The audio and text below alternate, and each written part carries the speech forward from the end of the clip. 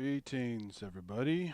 Welcome to another mini synth pub, just because.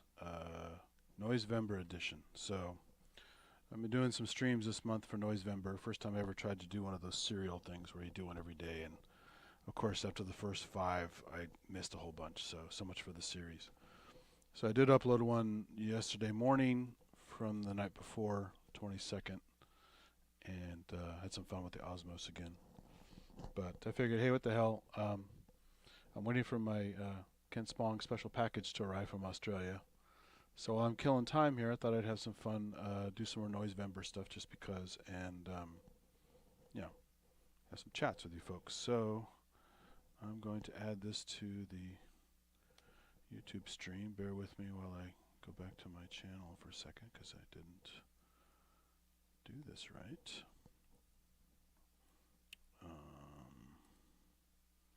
Come on. Bring it up, bring it up. There we are. I'm going to mute myself.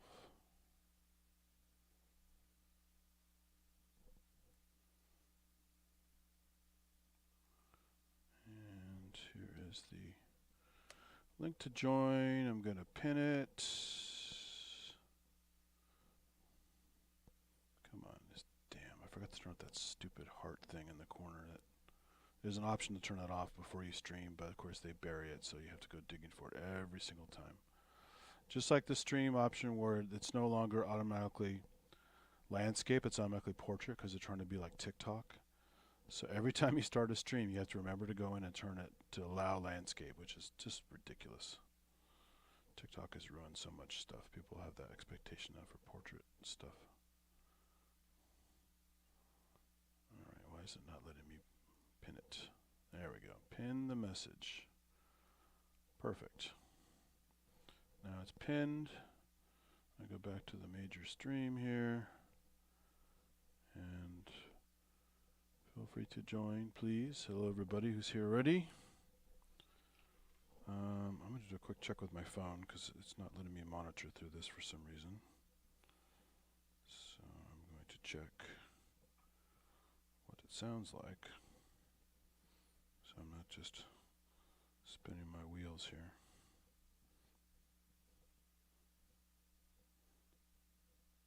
Come on. Let's go.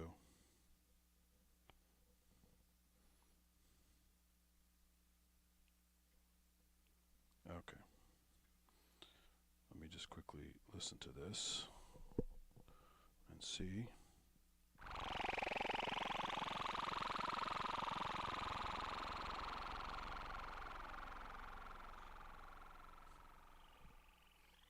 It's a little hot, I think. I will adjust accordingly.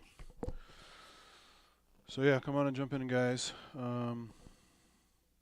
That's enough looking at me at this weird angle. I just had to set up this way because I'm doing a camera on the table. So, got my ARP 50th anniversary Odyssey shirt. Thanks to Dina Perlman. Wonderful. And let's go to another camera because I'm tired of looking at myself here. Camera is this camera, which has a funky color palette, but hey, it's got to be what it's got to be. So it's a crappy webcam. It is what it is. So I'm going to dial this in a bit. Actually, I can monitor the audio through this StreamYard here a little bit.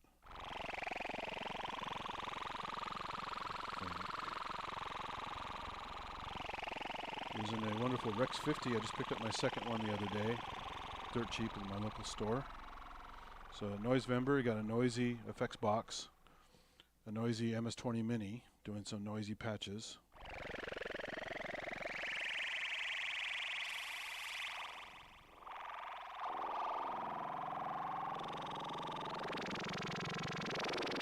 This is on the stereo delay.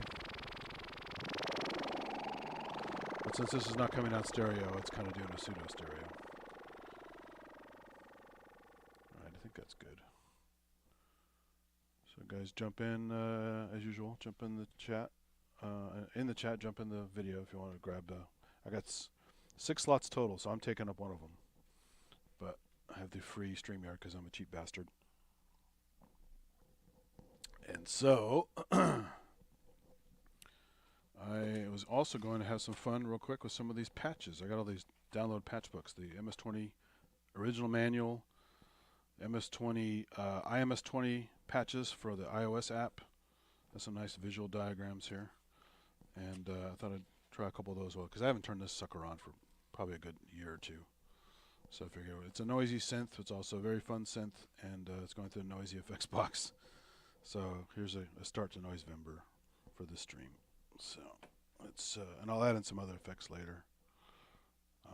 Maybe the RoAT or something as well to play some stuff. So again, I haven't touched this sucker for a while. In fact, this is kind of dark over here, so let me use this little crappy cheap ass lamp to illuminate my area a bit here. So I can see what the hell I'm doing. And nobody's joining yet. Okay, I'll just hang out until someone else wants to join the...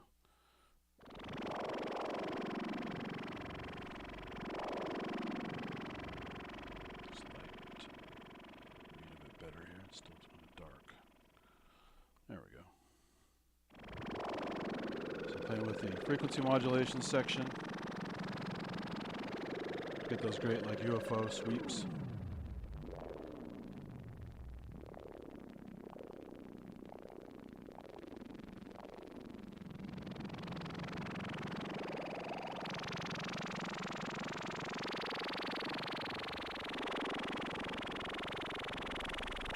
This is frequency modulation for the cutoff for each filter.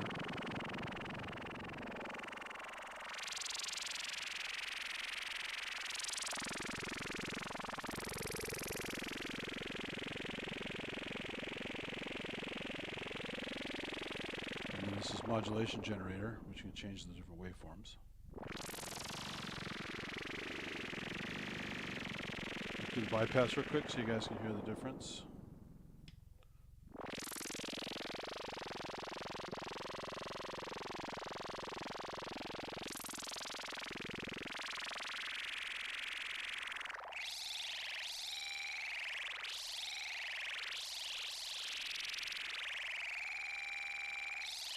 Oh, it's fun, but it needs a little fattening.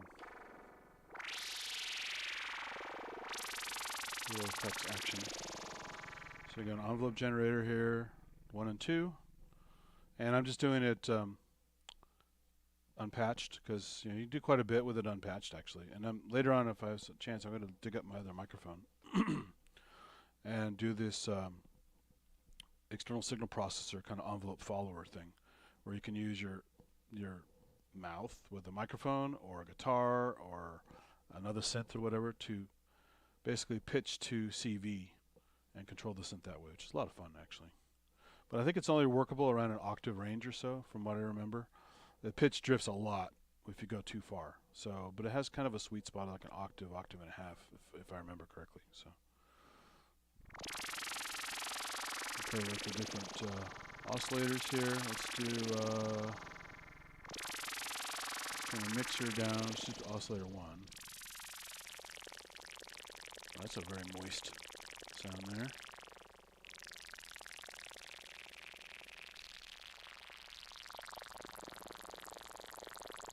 Very liquidy. So there's a little high pass filter cut off.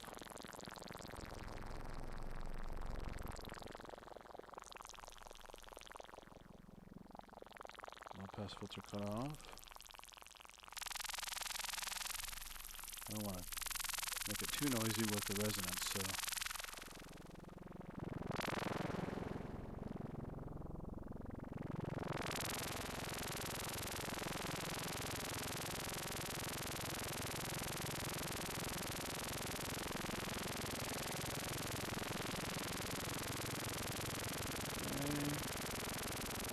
Master tune, I'll leave that in the middle, just not touch that. Now we'll go to oscillator 2.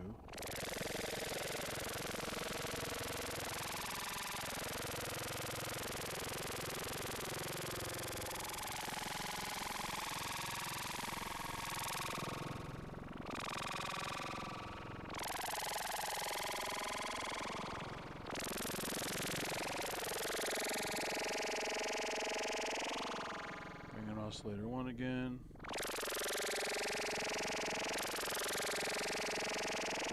Put that one way down. Actually, I'll leave that one, bring this one way down.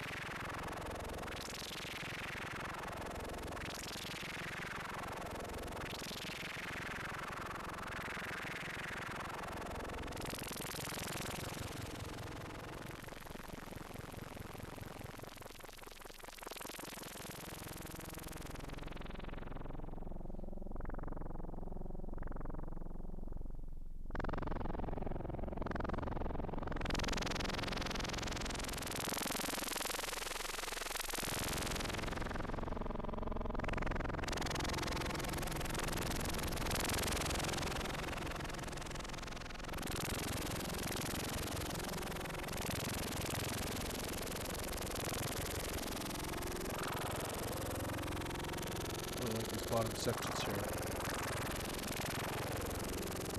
Horribly liquidy stuff.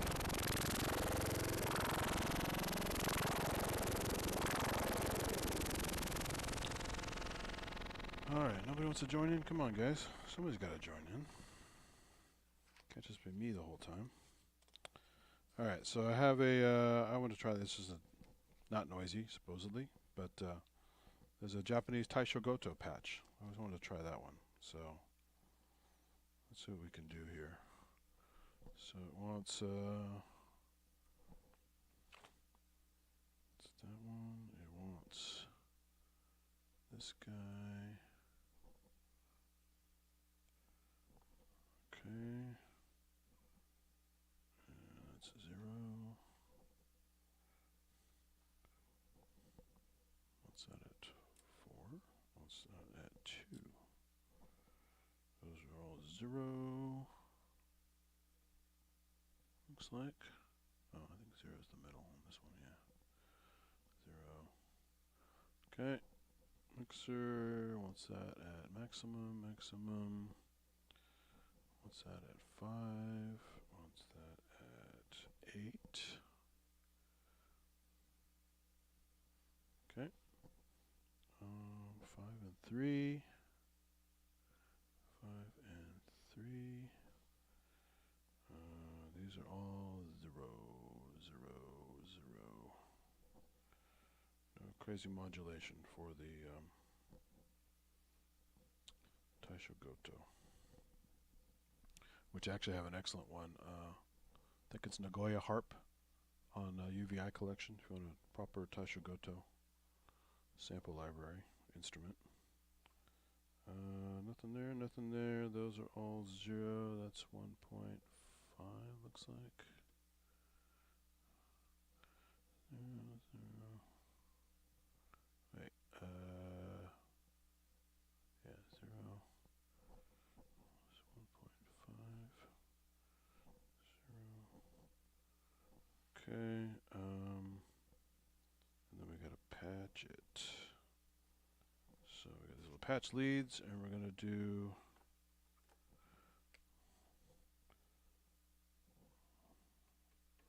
this one to this guy, looks like. And I think that's it. It's a pretty simple patch.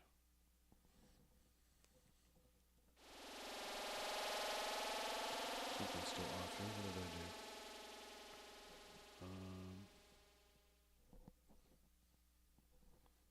Did I not fix? Oh, these are all supposed to be 0, I think. Let's do 0, 0, 0. And 0.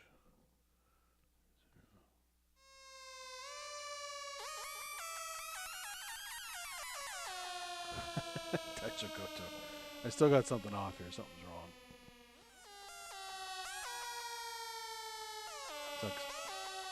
It's like a synth siren in space.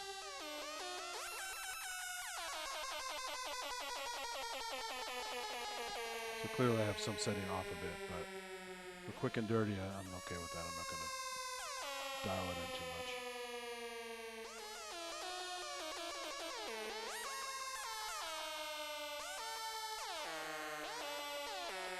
A little portamento in there, sounds like.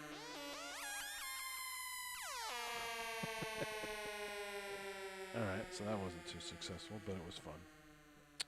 Got timpani, cowbell. I was looking for some, the classic whistle sound. I'm looking for crazy sounds on here. Synthesizer 1 and 2.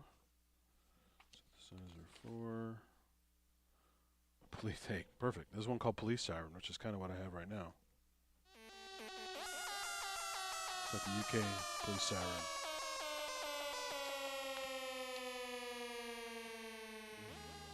Storm. What else we got here? Laser gun.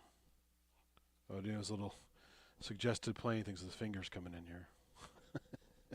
That's funny. Dive bombing. I kind of already got a sound like that now. Chime. Falling star. Sound kind of similar. Alright, let's see what this one has to offer. This is Hoover switch bass. Pretty simple patches. So let's do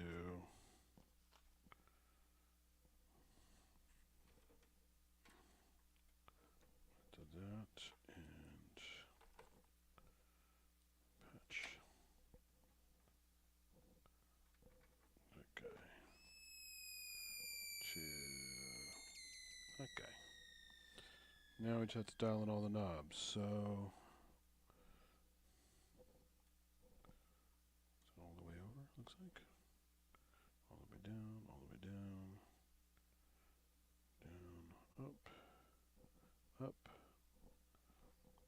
an angle there, and all the way up,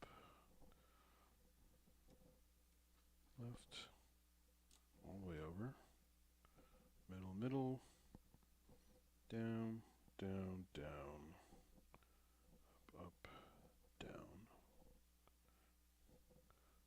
center, get some modulation there, blinking away, down, down, down, all the way, middle, all the way left, kind of hoovery, not as much as Alpha Juno, but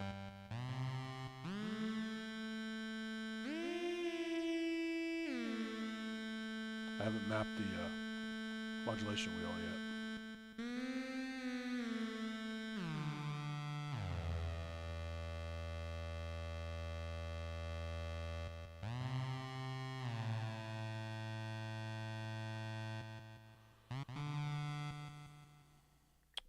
Give me a update in the chat, guys. Can you tell me if the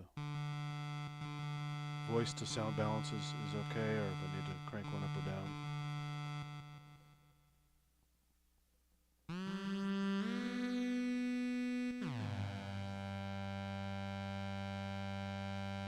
have to wait now because there's a delay, obviously.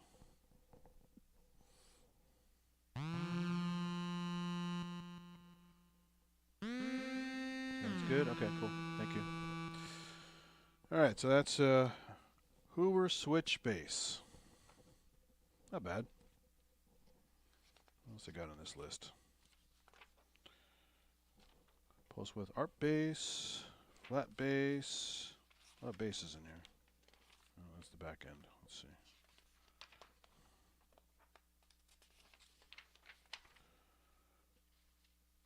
VE reso bass, punchy saw bass. Let's try the punchy. Actually, that's boring because there's no patches. This one has one patch in it. Let's try the reso bass. So I'm gonna yank that. This one goes from here to here. Don't need that one. And a quick knob check. So all the way down all the way, this way, down part way that way, halfway there, all the way there, and these are down, down, down, down, down, over, halfway that way. The modulation is still going, but slow now. This one is down, down, halfway, down. Looks like down. It's close to down, maybe a little bit off. This one is all the way over, down, middle, partly halfway. That's like 3/4 up, middle, all the way over. All right, haven't touched it yet. Let's see what happens. It's not that resonant. Let's see. What did I set wrong here? No, everything looks fine there. That's up there. Down, down, down. I'm throwing resonance up myself.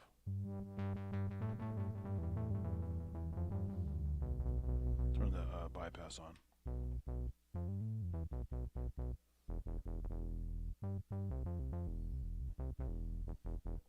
Put the delay back on.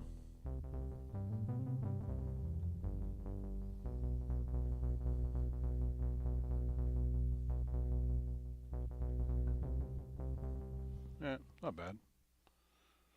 8VE Reso bass. Alright, so I want to play with a few of those real quick. I did want to try this one though, because I love Devo, and I found this on some website.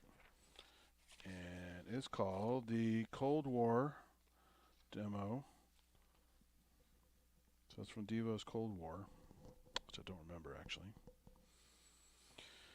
So this has text descriptions, which are not as good, I don't think. Let's see, VCO on a square.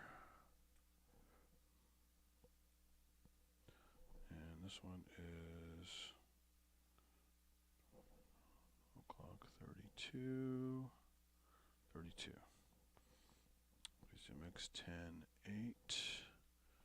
10 and 8. Alright. VCO2 is ring 0, 16.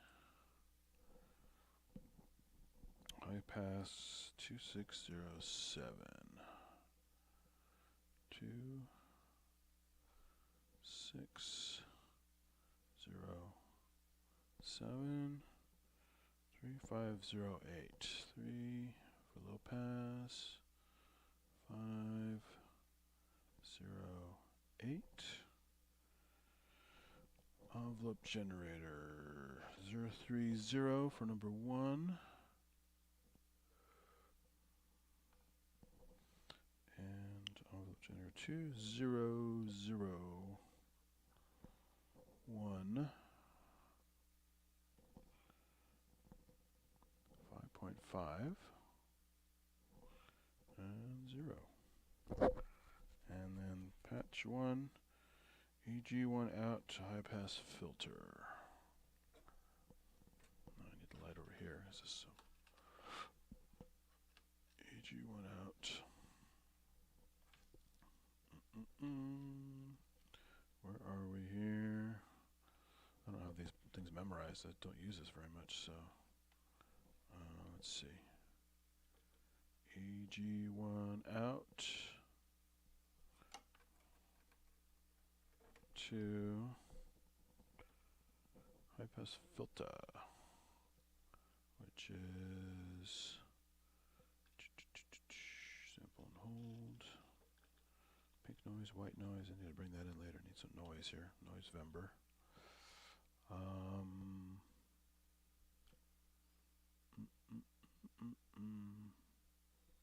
Envelope generator 1 out to, where the F is the HPF? It's over here.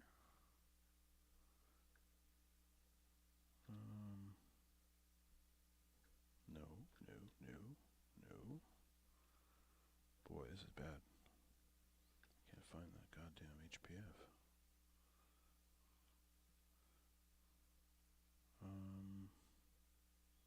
That's cutoff frequency for, oh, there's the LP, there's HP cutoff, okay. And EG1 rev out, EG1 rev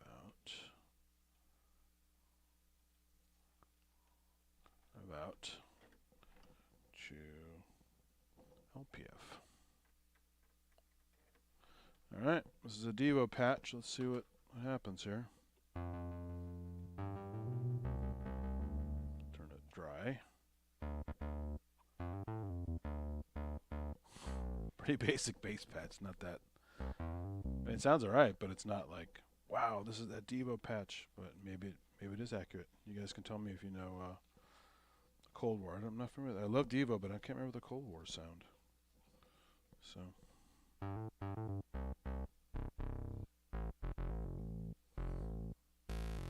Juice it up a bit.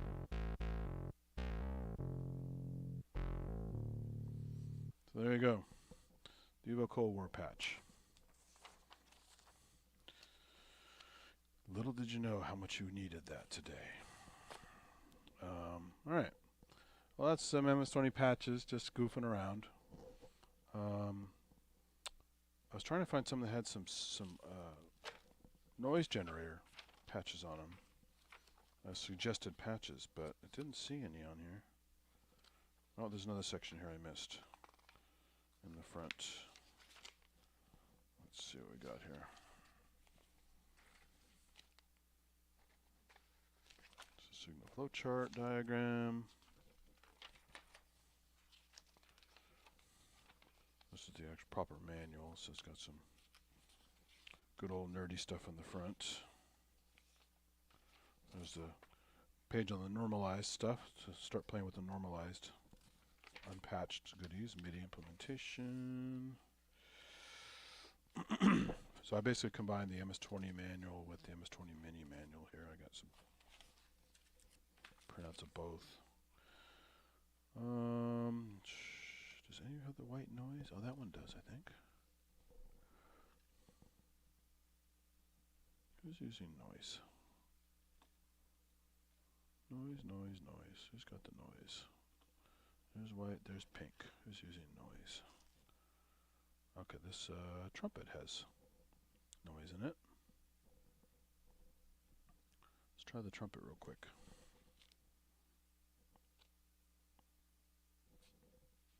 Okay. So let's do that one.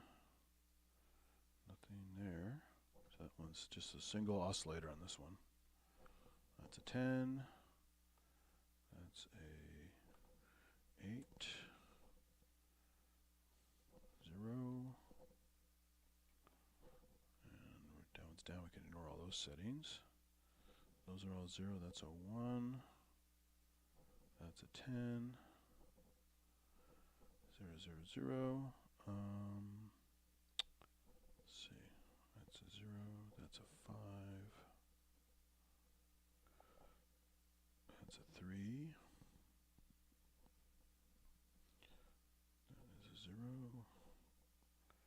Okay, that's 10. We did that already. We got a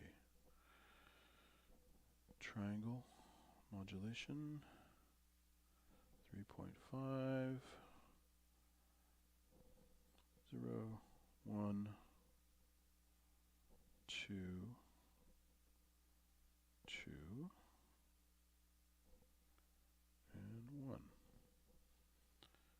And the patches are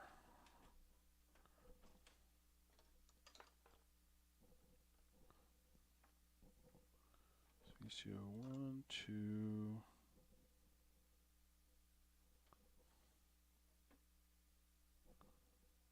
okay, and this is where we patch in the noise, which is going to be, looks like pink in this case. Is it pink? Pink noise. Okay, so it's a little gentler than the white noise. And that's all the patching, all the knobbage I could find. So we got. Let's dry it out. Oops, that's not dry. That's dry. So there's your trumpet. Kind of a typical synth trumpet.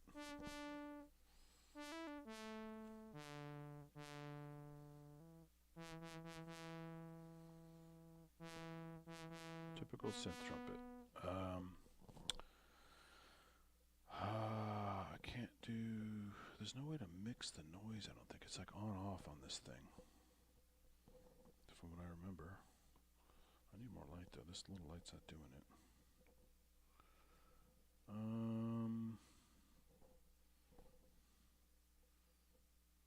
Thought there was a way to mix the noise more.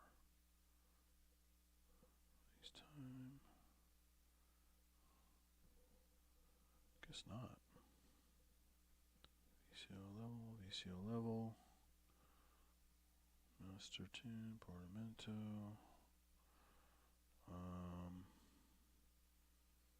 Yeah, there's no way to do the noise, looks like. Now I have these mods up here. I forgot to talk about this. The camera can show that very well. I bought this from a guy who modded the shit out of it. So he added, and unfortunately, I had a really nice piece of paper. He labeled all the stuff that was on it, a nice little drawing. I believe I even took a picture of it with my older phone, but when I swapped phones with work or whatever, I think I lost some of my graphics. And not being clever like I used to be, where I photocopied stuff to death and had it in multiple places, I don't know where this thing is. So I'm going to have to open this baby up and reverse engineer all the patching he did, which is not that hard. The board is very well labeled, which is why he did this project, I think. What's cool is one of these does filter rev, let you go between an older rev and a newer rev. One of these does some other kind of circuit bend or something. Some of these are mults. So if you're running out of ports here and you want to mult some stuff, he built in some mults. And some of these other switches I don't remember at all. So I'm going to have to go and take care of that at some point. But very cool to have that and still have the price be very low. Hold on a second here. I got some noise in the background. I'm going to mute this for a second.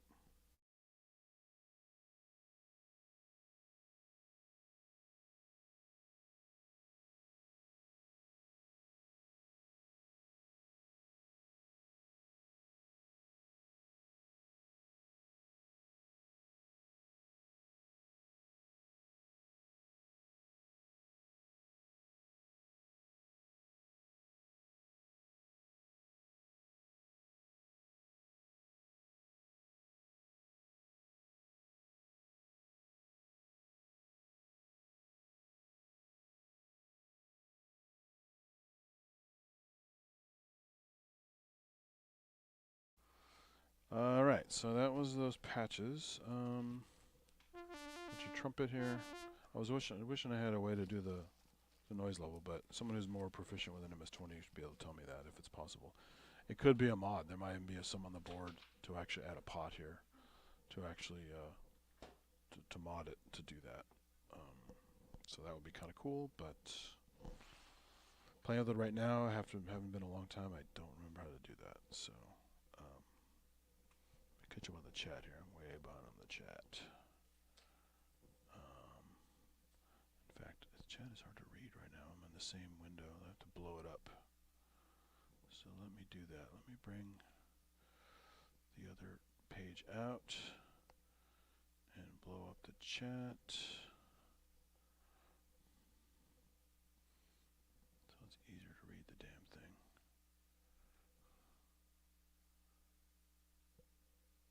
Okay, much better now.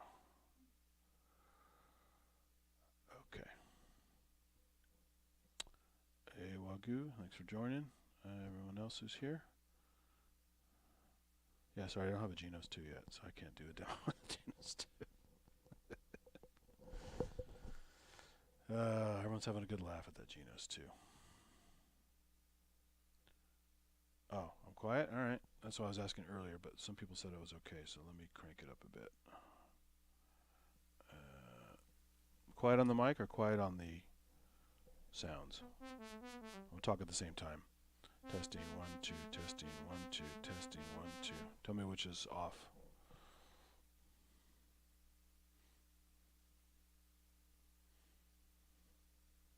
Both are off, okay. So that means I'm going to do a volume control here.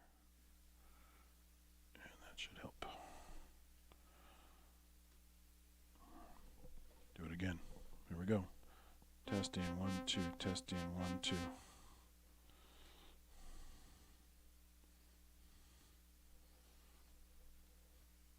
Is that better? A little better. So only a little better, so I'll turn it up more then. Try it again. Testing, 1, 2, testing, 1, 2. More still, okay.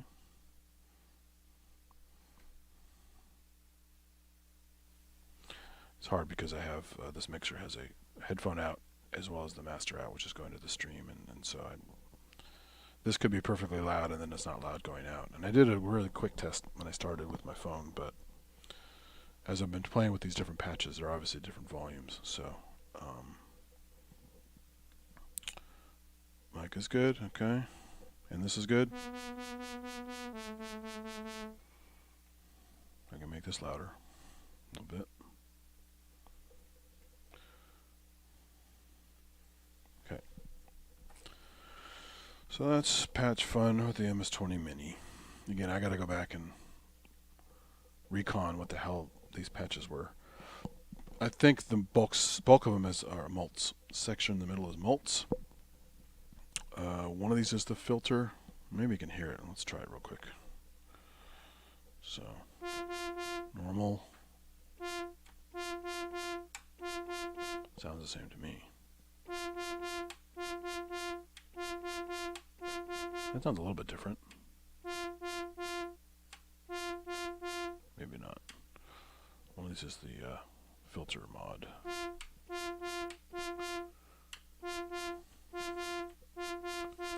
Yeah, not quite hearing it there, but I have to do some more investigation. But yeah, it's pretty cool that it was done and very cleanly. It's all organized and it's modded, but it's not like ugly. So I did a professional job, I think, on this. And in the end, the thing was pristine condition, and this added to it, and it was still way less than a typical used one at the time. So it was a good deal. What else we got on chat here? Synth is too low still? Alright. Crank that up again then. I'm going to do it on this end actually.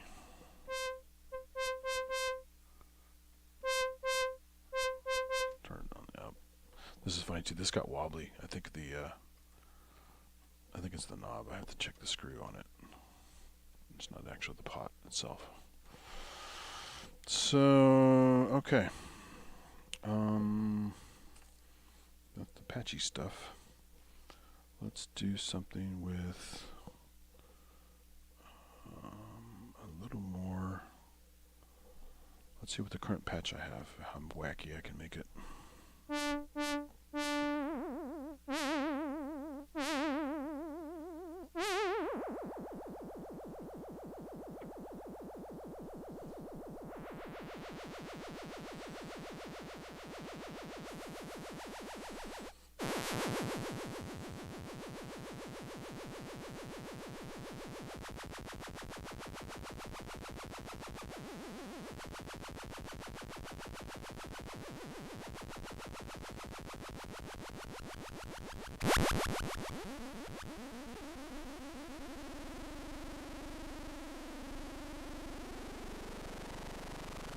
Let's add effects now. It's quite a bit louder now, probably. Maybe too loud? Tell me if that's too loud, because these are on different levels here, so.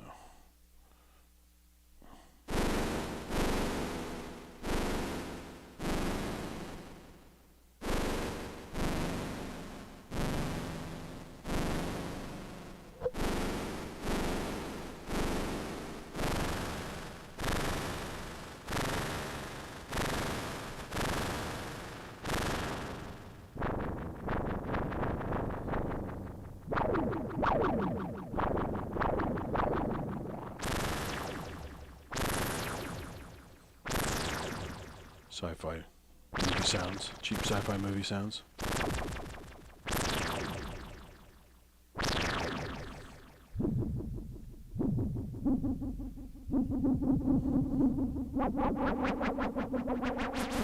It sounds like some of the library music on the old Dawn of the Dead soundtrack that he included on a couple of director's cut pieces and stuff.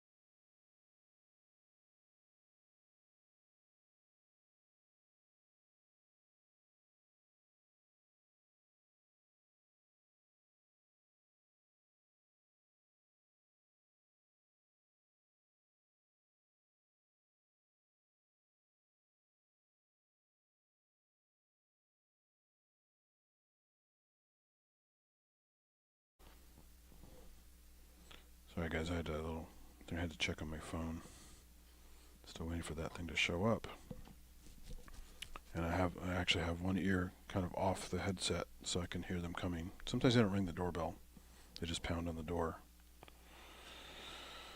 So I'm slightly distracted here. Why is this so slow coming up? Just real quick, I'm checking my UPS notification here. Spacey sounds again. Oh, we're waiting for UPS. God damn, this app is slow.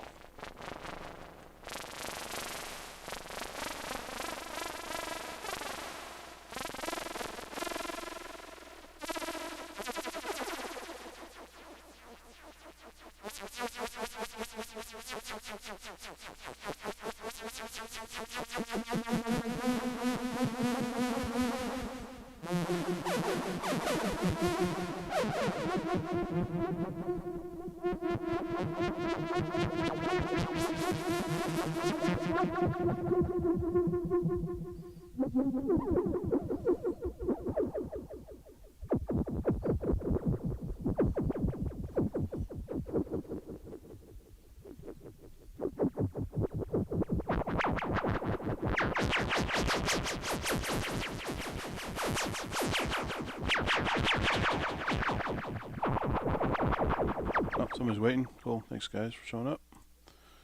Hey, what's going on, man?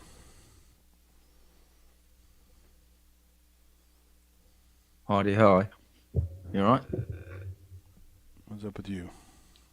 So, you're doing Noisevember, yeah? Yeah, for some reason, I can't hear you now. Hold on. Hang on. What's going on with my audio? They can hear me, but I can't hear you. My thing's moving, so I think I'm talking. Can you guys hear him and not me? Or vice versa, or both? Can you hear me? I don't hear him at all. Earth to everybody else. So look. Very weird. Let me check my audio settings again. Okay, so you can hear me. Is that a good thing, though?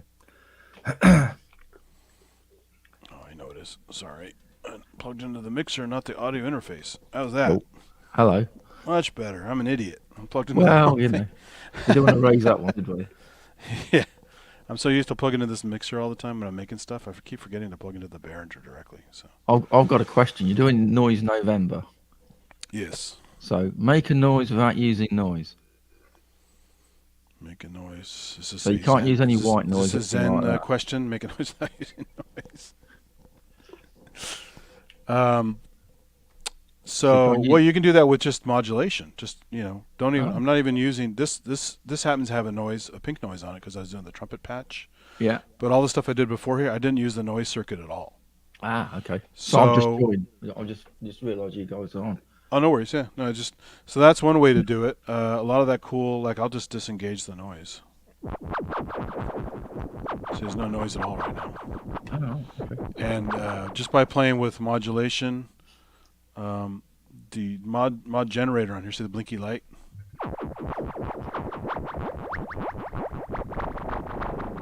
And then you use the FM section here to change the speed. Is that an MS20 or an MS10? MS20 Mini. Ah, okay. So it has the MIDI on it. It has USB. Yeah. Hold on 1 second. It's the new one. It's the new one. It's recent. Yeah. 1 second. I got noise in the background. Just a second here.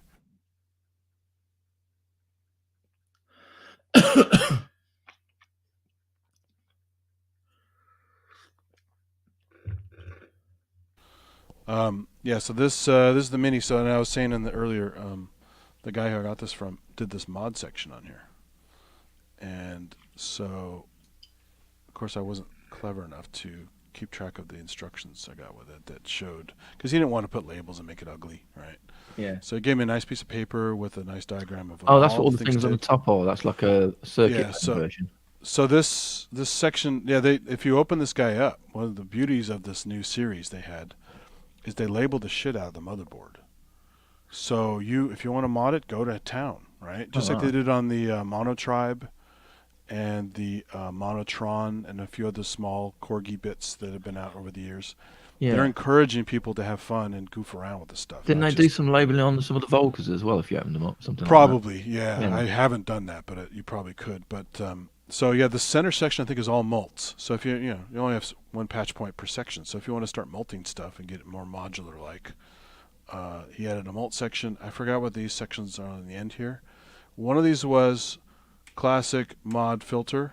So they put in the original and the updated filter set in this chip on this motherboard, and he, instead of going in and hacking it or doing some kind of weird thing with a cable, he just added a switch to it. And I don't know which one it is. Because it might be a really subtle difference. I don't know if it's a drastic sound or not. So those things on top, they're switches, or are they? These are rocker switches. Right. Just like SPST switches. Yeah. Oh, I can see. Yeah. I got some. And they might be SPDT. I'm not sure, but they have so several of these. So one would be the filter thing. One would be some kind of other modification. Hold on a second.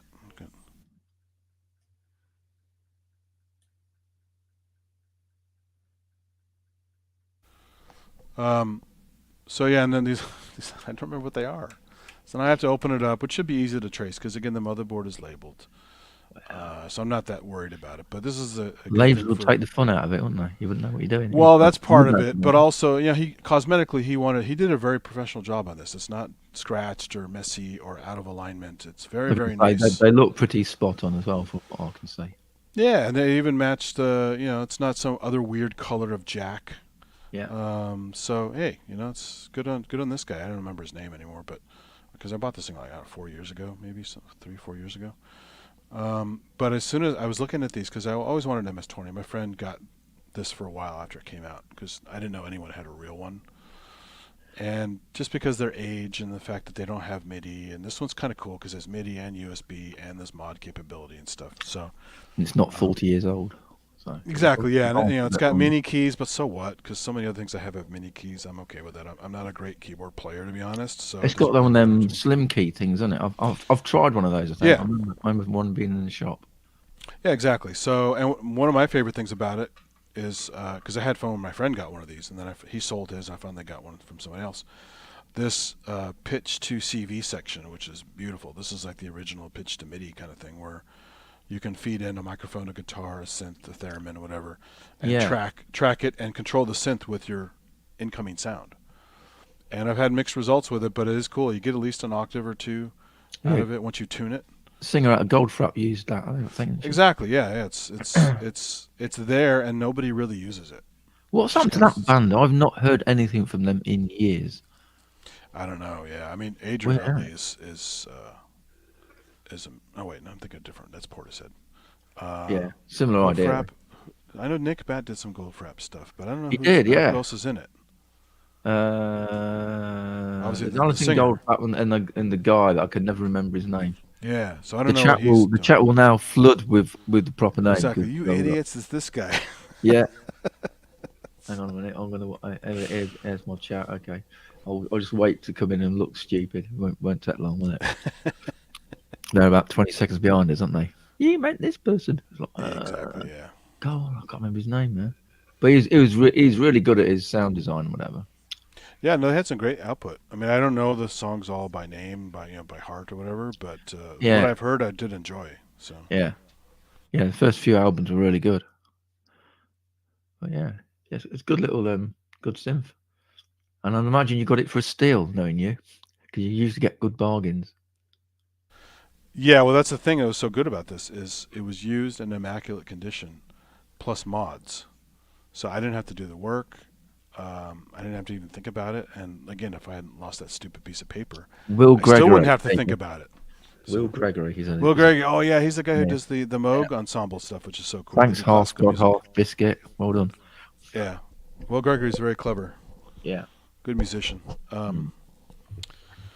So yeah, again, I could basically not even think about it again if I had that piece of paper. Now I have to go reverse engineer what the guy did and find out what the fuck does what. So you know your synths that you like plug in every now and then. Do you decide that? How do you decide what to pull out? Because I imagine you've got not even imagine you have got a ridiculous amount of synths. How do you go around choosing a synth to pull out and play? You know what? Just certain ones that have a certain character that I'm thinking of at the time, or based on some. I mean, hardware jam sync helped a lot because there were years when I wasn't touching a lot of this stuff. Just got it, used it a bunch when I first got it, and then kind of tucked it away for future use. But then I had a built-in excuse now that these challenges come out with weird briefs, and like that'd be cool for this. Oh, I never tried that for that. And and I would have had one this week if my Machina Plus didn't corrupt my file and all that fucking work I put in was dead. Oh no, you lost all your stuff. Yeah, but I was going to start to redo it, but it happened during the show, and I was like, well, I don't have time to redo the whole thing, and I'm not going to do one halfway. So I'm just like, you know what? If I have time to do it, I'm going to do it. And 1 second here, hold on. Okay.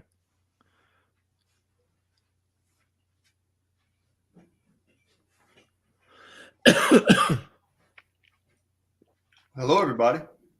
Oh, hello. Oh, hello. Oh, yeah. Got another person here. I snuck in. Yeah, you go. Can't hear you. Can't hear Synthetic anymore. He's pointing. I muted because I had some noise in the background. Sorry. Yeah.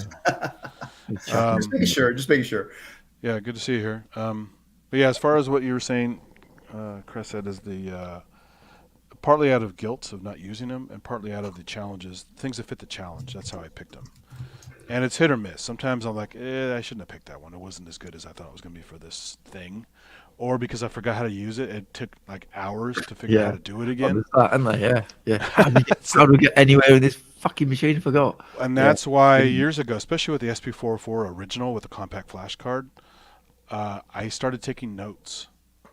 Because I hated the fucking manual. The manual's all in there. It's a good information in there, but it's the layout and the drudgery of going through all the steps. So I went and made cheat sheets for all the functions I use the most. And that, as long as I don't lose those and keep them with the unit, I'm like instant refresher. Boom, boom, boom, boom, boom, I'm back into doing it. So that's like when I turned my Blofeld on lot once every 3 years ago. How the fuck do I get around this stupid machine? The other thing about the Blofeld I don't like too, and this is a famous problem with it, is the encoder slippage. Do you notice that? Mine's pretty okay. They're not off. They're not broken. But it's a little sloppy. It's not one-to-one. Yeah. Like some encoders are. Yeah. And also the metal finish makes it a little slippery. It's so built it looks like cool, a but it's tank, though, isn't it? If that landed on your head, you'd know about it. No, it's great. I got the black model because it looked cool. So yeah. But I do like the Blofeld a lot. And then I finally got the Waldorf XT for a song, basically. So I was really happy to get that. I like the Blofeld because it offers something different to what I usually have. It's just if you go, I'm getting a bit bored of everything. It's like turn the Blofeld on. Oh yeah, that's weird. Yeah, that'll do. And chuck that in, and then do a song of it, and then see it 3 years later. Definitely, yeah, yeah. It's a lot of fun to use because it does have a lot of great patches on it, and it's not that hard to edit. It is menu divey, but it's Screen's surprisingly good. Waldorf sounds are always great. I mean, I Yeah. love the original microwave when I used to play with it in the stores, and then I got MX2. I started sampling one a friend had, so I got a bunch of cool sounds that were literally used on like Tangerine Dream albums and stuff. And then I finally decided to get all the soft synths got crazy, so I got like Nave and all these other ones that the Waldorf was putting out. Oh, Largo. Is it Largo? Largo, Nave, a bunch of other stuff. Yeah. And then Wolfgang Palm started making all those apps under his own name. Didn't he make a load of iPad apps or something? Oh, they're so good, and you can't get them anymore. The company that bought his assets took them offline, and I think people were hoping for them to either re-release them or reprogram them for the latest OS because they may not work. Selling them to somebody else. It's so stupid because when you see, I did them on a Ramsey show a while back on part of my apps presentation. If you've just got because them, no one's ever seen them. Do what? If you've already got them, do they continue to work on an iPad? Yes, because I haven't updated the device they're on. This is the problem. One of the problems with iOS is I love what they offer. They feel great, they sound great, easy to use, but at some point, this is why a lot of these guys disappear from the store. The developer no longer wants to upgrade it for the latest OS changes. Yeah. Or they just lose interest in it or whatever. So it gets taken out of the store and you never see it again. So even if they left it in the store, if you keep updating, at one point your app's going to break. So what I do, and this gets expensive, which is why I buy used. You keep buying iPads. Yes. Yeah. They're baked. Whatever crap I load on there, I love, and I leave them alone as long as the battery and screen don't die. Yeah. That's great. But one of my first iPad Pro I bought through a friend at Apple when I had left. He still worked there. And I got a killer deal on this iPad Pro and had the headphone jack and all the good stuff. And then I one day it just looked like, wait, this is charging. It looks like it's on, but there's no light. What the hell? And I couldn't even quite tell if the backlight was working because it was so dark. And I took it into the store and they go, yeah, your screen's toast. You can replace it for like $500. I said, yeah, sure. All right. I normally would be okay with that, but right now I don't have $500, and I would like to have this thing continue to work because I know apps on this thing are no longer available in your store, and your new policy of not letting people download their fucking apps as a backup, you took that away. So if I lose this stuff on here, I'll be pissed, right? Yeah. So not only did he understand the money thing, but he said, I don't know how this worked out. These guys are shady sometimes. He goes, I'll tell you what. I can give you a replacement. It's basically a refurb for $100. I said, how'd you go from $500 repair to $100 replacement? That sounds weird. But I was like, I'm cool. I'll get it. But by doing that, I just lost everything on that device. Fuck. Right? Yeah. And luckily, I was able to immediately go home and load everything on there that I could get still, which is a lot. But a lot of the stuff I couldn't get, like when Camel Audio was bought by Apple, they had this amazing program called Alchemy. Yeah. Which is now rolled into. It's in Logic X, isn't it? It's also rolled into GarageBand. So luckily, I found it in GarageBand. So I still have it. It's not quite the same app, but it's really good and sounds great. So I didn't really lose that so much. But I lost the Palm apps. I lost the whatever. But my original, another iPad I had that was not Pro but slightly new, that was used from somebody, but it was like not really, really old. I did have the Palm apps on there, thank goodness. So I do have them available somewhere, but eventually that iPad's going to break, and then I don't have. I've still got an iPad 3, or they called it when they released it the new iPad. Oh, that'll really help. I got I keep getting the Pros, and the Pro, I think it's Pro Rev 2, is the last one to have the headphone jack. Right. So I keep buying used Pro Rev 2s on eBay for a pretty good price. At some point they won't load the new OS, but I don't care about that. I just care about the apps I want. Yeah.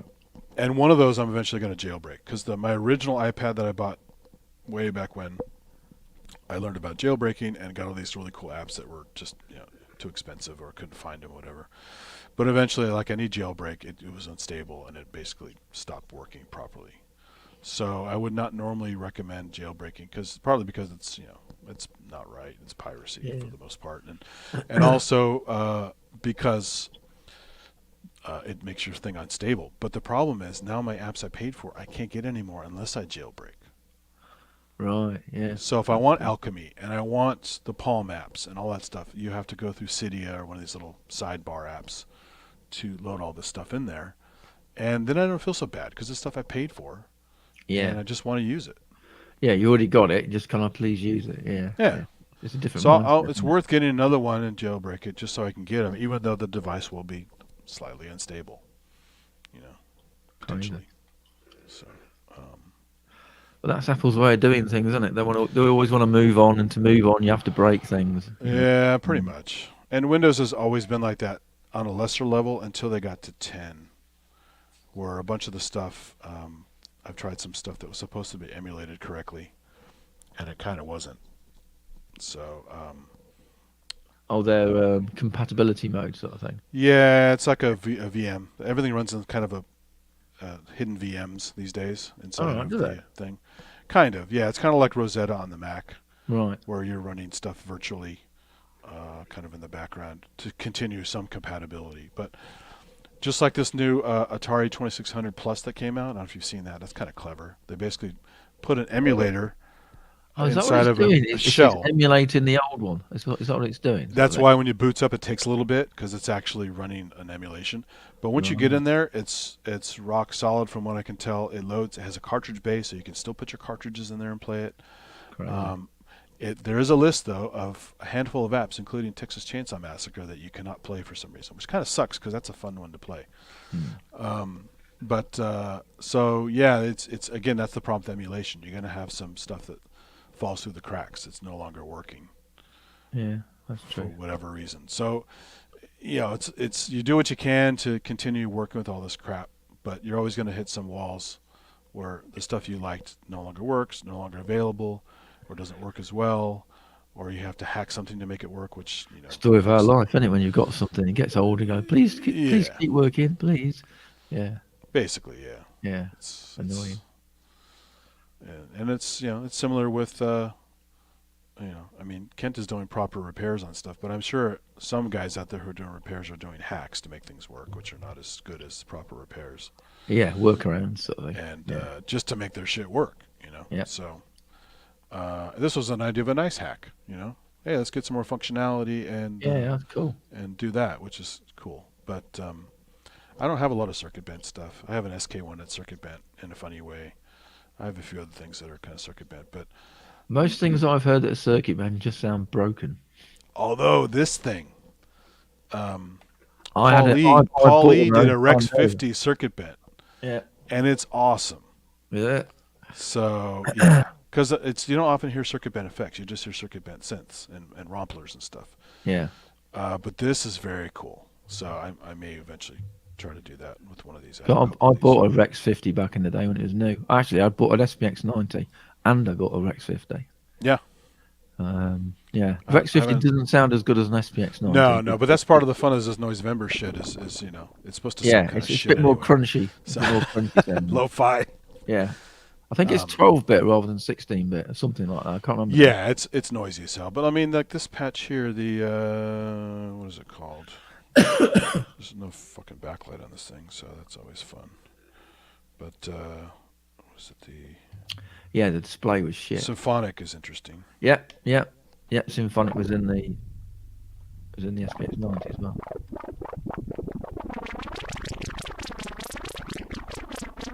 It's like a frozen chorus start sound, isn't it? Yeah, it's weird.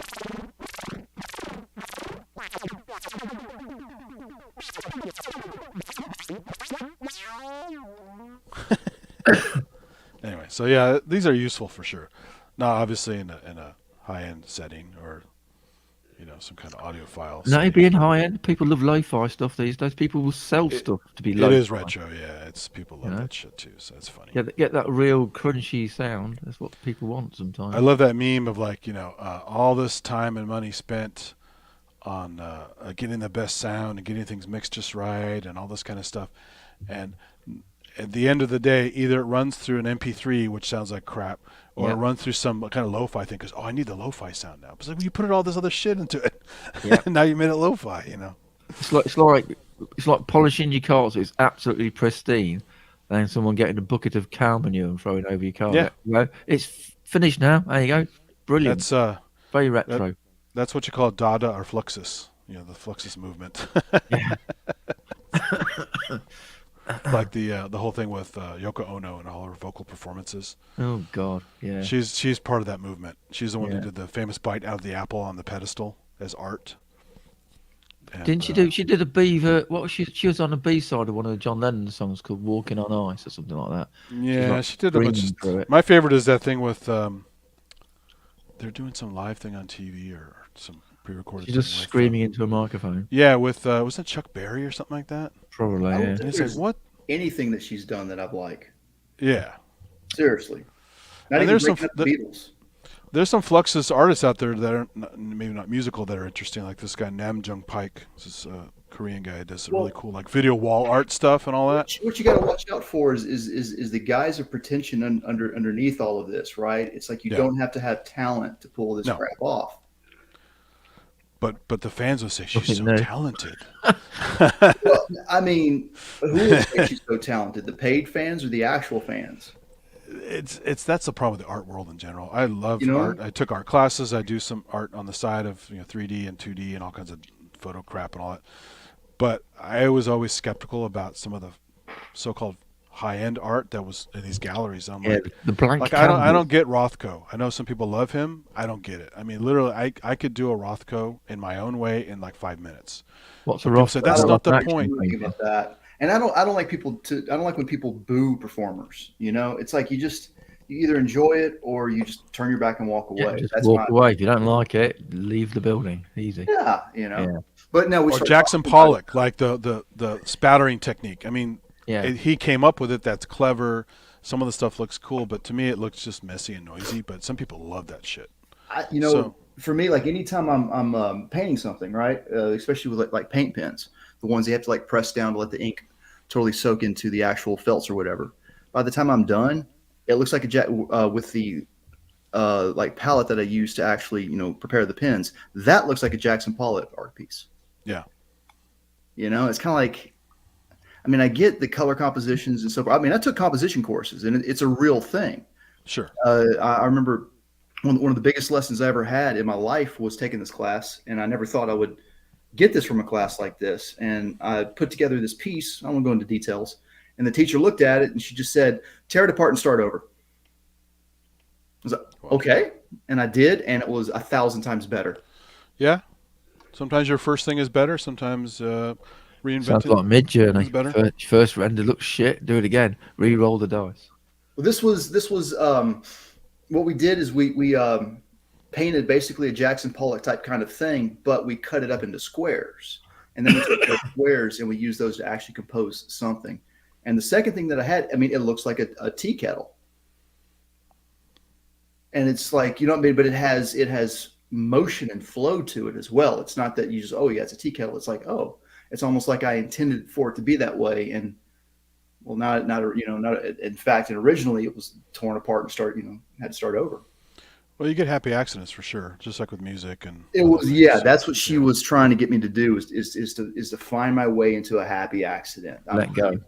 You need to let go at some point. It's funny you bring up tea kettle because that ended up being the ultimate shape for early 3D modeling because it was complex surfaces and infinitely recognizable by the entire world. I think it was the first surfaces, isn't it? That's why I think it was the first 3D to 2D testicle viewer as well on eBay. Yeah. That's a hard. I'm sorry. That was got to think on that one.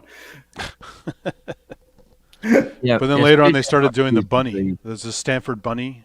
If you got into, that was another famous model for a while. It's the cute little bunny model. Yeah, Studio Max uses a Utah teapot because it's got convex and concave surfaces, so it's good for testing. Definitely. Shading models. And you know if you're screwed up because it doesn't look like a teapot anymore. Yeah. Funky. Excuse me. It's kind of funny how that stuff happens. Anyways, this is the only noisemaker that I have right now. It's a Hoover. That's the a original Hoover Hoover. or a aircon. The same thing, isn't it, I suppose? I thought about doing a Noisevember. Like I was thinking, what happened to me is I started Noisevember, and then on the 5th day, I got kicked out of this apartment. Oh, well, mine was just other Well, reasons, but same idea. I got distracted and got nothing. So. So I was thinking about like I could always just do an actual real, like make noise around the house as I'm moving kind of stuff. But no, I just jammed them all. Like I did like 10 noise jams in one day, and then did another 10 in another day. Once you've got like a workshop set up, and you can just like take these synths and set them on the table, slam them together, and since it's a noise jam, Yeah, exactly. I try to have a beginning, a middle, and an end. I try to have something. It's not just stop. But it's just a noise jam. You can exactly. Yeah, that's what's so fun about it. There's no pressure. Yeah. There's no expectation, and that's why it's very liberating. I've had a lot of fun with it, actually. Me too. This is it's a lot. It's much less stress than January. I mean, I don't listen to noise music so much. Like, what's that famous guy who does a lot of noise music? Yeah, I mean, I like noise as Iana Xenakis, stuff like that. I'm not never heard of that. kind of No. stuff. Yeah. And I can't. I don't even know if I can. Yeah, I guess I can repeat the name, can't I? There's a band called Anal Cunt. Oh yeah. That is unlistenable, but that's the point of it. Yeah, and their album covers are holy moly. Well, kind of like Cannibal Corpse, but worse.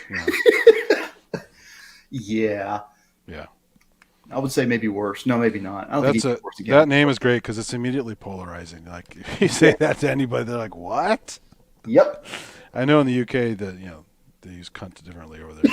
Over in the US, people just get offended like crazy when you hear those words. It's just way too sensitive. But on the other side of Cannibal Corpse, I would put Meshuggah, and I've seen them live, and that was high art. Yeah, I'm not into the music so much, but the drummer's amazing, man. Well, yeah, I'm a drummer, so yeah, definitely. The drummer's very good. But it was I couldn't see the drummer. It was just they just kind of stood there. They looked like a hulking shaman, if you will, apocalyptic shaman, just standing up there with all these like different reds and greens and blues behind them, and just kind of like shapes. Yeah. But musically, it was just impeccable, and they do not cheat. You know what I'm saying? It's like that was live. Yeah, it's they did Catch 33. No, I don't know them. Oh, okay. Well, they did a song off of that I was shocked that they did that song. And I think I got injured on that one. I think that's when somebody planted their elbow into my spine. Oh, damn. Was it like a mosh pit, or is it? Well, I was at the edge of the mosh pit, and it kind of formed behind me, and I was like, I'm not going to move, and I probably should have moved. Yeah, I was never into the whole mosh pit thing, but it's kind of cool that those guys can do that and not like really get into fights. They just kind of everything is all right in the mosh pit supposedly. But even if I were into that, I'm kind of too old for that now. I couldn't really do that stuff. So. Oh yeah, I was. I'm trying to think. I was in my 40s when I saw that, and yeah, it's not a good time to get a spine injury. I mean, maybe I could have gone to like a physical therapist or something that had been like, yeah, there's a little problem here. We could fix this or something. Because I did have a few complications with it, like maybe like 5 years, up to 5 years afterwards. But I think it's I don't even notice it anymore now. Well, that's good. I was like, yeah, that was an eye opener.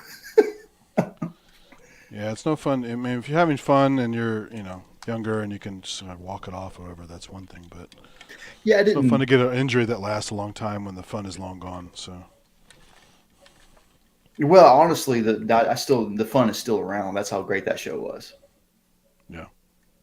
I still remember it. I can see that, yeah. I never went to any really rowdy shows, I don't think. But Andy, I'm surprised you haven't gotten a Landscape Noon yet.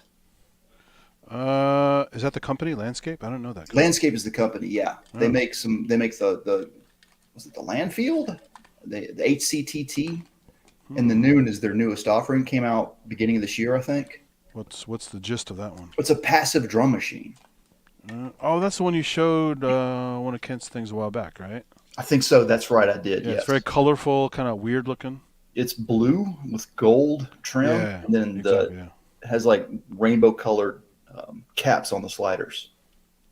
So is it piezo's making the signal? How does it make the? How do you getting? If it's passive, how are you getting sounds out of it? Well, you have to drive it with CV and gate, Oh, right. Okay. Okay. and whatever like the standards that Cord uses does not work. So like my little SQ1 Hertz doesn't volt. work on it. Yeah, the Hertz volt. But that doesn't, because I've got a BeatStep Pro, and my BeatStep Pro has been collecting dust. Although CV, the SQ1 does CV gate though. I Well, use it on yeah, my but modular. it's I mean, you have to do something to its signal so that it's copacetic. Like it's not enough current, is what it maybe has. it's 0 to 5 and not 0 to 10. Could be something like that too. Yeah. Absolutely, that would do it. Because a lot of things are -5, positive 5, and a lot of things are you need the 0 to 10. It's about the full swing of wherever you start to wherever you end, and that could be it. But but the BeatStep Pro works well with it, and the SQ1 is okay, but the BeatStep Pro is a much better driver because you've got 8 individual drum channels. Yeah, I have it. I don't use as much as the key step, but I could use them both at the same time because sometimes the key step it's not enough. It's only 4 tracks. And That was what I did a lot in 18 and 19. Well, mostly in 18, I used the key step and the BeatStep Pro a lot. And what's weird, I run into these issues. I don't find a solution. I find workarounds, and then years go by. What I found that was the problem with that is that the MIDI was not copacetic between the two Arturia products. Yeah. How can you, whatever. Okay, fine. And, I can't complain because I don't know how they designed them, but clearly there was something there is not quite working. And the MIDI clock timing, it's off. So what I had to do was I think there wasn't a patch for that. I know the original BeatStep Pro had that problem. Did they have a patch? Maybe. I try to keep that stuff up to date because the Arturia is awesome with their firmware updates. Check on that because I think it might be a patch thing because I remember that one. I didn't use mine that much when I got it, even though I liked it. But people were complaining all over the place. This thing is sloppy timing, blah blah blah blah blah. And then I'm glad to hear that. Then it wasn't just me. No, it was an issue. Yeah, well, the first thing I did was I looked at it and said, "Oh, it's got clock out." So I just used the clock out instead. Yeah, and it was fine, But I use the key step. I mostly, even though I'm using it with modular a lot, I mostly use the MIDI out, and then I use Mutant Brain MIDI to CV to do all that stuff for me, and it works very very well. But it does take up space just to have a MIDI to CV thing. So some people go, I don't want to waste space on a damn converter box or whatever. But it allows me to use all kinds of other gear with it, which is great. Get your tools in there first and work everything. That's like, I'm with you on that one. That's power. The synths can come and go. Yeah. But what you drive them with, Totally. All right, let's see if I got room for this thing to plug in here. I got a fix head in my song now. Hey, can we try a sound experiment? Yeah, go for it. I'm going to turn my mic down. How loud am I right now, by the way? Loud enough. Yeah, it's fine. Okay, hopefully this isn't too loud.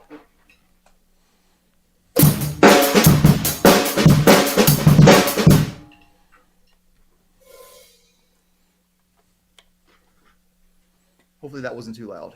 No, it was fine. It was actually just on the edge of clipping. It's pretty good.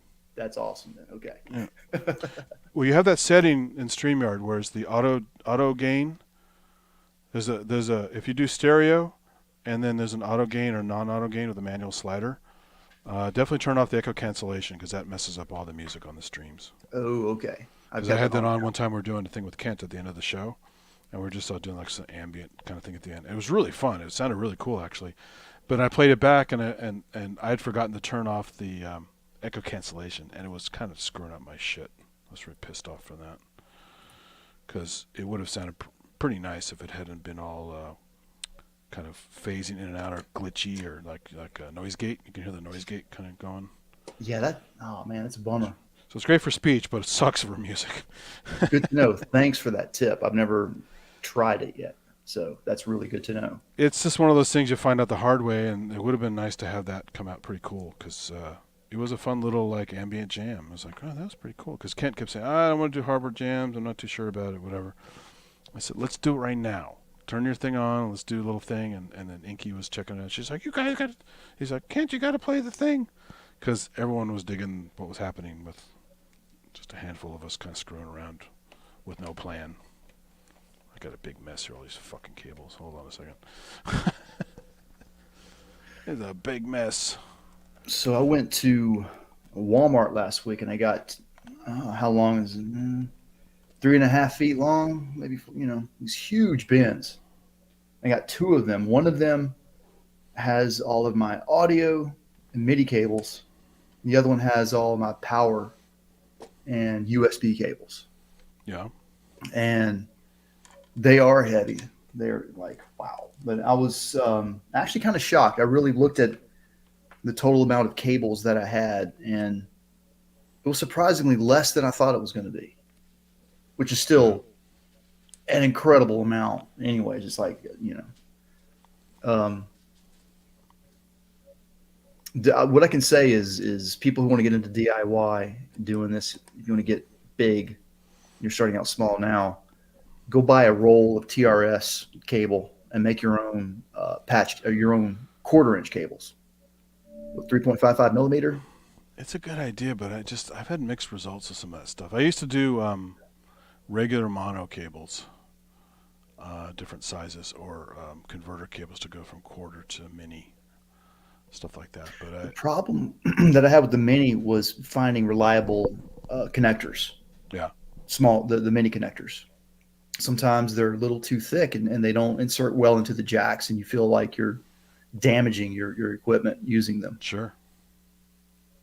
But I did find some really decent TRS ones on Amazon. And the thing is that you can always get away. You can always turn TRS into TS if you wire it properly. Yeah. Don't ever wire the T and the tip and the ring together. Always wire the ring to the shield. Yeah. And I even make my own MIDI cables. But for that, what I'll do is I'll buy like a 50-foot HOSA MIDI cable, and I'll just chop that up accordingly. Yeah. That I don't recommend as much. It's you need to be pretty good at soldering to do a MIDI cable. Yeah, I did have to make one a while back. I bought one of those those goofy rubber roll-up keyboards. Yeah. So they had one. This was before Guitar Center even started selling them. Showed up online somewhere, and I got one somewhere. And this one claimed it MIDI in and out. I said, "You got to be kidding me! This one of these is MIDI in and out." Well, that sounds promising. But guess what? The MIDI was a funky connector, and it wasn't until I got it up close and looked at it. It's a PS2 connector. Whoa. Okay. And I've never seen PS2 anything to MIDI. I have all kinds of weird old PC Sure. stuff for MIDI. It's always like joystick port to MIDI, or DIN 5 MIDI or whatever. But this was PS2, so I had to basically cut apart an old PS2 keyboard or mouse to steal the cable, figure out the wiring pinouts on pinouts.ru, one of my favorite little websites that gets you all the cool pinouts for stuff. And then a DIN 5 pinout, because I didn't know, the pinouts very well on DIN 5, because it's really only 3 pins that are used. One's a ground, and the rest are one's signal, and one is power, I think, or something like that. So and I had to match those up, and then make my own, thing, put it together, tape it up, and then I had a cable to turn this dumb thing into a MIDI controller. Yeah, it's that is not rocket science right there. Yeah, it was pretty simple, but I also at the time I had just come across this thing back when ThinkGeek was kind of a good website. Now it's either gone or not so good. Oh, I miss the old ThinkGeek. I used to get all the shirts. That's where I got all my Star Wars shirts that I've been wearing all these years. Is from I ThinkGeek. still got my bacon wallet, and it's falling apart, and everybody comments on my bacon wallet. Yeah, there was some good stuff on there, but they had this thing they were selling for a while, which was the soldering paste. So it was basically this high carbon count liquid that you basically paint onto. You put wires together and you paint them, or you paint a surface and make a trace, and it would dry, and it would and make a nice contact without having to use, because I had a long time ago Radio Shack was selling this little tape that you could wrap around and light it with a lighter, and it would melt. So if you're doing field repairs and stuff, and before I bought the gas iron that you can actually just fire up with butane anywhere. And this paste was actually pretty clever, because you could do, maybe not permanent things, but at least good for probably a couple of years or whatever, as long as you don't pull on it and mess around with it or get it wet. But it was kind of a clever idea where it would dry and it would leave this nice film of this carbon muck that would dry and make a circuit. And it was kind of clever. So ThinkGeek had a lot of fun little goofy things in the old days. Okay, I probably remember seeing that and thinking like that was some kind of crazy voodoo magic that I would I never thought it was understand. well. That was the reason I bought it, because it was like, okay, it's cheap enough to say I want to try it, and it worked. I used it a bunch of times. And I wish, now it's too late, right? Oh well. No, you can probably still find it online. Somebody's got it somewhere, but it's one of those things that they didn't come up with, and it was probably all over the place. But they were Do the ones that carried you ever the look at things. Adafruit much? Used to, when I first got into Arduino, making like Mhm. little Arduino drum machines and MIDI controllers and stuff, and then I just got I bought this place called Kenzie Labs. Makes a lot of fun little projects for Arduino. Then they sold it on Adafruit, and they would sell kits. They would sell pre-assembled stuff, and I bought that thingamageek there, or thingamagoop, whatever it's called, with the little eye stalk. That's a photo sensor, and you feed light to its own sensor, and it makes trippy noises. It's basically like a noise synth with some inputs and other kinds of stuff on it. Anyway, I put that together totally from a kit, so I had to put all the parts together, and my skills are I've never spent a lot of time doing any kind of soldering stuff, so it's just like I don't really call myself an expert, which is why I started doing Craig Anderton's book, Electronic Projects for Musicians, in high school, Uh-huh. and getting mixed results out of that. So I'm like, I don't think I want to put a bunch of time doing a bunch more of these if I'm just not really doing a great job. I'm wasting time and money on parts and Absolutely. getting things. So No, I'm actually proud that you say something like that because that's something that I think people. I don't know. It seems like a shame if you fail a project to just throw it in the bin, right? yeah, no, I mean, I used they had this cool because it came with the flexi disc in the book, right? Mhm. So you put on your record player and you listen to these demos. These demos sound awesome. So the only thing to this day that I've used a bunch that I built from his book was super simple. It's basically a homemade talk box from a horn tweeter from Radio Shack, a large piece of tubing wedged in the horn to block it off, and then some step-down tubing so it's flexible, fits in your mouth, and you don't choke. Hmm. And then just drive that with a 40-watt guitar amp or whatever, just a Mhm. little portable guitar amp.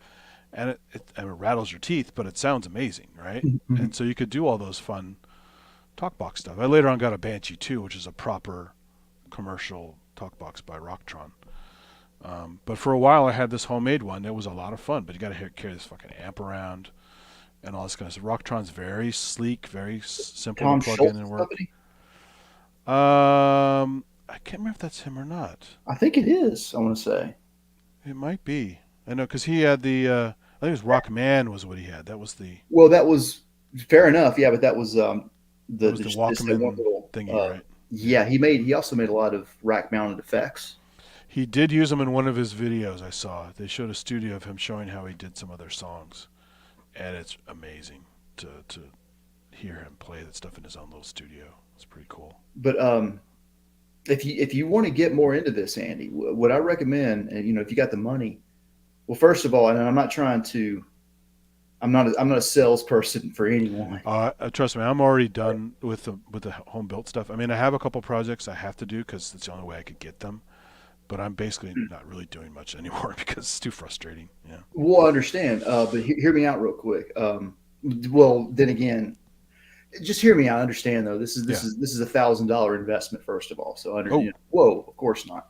What I'm saying is you can get an HDMI microscope. I have 2 microscopes already, so and I have a USB one I've been using for years in the field. Okay. I mean, are they HDMI out?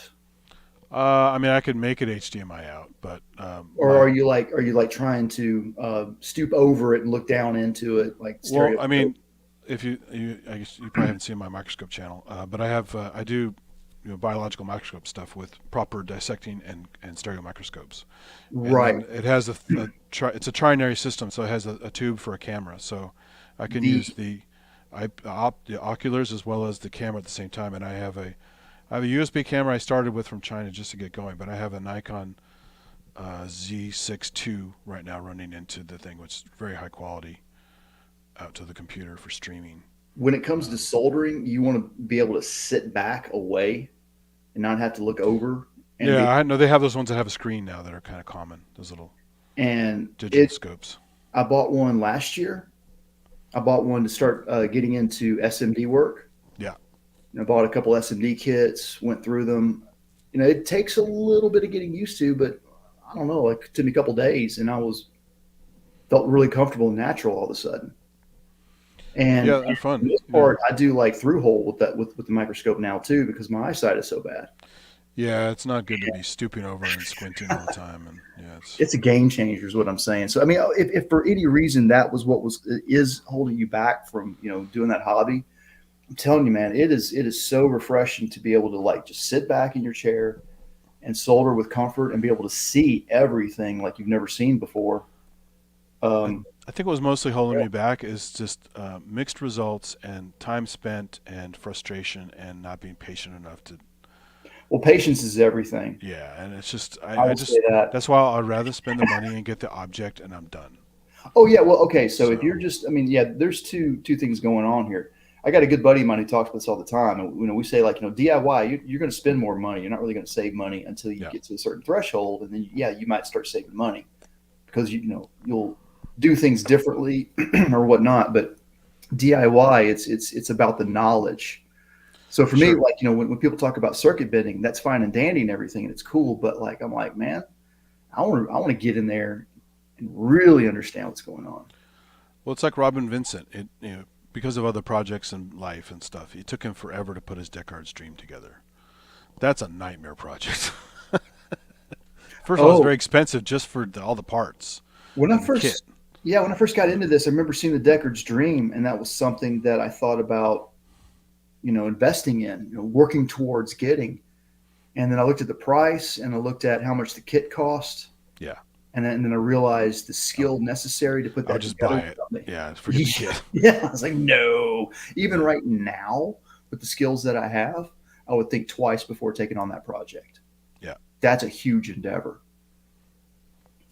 There's a few rules that I put down. The most important rule I can think of is, when it gets close to whatever time you go to bed, stop. Don't do any testing at all.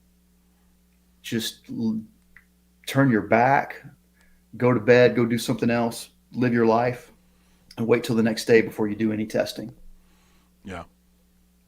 You'll make your life miserable if you try to like one of these Mackenzie Labs things I did. I put it together, and one of my friends, who's a former IBM engineer, retired, builds all the stuff for his trailers for camping, his house. Wow. He built his own. He put in his own like charging circuit for his electric car when he had it for a while. He knows how to do everything basically. Mm-hmm. And I said, all right, you Mr. Raspberry Pi, Mr. Arduino, can you just look at this thing I put together? I know some of the joints are bad, but maybe you could tune those up for me without, because the problem I had too is some of these things are temperature sensitive, and so I'm trying to be as quick as I can without destroying my unit. So are they?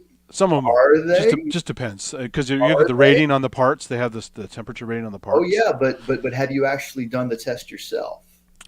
Well, just because I'm usually using cheap irons that don't have great temperature control, I'm always paranoid about that. So if you spend the money on a good iron, it is important, yeah. Yeah, that goes away, but I don't do that. I have the cheap shit. But I had him check my thing out. I said, I think I loaded the code right, but it's not doing anything, and I think I have joints that are pretty good, but... So he went back and he got the code to load with his little cable, and he checked the joints. I said they look pretty good. I said, cool, thanks. And I went and checked it out. It still didn't do anything. So I don't know what the fuck happens. I just got frustrated. I got a couple things that are the same way. I've been pretty lucky for the most part. Like anything that I have that does, I only have one thing that I built, a kit that I built that doesn't work the way that I want it to. Everything else is like I bought something that was broken and I'm trying to repair it. Yeah. And I did try to repair a Behringer cable tester that I had. I left some batteries in it, and I just kind of forgot that, and they corroded. So I figured I'll take it apart and clean it out. It still worked, but I wanted to clean it out. The problem is I took it apart. When I put it back together, now it's intermittent. I take it, and now it just doesn't work at all. The thing costs $35. I just bought another one. Yeah. And here's what's cool though: the broken one, even if I don't fix it, when I make cables, it is useful as a connector holder. Yeah. For soldering the wires onto it. It's beautiful. I've seen people who make their own out of wood blocks. They'll get like other connectors and they'll wedge them into the wood block somehow so that they're kind of permanent, and then you can use that to affix cables that you're soldering, and it's really helpful, super helpful. But in terms of like another thing that if people who want to get into soldering, what I highly recommend that you do is at some point you get a donor board and you strip that sucker clean. You learn how to remove components. Yeah. And that what that teaches you is that shows you like the actual like how heat tolerant that shit really is. I watched it, man. When I got into this thing in the old days, I had the vacuum pump and I had all that kind of stuff to, pull things off, clean them, remount them, because sometimes I put them out badly. So, and the braid, that you put on there, the desoldering. Yep, the solder wick. And so, I was spending a lot of money at Radio Shack on all this crap, and still it's not having fun initially. I even made my own. The most fun I had was actually making my own boards with the etching tank. That's something I will never get into. That crap is way too corrosive for my taste. It's nasty, but at the time it was cheap, and it's cool. You end up with a great product when you're done. Yeah. So for the magazines I used to get all the time, they had these great magazines in the store back when brick and mortars were everywhere. Electronic Monthly and all this kind of cool stuff, and how to make all these crazy projects. Even a theremin I worked on, which ended up being shit, but it was at least fun. Well, because it was digital and it was just stupid. But yeah, it's weird. You can make a theremin out of a 555 and a light dependent resistor. Yeah, basically, but not sound good. But it works. Not as fun. And all the photocell ones I have, like even my SK one that has the photocell upgrade, you try to do that with it. It just doesn't sound quite like a theremin. It's not fluid enough. You don't have the control over it. It's just kind of. Oh, it's a shrieking out of control beast. Basically, yeah. So it's fun to goof around with or have a laugh, but these magazines are great because they give you the scaled circuit pattern. They give you a scaled picture on the other side of all the stuff in place, labeled clearly. So you basically photocopy the magazine, slice little holes in all the traces, get a photoresist pen, and just draw it on a copper plate. Let it dry, and then you drop it in your what was that, lead acid tank or whatever, some kind of lead acid. You had to put it in there, and it would etch away all the unprotected copper. And then you take your little drill and you drill little holes where they're supposed to go, because they properly made all the little pads properly where all the things connect. So where all the little dots are. That's where all your component holes go. Drill them all in there. Drop in your stuff. Don't even have to use the adapters. The little sockets and stuff if you don't want to. And then you bend the leads on the other side and just go boom, boom, boom, boom, boom. Put it together, and it's super quick. And looks great, and people for a while back then were doing the point-to-point wiring stuff, the wire wrap, and that was really messy. And those tiny little wires that you had to melt through. I do it well. Okay, that's how I do it, but that puts them together on the back side of the board. Yeah. So basically, I'm just like you saw that one time I was streaming. Yeah, you do it on the back side. Yeah, the wire wrap, just like you're doing the traces, but it's wire wrapping. Exactly. So wire wrapping I've never done before. Have you ever heard of Colin's Lab on YouTube? Sounds familiar. Great videos. He eventually partnered with Adafruit. Okay. But he was doing these videos on electronics back like 2004, I want to say. Like way ahead of his time. And anyways, I forgot what I was going to say, but he did something that he actually, this is so awesome. He has a video on breadboards and talking about why they're called breadboards. So what he does is he gets an actual breadboard and he builds a little flip-flop transistor circuit on the breadboard using wire wrap. Yeah. And it's his video. If you've never seen his videos, they're an absolute. Yeah, I just marked it. I'm going to check it out later. That sounds interesting.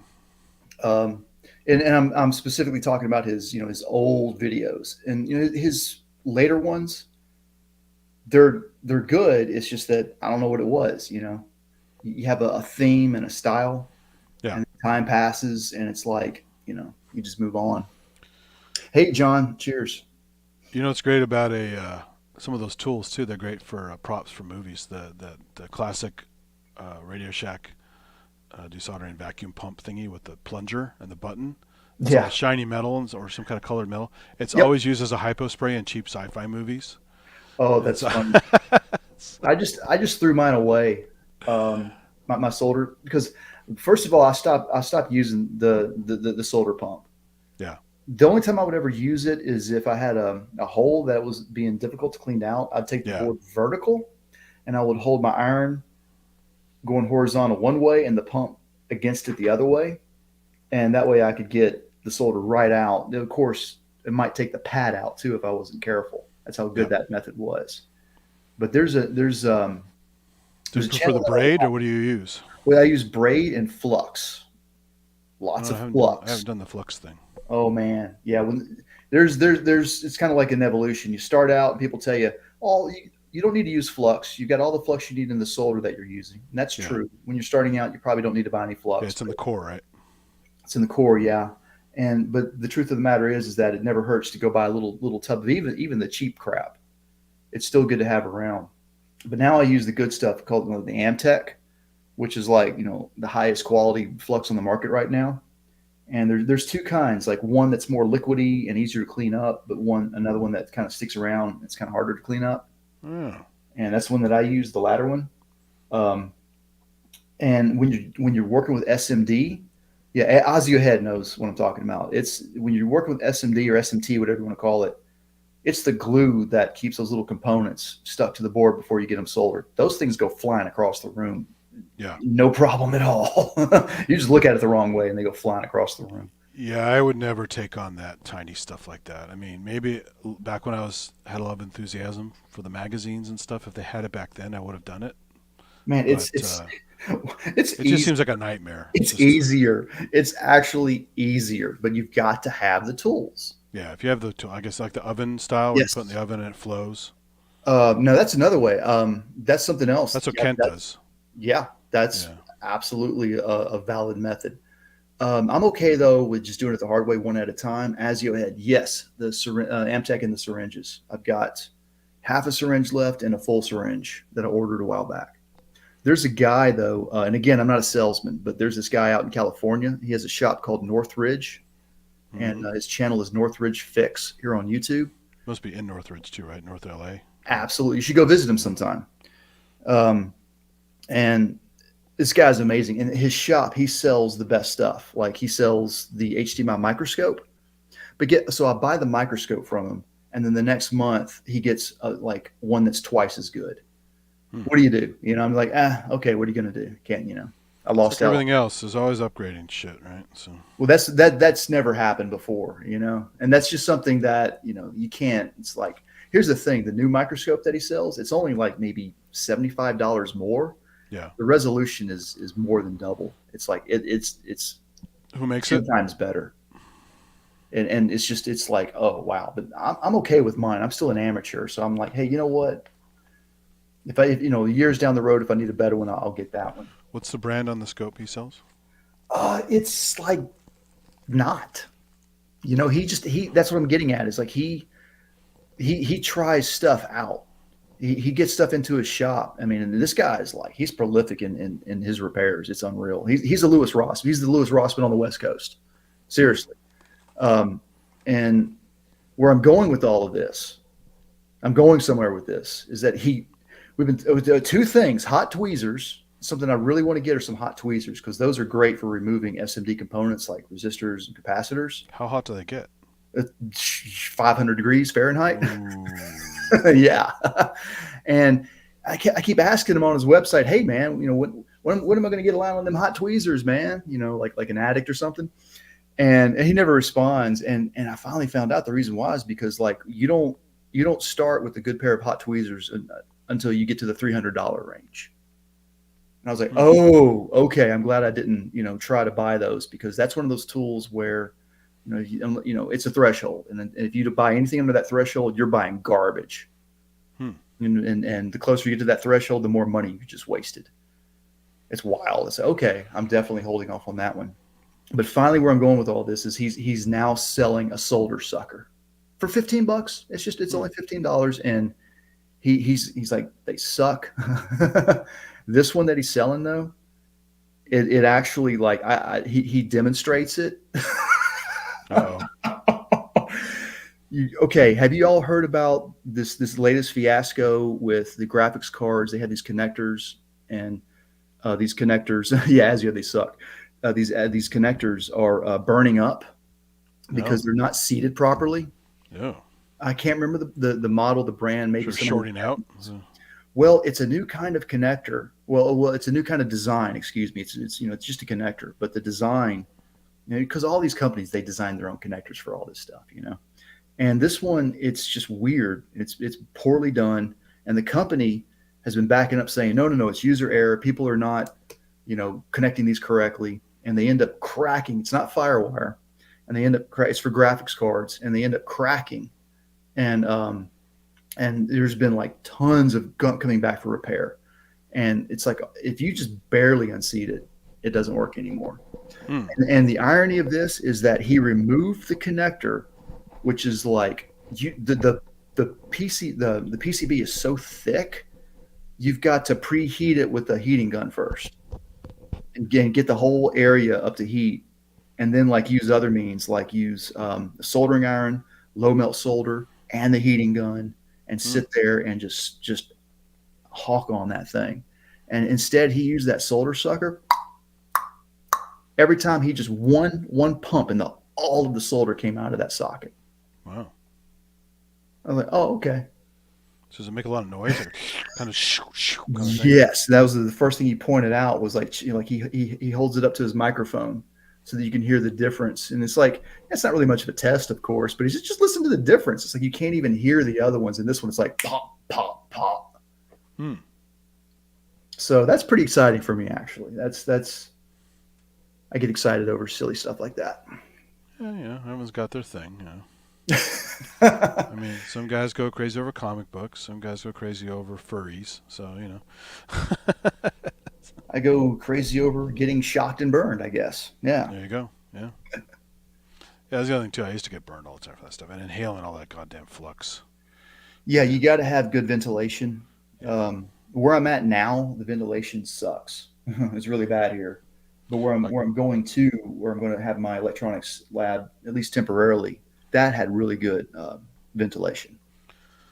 Like, I used to do a bunch of stuff. I got into Tom Savini's special makeup effects stuff from all the movies he did. Cool. And I used to get the books, and I used to get the materials.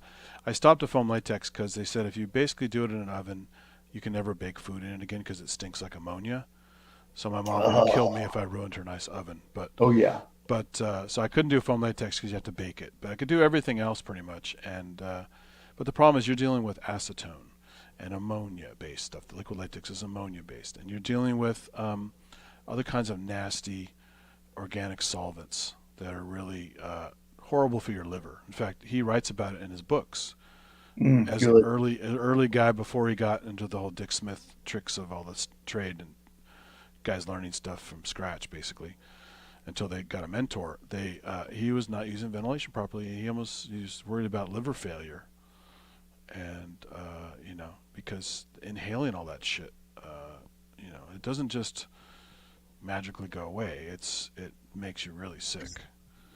And so I was always trying to be very careful with this stuff. And plus, it just smelled awful too. Even if you ventilate, it stinks. It's just. So I used it for many years. I never had an allergic reaction to it, thank goodness, because you always have to test a section of your skin to make sure you're not going to burn something or break out or whatever. And I didn't have those problems, but only around Halloween would I kind of occasionally do that for many years afterward, because I just didn't want to destroy my skin with all these awful chemicals. But man, it was fun. You just got to be careful. You got to be safe. But it's amazing what you can do with some stuff in your kitchen, some liquid latex, a couple different cheap makeup kits, and some dye and some whatever, and you can make some of those horrific stuff from zombies to vampires and mummies and other kinds of creatures. One of my favorite things was the classic dog vomit you buy at a joke store, right? That is the most amazing, nasty, scarred zombie skin. So if you can't afford to make it, you can buy it and repurpose it. You use some rubber mask grease paint and some other tricks to cut it up and shred it to make it look more disgusting, and different colors of blood, dried blood, and different other hues of bruising and rotten colors and stuff. But you can easily make it with just liquid latex painted on a surface or on your face and breadcrumbs, and then you have a basic template to work from, and then you can, cut holes in it to make bullet wounds and there's all kinds of cool low-tech stuff you can do for that. But again, it's all nasty stuff. Bad for you to breathe, bad for your skin in the long run. One of the cool tricks they used in the old days, which I used a bunch, is this thing called rigid collodion, and it's just basically a bottle of this viscous clear liquid, acetone based, and you basically paint it on your skin. You take like a furrow, you just draw a little line and let it dry, and you draw it again and let it dry, and it pulls in your skin and makes this furrow. And if you do kind of a zigzaggy one, you get a nice, like, awful knife cut that like a thug would have on his face. And you build it up and you build it up. Before you even put any makeup on it, it's pretty nasty already. It's this convincing kind of furrow on your face from the stuff drawing your skin in. And then you can put makeup on it and do stuff like that. But it's this great low-tech stuff via chemistry to have fun. It wasn't even that expensive, but over time it will dry out, and so you have to keep replenishing your supplies. So it's, but yeah, really nasty stuff. And to clean it off, you got to use acetone. So that's real great for your skin. Yeah. It's that electronic stuff, same kind of thing. It's just very, very dangerous in the long run if you're not careful. That's probably why I didn't want to get into it in my 30s. I suppose when I was in my 20s, when I was first studying audio engineering, I did make an electronics project in college when I was studying then, and it worked, but I didn't understand how it worked. Yeah, and I think I do now. Is what's interesting. Very simple. It was just a cable tester, and we just tested XLR, quarter inch, and RCA, I think. So he gave us a list of parts, go to the local Radio Shack, buy them all. I cracked the enclosure when I was trying to, I don't even remember how I got the holes drilled. I think I tried to punch them actually. So on the plastic ones, and they even sold this at Radio Shack, it's a great tool called a tapered reamer. Ah. Okay. So it widens at the top, and it goes down to a point, and it has these kind of blades along the shaft. Gotcha. So you have these little things you can grab, and you twist it and run it into the hole. Into it. And not only does it make the hole nice and smooth so you don't cut yourself, but you could just, if it's just shy of too big, you've gone too far. But if it's just too small, you just do a little bit and whittle away so it perfectly fits the opening of the socket you're trying to install. And it's great. I had all those tools and was making all that stupid shit back then. And but yeah, I spent a lot of time and money at Radio Shack. It's very expensive, actually. We had a Radio Shack in a town here near Nashville, and it was one of the last ones. My niece's boyfriend worked there a few years ago, and I was talking to him at Thanksgiving yesterday, actually. Talking to him at Thanksgiving yesterday. And we're talking about that Thanksgiving. He told me that the owner finally passed away. He was in his 80s, 90s. He was up there, and he finally passed away. So he held on to that place until he died. And there was a guy who was, I want to say, looked like he was in his 20s, and he was doing phone and iPad and iPod repairs, or iPhone and iPad repairs in the back. And he kind of had his own little kind of service, and he was working, in that Radio Shack. And he took over the Radio Shack, but he closed it down after a while. And I mean, I can only imagine it must have been a nightmare to try to figure out, how am I going to actually make any profit, from this establishment with, I was shocked that I think the only reason why the place wasn't closed down was because the guy had made so much money, he was just keeping it running. Yeah, they were. I mean, there were so many strip malls around here that had this for so long, and I got to know all the people in there. In fact, for a while, I was an insider there. I got to be friendly with some of the guys there, and they kept told me about this thing called the spiff list. So if you were an employee and there's employee purchases, it's either stuff that's being closed out because they have too much content, or they are too much stock, or they're phasing it out slowly, or they're just offloading some overall, periodically offloading some stuff, and offer these great, incredible employee discounts, way better than your normal employee discount. And occasionally I'd say, "Hey, get me something off the spiff list." And he'd go, "Yeah, what do you want?" And so he couldn't give me the list because they would get in trouble for that, but he would tell me stuff he knew I would like on there, and I would get a deal once in a while just by knowing people who work there. It's pretty cool. That is cool. Especially the stuff, some of the stuff is not expensive, not cheap. It's the not just test equipment, but just electronic gadgets and stuff that I kind of wanted, but didn't really want to pay the full price for. And so it was fun to go there and just I always like brick and mortar anyway. I like video stores, I like bookstores, I like all that stuff anyway. God, I Those miss stores. I miss all that shit. I got to go see a few fries when I was out there on the West Coast. Oh yeah, because they were like Disneyland with all the themes and stuff. Yeah, and of Yeah. course that was before I got into electronics, walking past all those components, not knowing what I'm looking at. They JFETs. I could have had JFETs, man. They became the last holdout for walk-in parts, other than Jameco down the road, which is a will call place. It's catalog-based will call.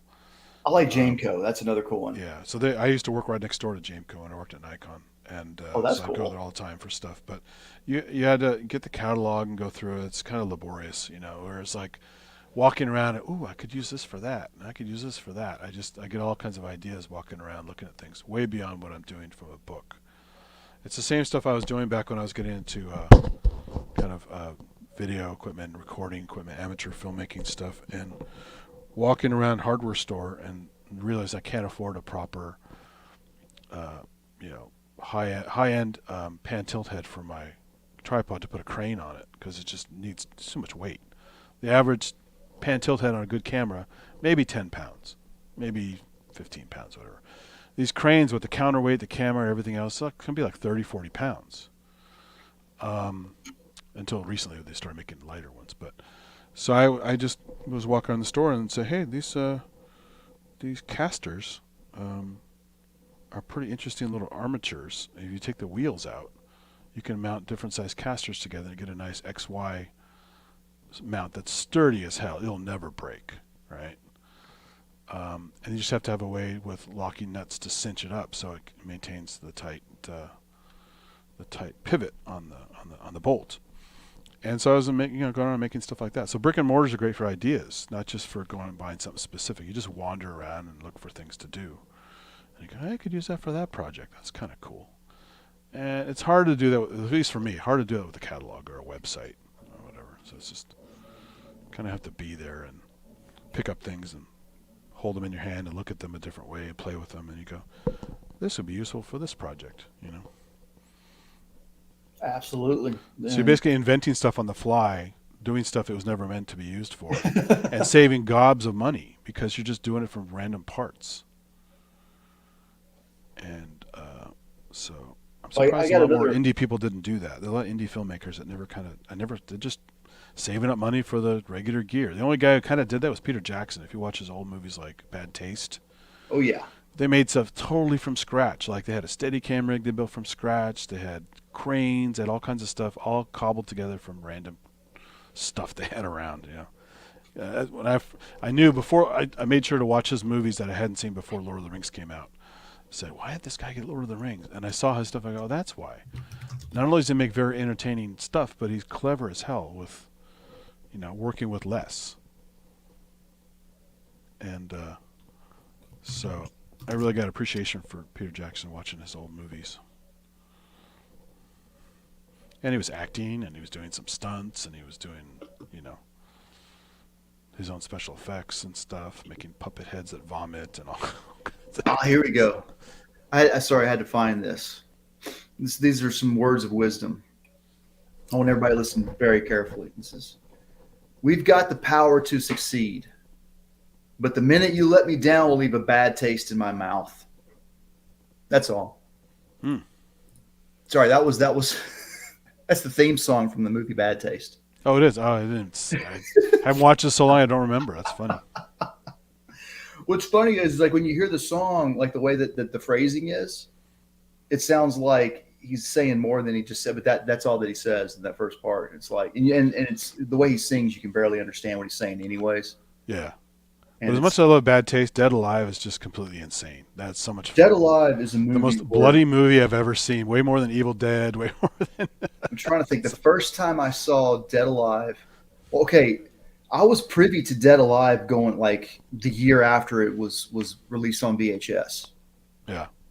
Because I had connections with this video store, and they had a copy of it. And I looked at it, and it was literally, it just said the goriest movie alive or whatever, ever made or whatever. And I was just like, I don't think. And finally, I worked up the courage and the nerve to watch it. You ready for this? It was the R-rated version. Yeah. Did you ever? Okay, have you ever seen the R-rated version? I have the DVD with extra goodies on it, so I probably have all the versions. I can't remember. It's hilarious. Yeah. Because as you can imagine, I cut around some of the stuff. Yeah. Some of the stuff. Well, it's like it's like Dawn of the Dead. When it came out in '78, it had an X rating in France. They wanted to give it an X in the U.S., and I'm surprised it didn't become a video nasty in the U.K. because it was. Me too. At the time, it's pretty hardcore for what they were doing. And then Day of the Dead, they decided to release unrated. Dawn of the Dead originally got unrated, then it got an R rating. But Day of the Dead just was flat out unrated. And because of that, you couldn't advertise properly. Only certain theaters would carry it. It got a smaller run, and it's a shame because it's like Savini's best work, but it's my favorite of all the I still have a soft spot for Dawn the most, but that is very good as well. But like, to me, like that soft spot can also be pushed back to Night of the Living Dead too. Oh, right? They're all good. Yeah, I love it. Yeah. So like for me, like Day of the Dead, the more I watch it, the better it gets. Yeah. And I mean, I've been walking around for bad acting. I've been walking around for the last year with my collector's edition sweatshirt I got from the Living Dead Museum from Monroeville Mall. I haven't been there yet, but they have an online store. You can buy it. And it's 50th anniversary of Night of the Living Dead a few years ago. And they had a hoodie. It was like $50. It's kind of expensive, but it has the classic Night of the Living Dead logo. It's across the room, so I can't grab it right now. But it has the Night of the Living Dead logo on the front. And on the back, it has that great shot of the close-up of the prop head they built for the upstairs person who got eaten.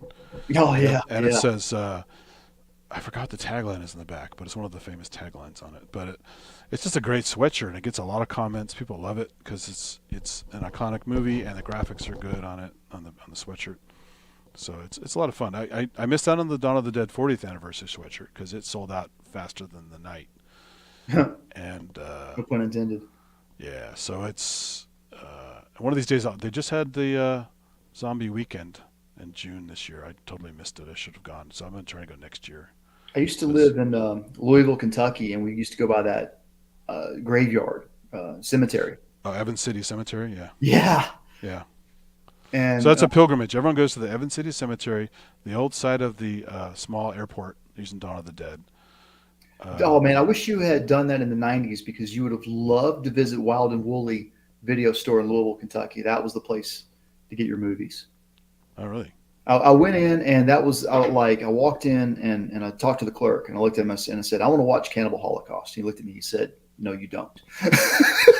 I mean, you do, but it's a terrible movie. So yeah. No, back up for a second. I disagree with that sentiment. Okay, it's a terrible movie, yes, but in terms of like the story and as an actual piece of cinema, it's a fine work of art. Well, here's the worst, because all those guys ripped off nature footage and inserted all this random shit.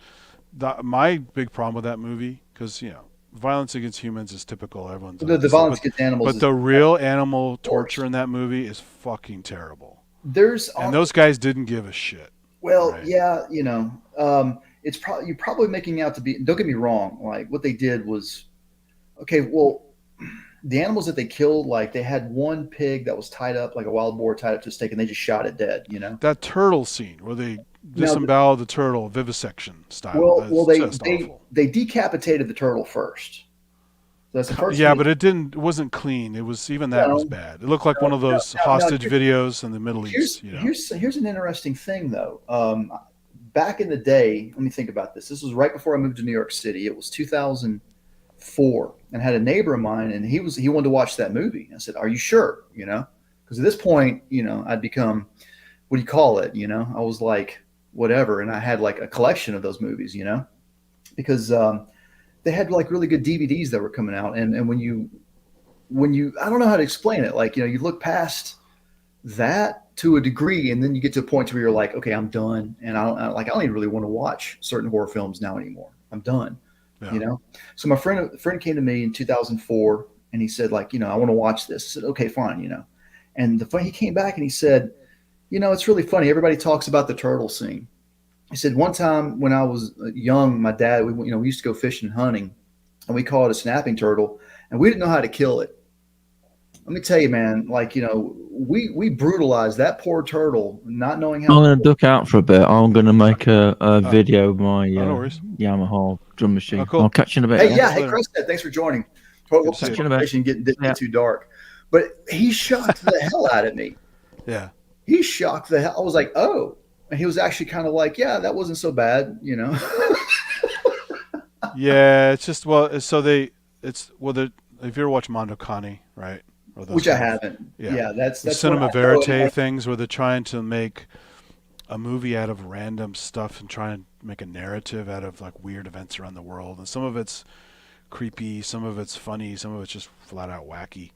And so they're trying to do a mixture to give it the grounding, the cinema verite stuff in these zombie movies. And it's, they did it in Cannibal Ferox.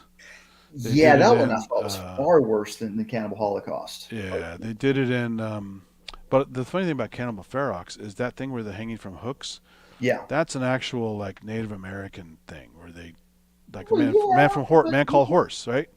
Of course, but you hang from the hooks. Now it's still horrible, but at least it's based on a real ritual that people do survive. Completely different, and it's pronounced Pharaoh. I guess I don't know. It's yeah.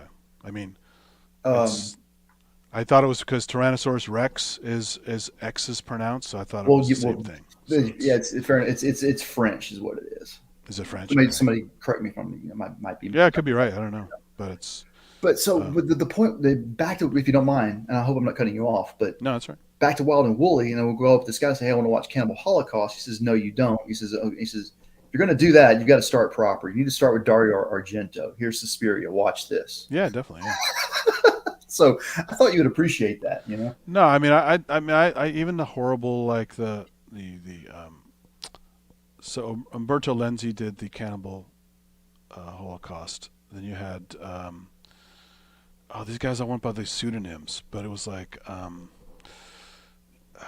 my brain is fried. I can't remember all the names now, but they're just Umberto Lenzi, Ruggero Deodato, yeah, Ruggero Deodato. There's Lucio Fulci. By the way, Lucio Fulci was the original guy who started a lot of that stuff with the Mario Bava was the Godfather or the grandfather. Mario Bava was one of the first splatter guys for sure, because he basically made Bay of Blood, and then Friday the 13th kind of ripped that off.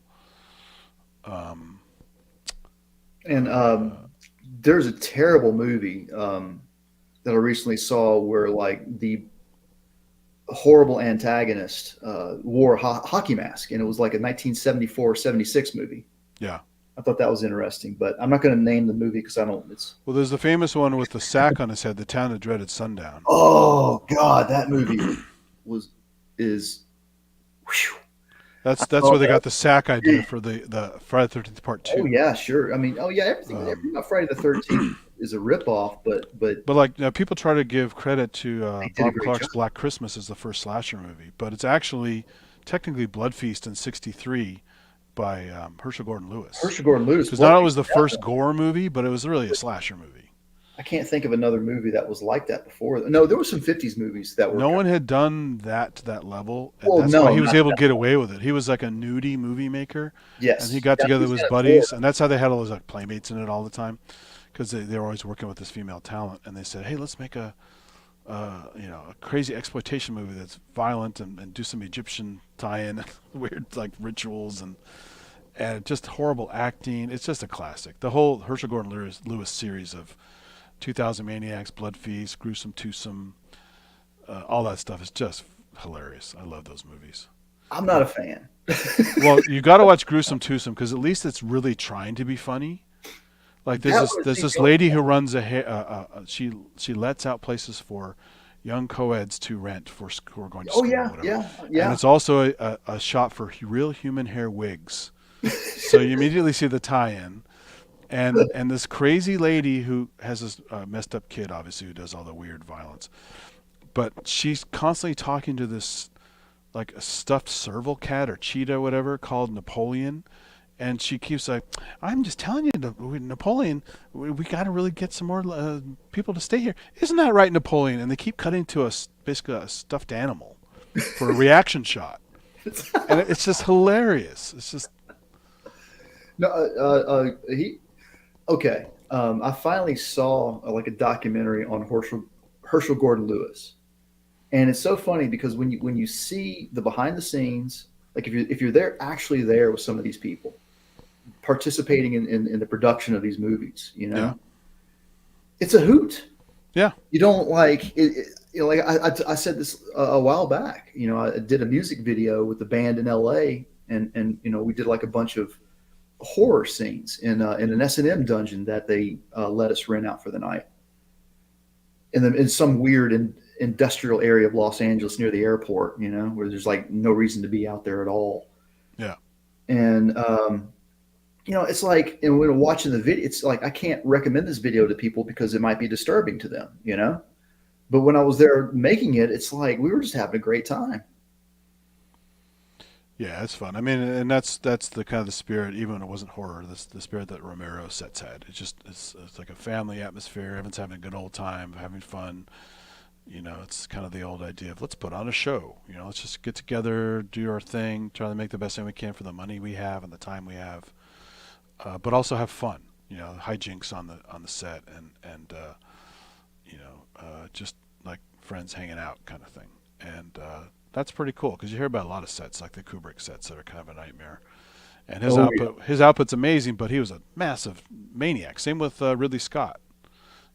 Just his great output, but a total nightmare as a tyrant running the sets and going over budget, running crazy long hours, and even James Cameron was like that to a certain extent, which is why it's so funny when he shot those films in the UK, like the Alien set, and all these guys are like taking tea break and other kinds of stuff. He's like, "What the fuck? We got to keep shooting." Nope. Sorry, we got to have our tea break. He's like, "This is bullshit." It's like, Oh, I'm you glad know they where you put are, it right? They're gonna have a tea break in the UK. You can't stop it. it's like, How stupid is James Cameron not to know where it's he like is? can't be Hitler over here, man, dude. Yeah, and he also worked so many years with Roger Corman. He knows how it is to get by, with having to be. Roger Corman sets are supposedly fun and low budget and goofy and stuff. Right? And so he just turned into kind of a tyrant. It's like, dude, you don't have to be such an asshole. They You know, they get I've actually he's very talented. I mean, I don't know if you follow Cameron's career, but way before he became a filmmaker, he was doing like those matte paintings in Escape from New York were his. He's an amazing matte painter, I didn't realize and that. he did all those Okay. space scenes from Battle Beyond the Stars that were used for about 10 different movies. Oh, And so he's nice. a Seven super Samurai. talented effects guy that became a filmmaker, You know and that's it Seven all went to Samurai, his right? head. Which one? Battle Beyond the Stars, the Seven Samurai. It's basically a Seven Samurai in space, and then Yeah, they reused that footage for like at least 5 or 6 different movies, maybe 10 and that movies. music, and All that that stuff. theme Well, that's song. the James Horner music that was used for when he did Star Trek later. He's reusing that music from Battle Beyond the Stars for Star Trek, which is so funny. Yeah, like I saw like another cheesy sci-fi movie, and I was like, here, I was like, that's the theme song from Battle Beyond the It's Stars. Space Raiders was one of them. There's a whole bunch of them, Oh and yeah, and they steal the scenes. there's that one They, really they had famous no, one called it was the same production company. They weren't stealing Space anything. Mutiny. That might be the one I'm talking about. And that's the one with that guy who screams all the time. Red Brown is like the muscular guy with the blonde hair going. "Ah!" He's always Yes, screaming in his movies. yes. And then it's it got has Cameron Mitchell in it. yes. That's And what I'm it's just a talking about. great, horrible thing. And the It is. entire movie is repurposed scenes from Battle Beyond the Stars. It is exactly, and well, with the exception of the actual. The sets were basically like a warehouse and a factory somewhere, basically. Yeah, Like yeah. so it's like this is supposed to be in space. You can see at the top of this set, so-called set, all of the windows are showing daylight through them. Like, you're supposed to be in space. Why is there daylight coming through the windows? Right. I hope that everybody sees what we're doing here. You see, like science fiction is an evolution, or it's from the family tree of horror itself. Oh, it's all similar shit.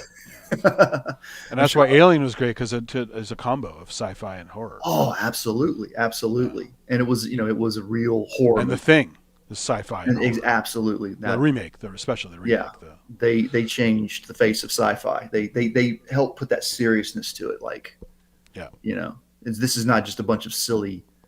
Oh, but it always started with the fear of the unknown, like being attacked from Mars. The closest planet to us, I guess. Or you have more personal stuff like Cronenberg's body horror movies. It's like, holy moly, dude! The guy made a career out of body horror. Man, he could.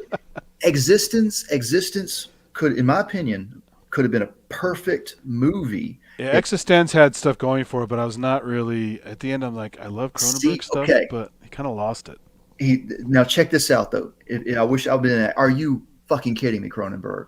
Now this was your shining moment for you to be at the end of the movie as the ultimate antagonist. Yeah.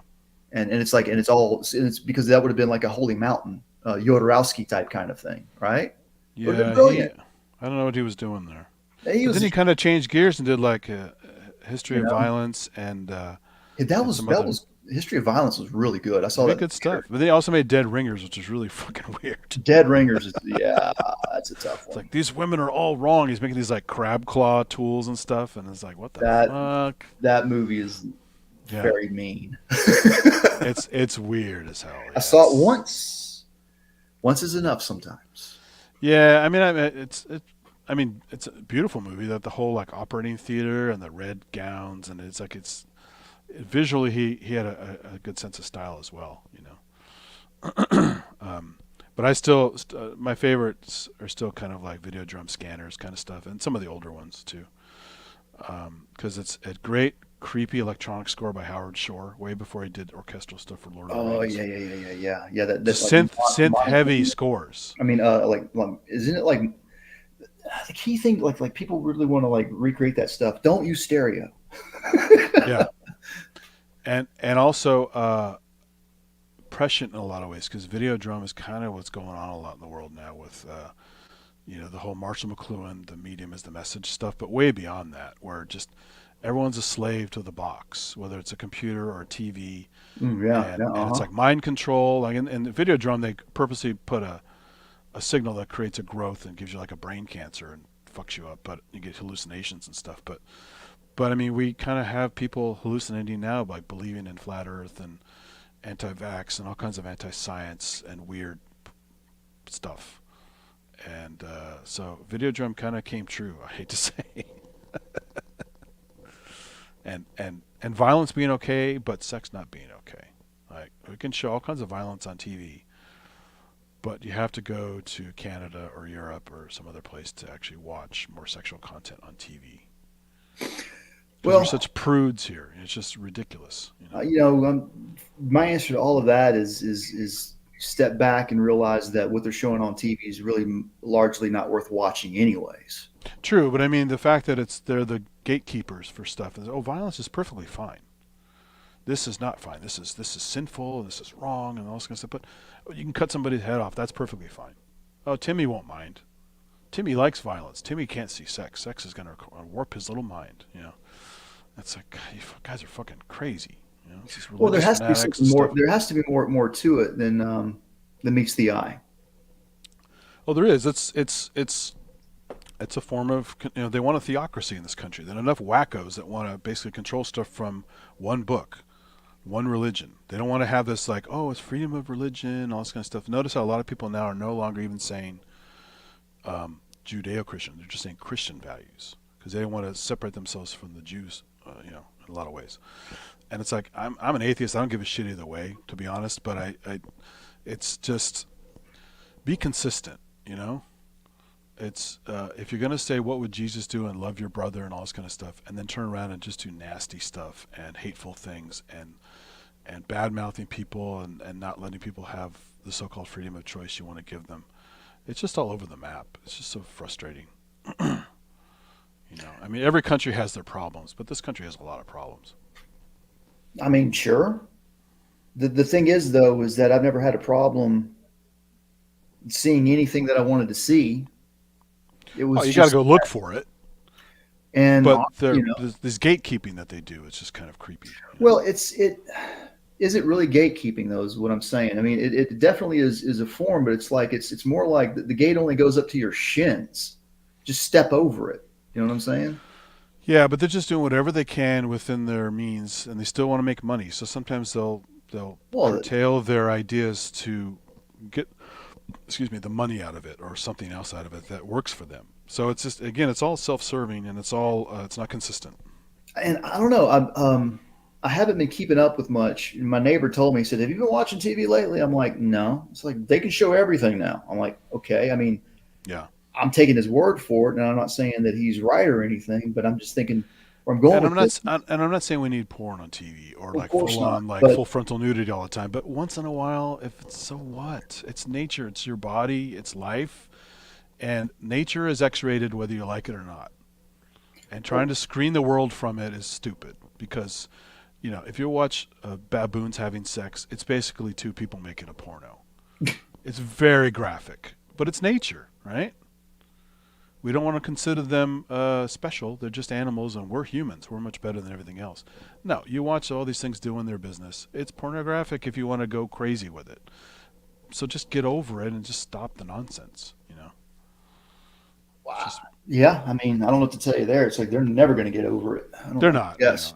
And the great thing is all these guys who are so, well, not all of them, but a majority of them are so against it are closet freaks. So they love it just as much as anyone else. Well, now they just don't want to talk about it. Now we're getting to the real meat of the issue. You see what I'm saying? Hey, I got a book for you to read. Yep. Put in the chat, otherwise I'll forget. Sure. Here, I can turn my camera on real quick if this thing is still working. Hold this up real fast. What am I doing here? Hey, howdy everybody. Of course, this is volume 2. You see who that person is right here that my finger just pointed to. Yeah. So who probably don't know much about is that man. And for that matter, hang on one second.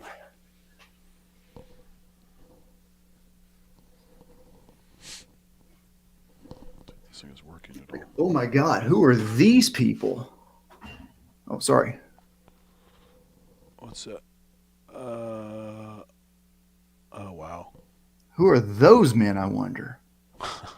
Can you see the nose on this man in the middle?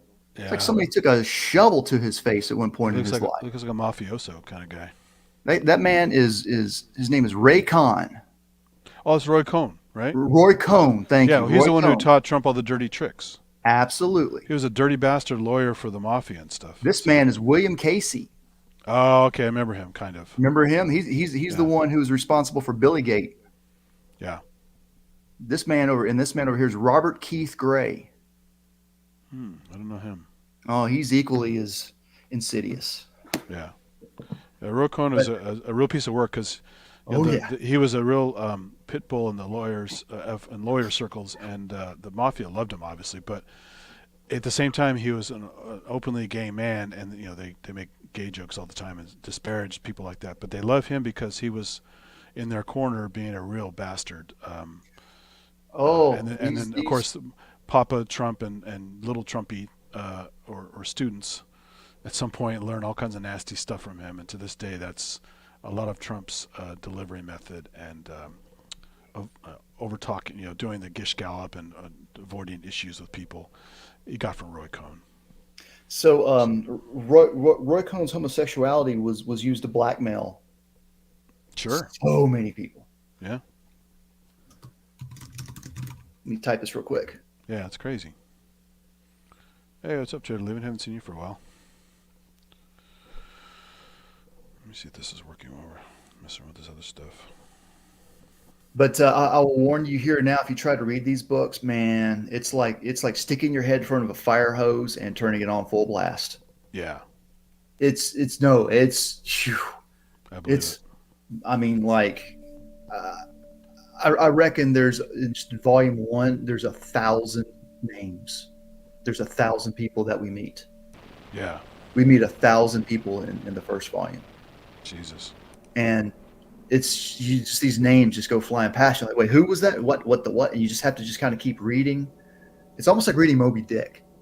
You just got to keep going. You know, you don't really, maybe you don't know what you're reading. You just keep reading. Just don't worry, your brain's processing it in the background. You don't stop at Call Me Ishmael? Come on. Man, I did a musical tribute to Moby Dick, and it's still one of my favorites. And it's in 6/8. It has to be in 6/8, right?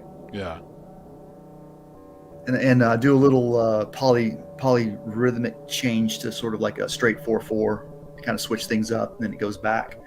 And I did the whole thing, just I kind of had a structure, but I didn't really know really. And when I go back and I listened to it, and I realized, I kind of captured Ishmael on the raft after Moby Dick kills everyone else, and he's just like floating on the water to his doom before he gets rescued and saved, so he can tell the story. I still love the old movie with the practical effects and stuff. And the movie's great. Yeah, it's Gregory Peck, right? Gregory Peck. Yeah, he said later on that he felt like he wasn't old enough to do the role justice, but I thought he was great. He did great, yeah. Well, he's a great over actor, just like a bunch of them are. So. Well, howdy, Trader to the Living.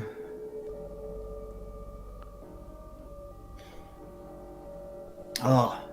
Adding some more Noisevember to this stream just for fun. I love the RoAT. It's a lot of fun. And with this guy, this is like the magic pairing, because this thing can do quite a lot, but running through the microcosm is just magic. Oh, sure.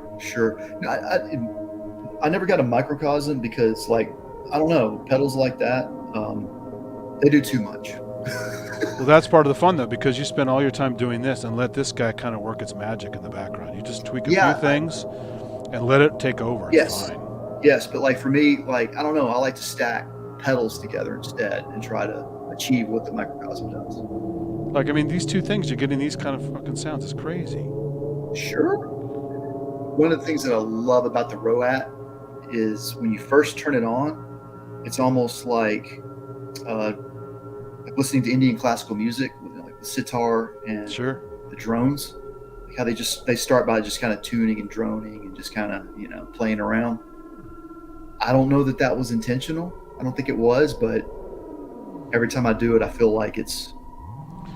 Well, it's fairly deep. You got this matrix and all this shit on the back to play with. So like, I still haven't come close to figuring this thing out 100%. Oh yeah. It's, just having fun with it randomly is just a blast. So. Just start with one oscillator, and see what all it does, and then bring in another one and start like changing different summing algorithms and see how they kind of affect each other. And of course, what everybody does is just keep hitting the chaos button until you get something. And then I mean, that's a good way to start. That's what I just did for this. And then you just kind of dial in some stuff. Yep. And then I actually barely I need to use these more because these access all these funny settings down here. But try to program a sequence into it and have something clock it externally. I did a hardware jam with it not long after I got it. And I actually had I forget the creator's name. I forgot his name. He actually yeah. Oh, Vlad. It's Vlad Krimer. No, it's not Vlad. It's another. Oh, it's not. I thought it was him. No. Oh. It's another guy. Peter or Petrie or something like that is his name. Piotr or something. And he's if you watch the first videos that Soma put out, Vlad explains. He introduces who this guy is and what he's doing. He's part of the Soma team and all this kind of stuff. Or actually, I think they brought him onto the Soma team due to some of his other work. Huh. And somebody said something on my video that when I was one of the first ones to get it. You know, it's like when I saw it, like, man, I gotta have this thing. Are you kidding me? It's Papa Daddy pocket operator. And I had no idea that it could do external clock, or I didn't. You just turn the knob, and it's either transmitting. Yeah, you have the sync. Or yeah, and it's the same jack, right? Yeah. And I kind of mentioned, somebody said something about syncing it, and I said, "Oh, you can't sync it." And he responded and corrected me. He's like, "Oh yeah, you can. You do this, blah blah blah." I was like, "Oh, cool." Yeah, no, it's cool. It doesn't look deep at all, but it's very deep. It is. This really is cool. Trader. This is the RoAT, Rumble of Ancient Times, and it's one of the cheapest things you can get. That's so much fun. It's like $120 or $150 or whatever it was. I don't know. I think I paid $160 for mine. Yeah, something like that. Pre-ordered. I got it on sale, I think, at Perfect Circuit, but I wait till sales for Perfect Circuit because I'm in Tennessee right now. They don't charge sales tax. They have a deal with where they. That's cool because I got to pay like anyone else does. So. Gotcha. Okay. But I always go on trips down there for other things like SIGGRAPH or NAMM or something like that. So I always do a pilgrimage to Perfect Circuit at least once a year. When I lived there, I didn't even know they were a thing. I lived in LA for about 5 years total, and I never knew about them until I came here to Tennessee. That's the irony for you. And it's one of the most beautiful stores ever. I mean, I was blown away when I walked in there. I go, this is such a cool looking place. Forget about what they have on the racks. It just looks nice. And then they had all these like high end synths there too that you wouldn't find in the average store. In fact, I actually the C15 is there because I told them when I met them at NAMM 2020. I said, you guys don't know about Perfect Circuit? Go talk to those guys. They're amazing. Just down the street, basically right by an hour from the store or whatever, from the convention or whatever. And they made a deal with them and they started carrying them. So that's awesome. Yeah, it's pretty cool. So every time they see me at NAMM, they go, hey, thanks. We're doing pretty well selling stuff at Perfect Circuit. And I go, hey, I'm just helping out because I love that store and I love your product. And why not make them work together? So I've never had a problem with them. I've seen some comments here and there where I think the problem that people have with them is they'll pre-order something and not realize how long it's going to take for it to actually arrive. I'm patient. Yeah, never had a problem there either. It's a good story. I might. I've ordered some pedals from builders through Reverb, and one of them was the builder was in Poland, and it took over a year for me to get this pedal.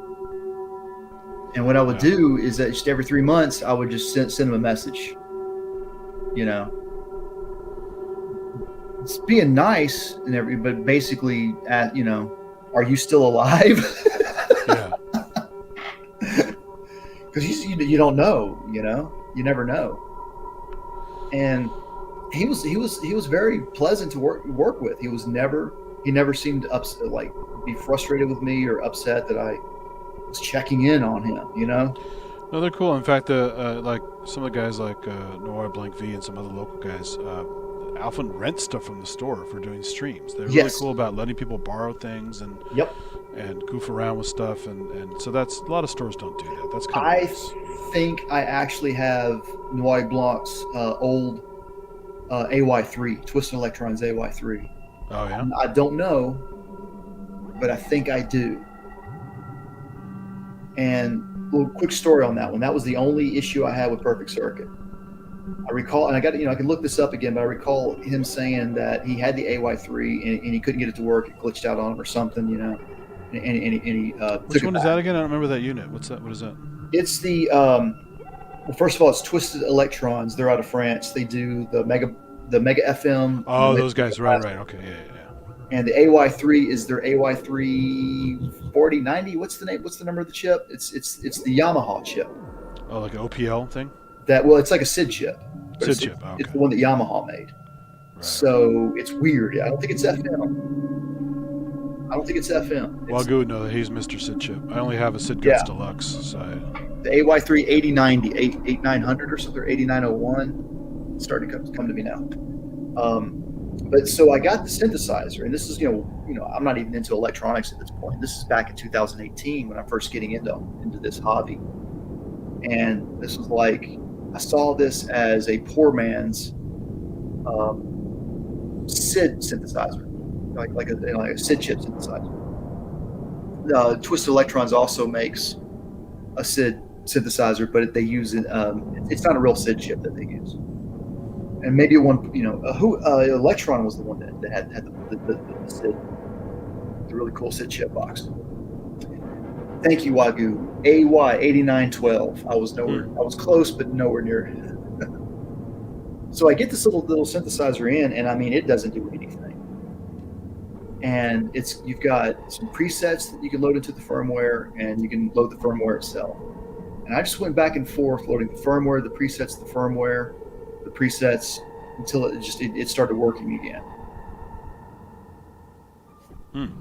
And it is a quirky synthesizer. It gets stuck MIDI notes often. You've got to really work with it, but man, it sounds amazing. I love the way it sounds. So Jama, so it's an FM chip of some kind? AY? I don't think so. No? The Therap SID, yeah, that's right. Okay. The Therap SID takes 2 real SID chips. Okay, cool. You got one of those. Awesome. That's awesome. I've got their Acid 8, which is just a really little cool, quirky TV303 clone, and it's trying to be digital. I mean, it's overly digital. So what's really cool about it. And I've got their Mega FM. I love the Mega FM. It's really noisy, but it's like if you want to make like Skinny Puppy and Ministry type kind of synth. Yeah, I've heard some good stuff on the Mega FM. Looks interesting. Yeah, it's real gritty. Lots of controls too.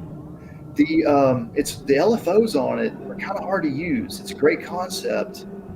Maybe they can correct the behavior with the firmware update kind of thing. I don't know. It's all digital. You basically press the button on one of the LFOs, and then you wiggle one of the sliders, and it says, okay, that LFO is now attached to that slider.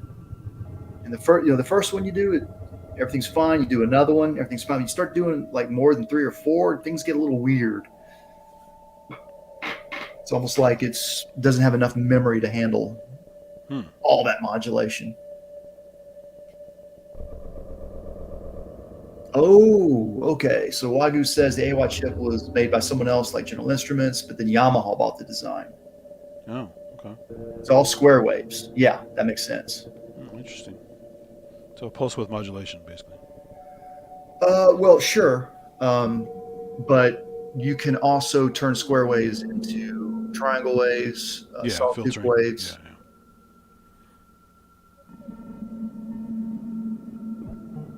And I know that the SID chips had analog filters, which is way cool. That's what the old ones. I think when Wagyu referred to both kinds, I think the first kind had the analog filters. And I think that's why people, profess to the unique sounds that SID music can achieve. It's like they don't always sound the same. That would filters would do that. And yes, the AY38912s, I think, were on early sound cards until they switched to FM, perhaps.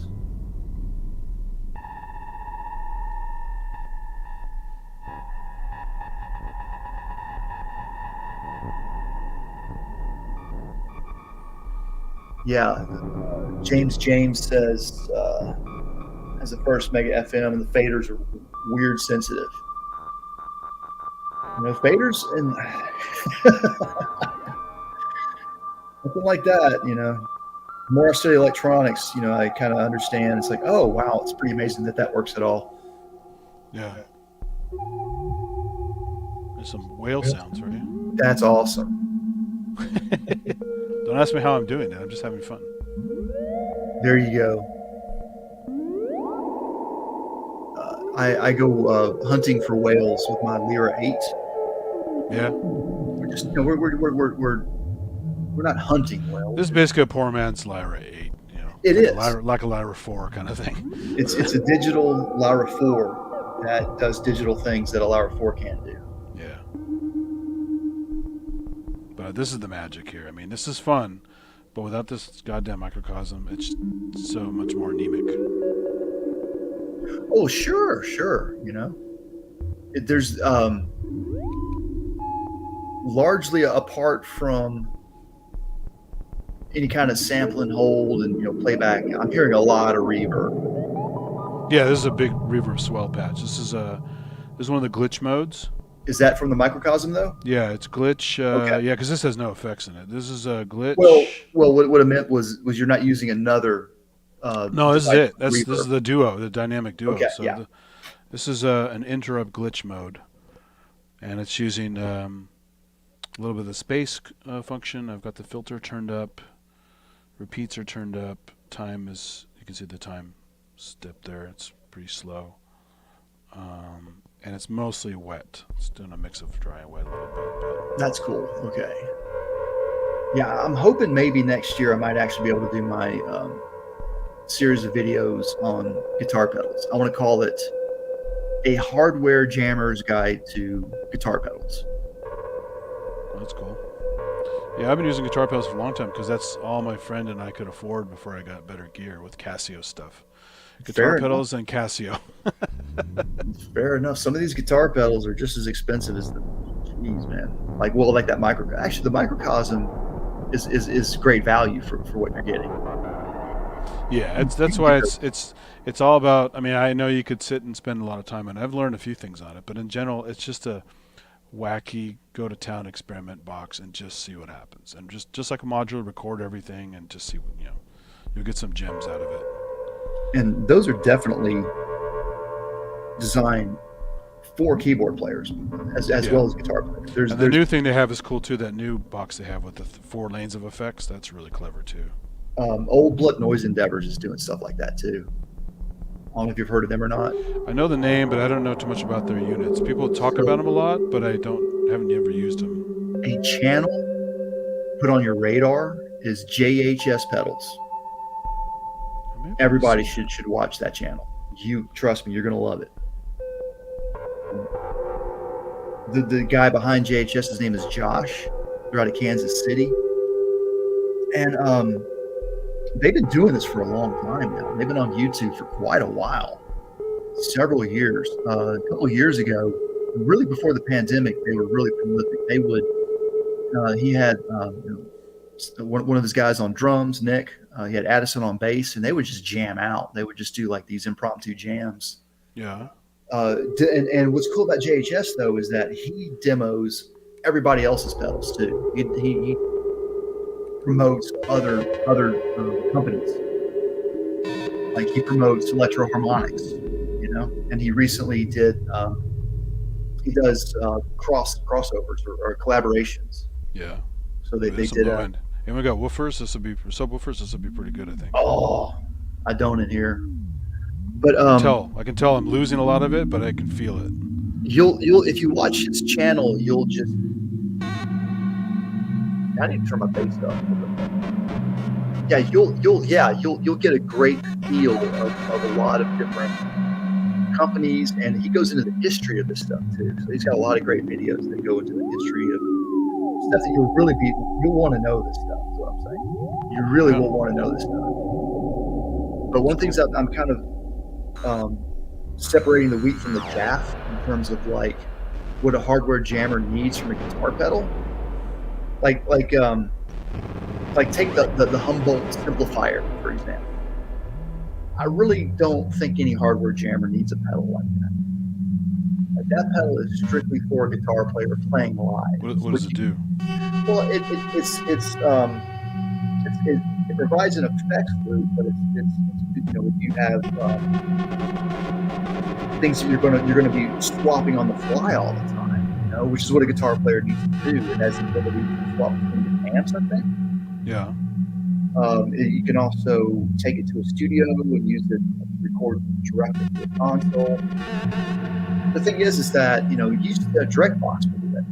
You don't need to spend $300 or $400 on something like that to get those functions when you get those functions from a cheaper device, and the quality is just as good, of course. Yeah. But there's a couple things that I thought might go into that same category, and it turns out quite the opposite. These are things that hardware jammers want to look for in a guitar pedal, I think, and that's external expression inputs and effects loops, like synth and return loops on the guitar itself. man, you can open up some real magic. Just a quick example is if you have a delay pedal that has an effects, what this will allow you to do is it will allow you to take the repeats that are created by the echo and the delay and just send those to an external effect or some whatever, and then it returns in and it gets mixed back in with your signal. So you could take your delays, your delayed signal, just the actual repeats, not the actual main signal, and send that to like an LFO controlled filter, like an EHS blur spell, for example, or a Dr. Scientist Dusk. Those are pedals they're filters that are modulated by an internal LFO or an external expression pedal. And it's the kind of thing where you're mixing peanut butter and chocolate together. You're getting I forgot the name of an emergency, like where you something is created that wasn't really there in either of the original ingredients, like something new happens. Oh yeah, emergence. Yeah, like it's almost like an AI kind of thing. Emergent technologies. Greater than the sum of its parts. Yes, exactly. And that's basically what they did with the microcosm. They put a bunch of magic in there.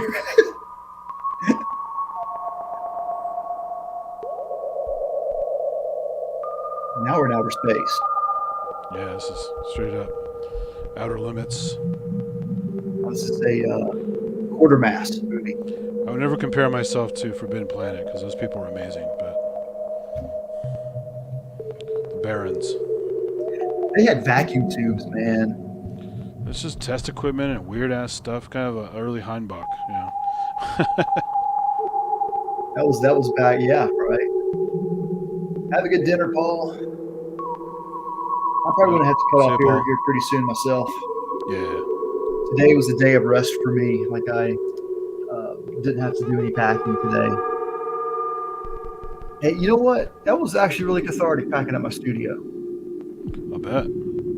Like I feel this burden off my chest. And I did want to get the blast beats, the Twist Electron blast beats. I don't know why. It's like it's one of those things where you look at it and you say, you know what? I don't need this. Something tells me that I should get it anyways. Yeah,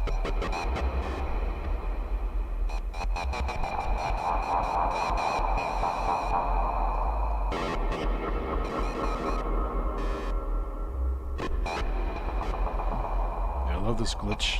This glitch section here is a lot of fun. Oh, okay. Quick game for you, Andy. I don't want to interrupt you, but all right, just go ahead. See if you can guess what synthesizer this is.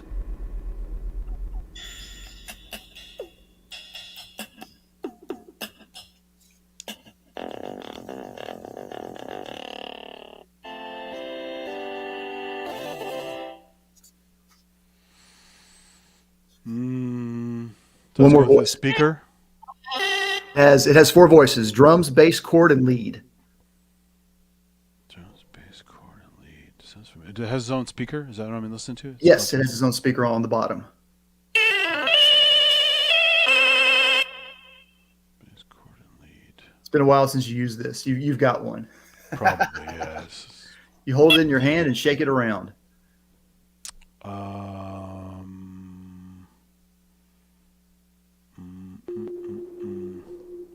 Yeah, nothing comes to mind. I'm kind of got it, but the Orba. Oh yeah. Orba's great. Actually, I was gonna get an Orba too because they added some cool features to it. But I got the Orba had like one. a $25 sale on it. It's only $25 off for Black Friday. I'm like, you guys can do more than that. Yeah, they probably could. But to be honest, it's funny. I actually have, because it was hard to pass up. Whenever they started the campaign a while back for the that new stick one they have, it's a stick controller with a bunch of pads on it. Yes. And I have one of those coming whenever they finish that. I don't know what that. I can't remember why I liked it, but it looks like something silly, fun to play with. So I remember when they launched, and then I got to play with them. Not long after the Kickstarter thing kicked in, I NAMM 2020 they were there. I got to play with them. I gave them some feedback on some stuff, and they did make some changes to the app and allowed more functionality over time. And then hardware-wise, they had to go to 2 for some other features they just couldn't put in the 1. But I have a couple videos I did where I'm controlling modular with it, and also the Yeah, I saw Matrix Brute, and it's very capable as a MIDI controller. You don't have to use anything it plays. You can just have fun with it as a controller. As long as the Bluetooth is working well. Yeah, and it does when I had to have that crazy workflow for the. It's like the Orba to the iPhone, to MIDI flow to the Mio, to MIDI out, basically. I would go to. I've got a Witty, and I could. Yeah, Witty would probably work too, but I was just to the Witty. I would do it. I was trying to go with something somebody already have, like a Mio. Sure. If you got it, and then just the MIDI flow app is really cheap and really powerful. You know what I don't like about the Witties? They need a lot of power, so some MIDI doesn't drive it. Well, fair enough, but it's like that's something that's so easy to lose.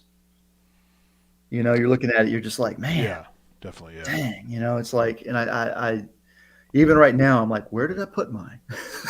I know exactly. The last time I used mine was with my MC101, so it's probably still in that case with the MC101 because I was doing a demo. I like the X keys too, the little X key controllers, because they even have polyphonic aftertouch on them. And so I was doing X key to Witty into the MC101, and just showing how you could, play that wirelessly. So it's fun stuff. Yeah. And then X key has an app.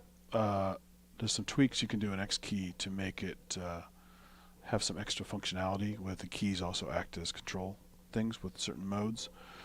So I was able to go in and reconfigure it so in just a couple clicks I can change the MIDI channel on the fly on the X key without a computer.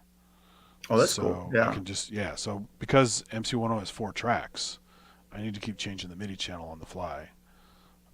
And you can just do a hardware jam with the MC101 and an X key keyboard, and even wirelessly. Or wired. I have the cable for it as well, but it's kind of cool to have that functionality. So it could be across the room, or it could be, if you don't want so many cables cluttering up your desk, you can have fun with that. So good stuff. But yeah, they added some newer sounds and newer things to the app for the Orba that I haven't played with since they first did it. And well, I got the first one because they came up with the second one. I got the first one used. Yeah, pretty cheap. Definitely. Well, the thing that killed me is they're kind of doing what Rolly does. At least Rolly initially with the Seaboard app. There's no way to add sounds to it, right? It's whatever library they gave you at the time when the Orba came out. And it was a decent amount of stuff, and you can tweak things a little bit, but you couldn't really make a lot of your own presets initially. They probably fixed that by now, but I know that to get it rolled out quickly, they kind of didn't do that, which is annoying. Fair enough. That doesn't bother me so much. I'm kind of happy with the sounds that are on it. And that's how I feel with the Osmos. I mean, you can go crazy with the Egan Matrix if you're into that nerdy stuff, but it has enough in it already to have fun with, goofing around. But like the Aodio stuff, like the Sophio Anima Phi and the upcoming Anima Omega. On the Anima Phi, they basically didn't allow you to, other than what's on the knobs, you couldn't really do that much editing. You definitely couldn't do editing on the Sophio. It was basically performance tweaks on the fly, but you're not really saving anything to the preset. You're not making new presets. You're just using the ones they gave you, and it's just live tweaks, which again is very cool. But sometimes you want to make your own custom presets and store them, Sure. And some of these guys don't really think about that. They just go, well, I gave you plenty of stuff. Just play with that.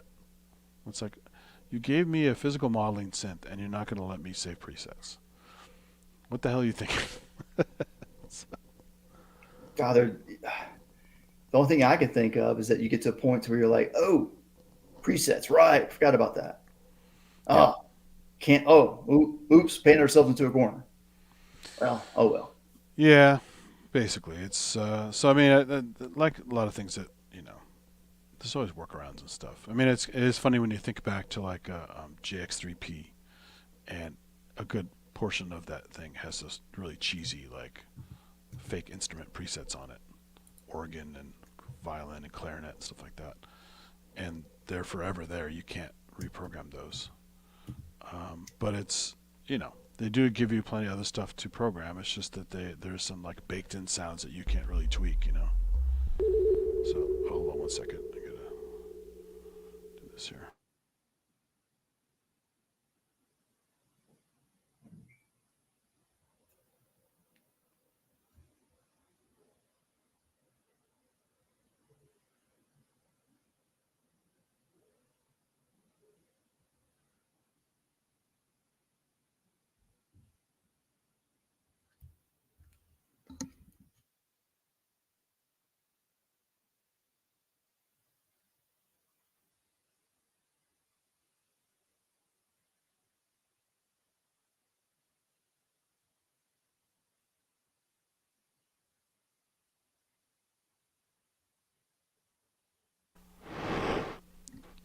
All right. Anyway. What is that box there that you're tweaking next to your computer? Yeah. This is one of my favorite finds a long time ago. This is a Edirol 10-channel mixer that they stopped making a long time ago. It has digital out. Interesting. It has 10 proper channels. It has 3 channels that are really good for mics, as well as these little special overdriving sections here, so you can get more gain out of it. Mm-hmm. And runs on I think it's 6 AA batteries. It has a mixture of RCA and 1/4 inch in the back, so you have some flexibility there. It has a headphone with its own volume. It has an input in the front here with its own volume. And so, yeah, you get 10 proper channels out of it with digital. So if you have SPDIF or optical on the front here, you can kind of do whatever the hell you want with it. I mean, the only thing you can't do is control it with the computer. It's a physical surface only with digital out. But there's no MIDI control. There's no USB control. This is all... Oh, I think my packages are... Hold on a second. I think my UPS just showed. Hold on.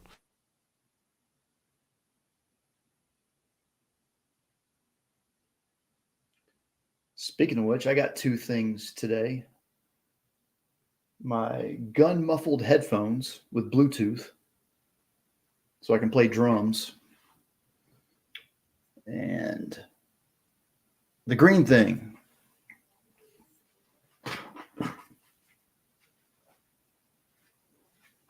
Not exactly sure why I got this.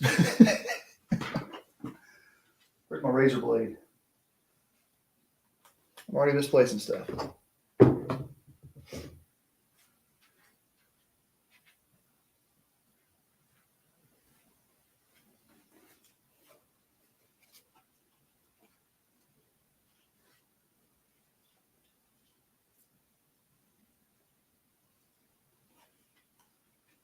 Well, I had a box cutter around here somewhere, and go figure, I used it and I put it somewhere and now I can't find it.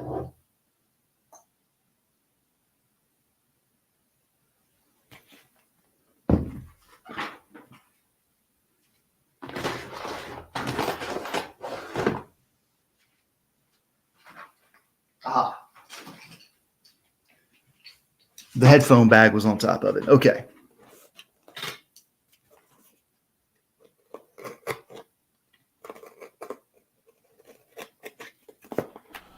All right, well. This guy used some wild vinyl duct tape. It's here. This is the official Kent Spong touch digital controller unboxing from Australia. It's a big ass box too, for what I thought was smaller. Look at this thing. Turn it.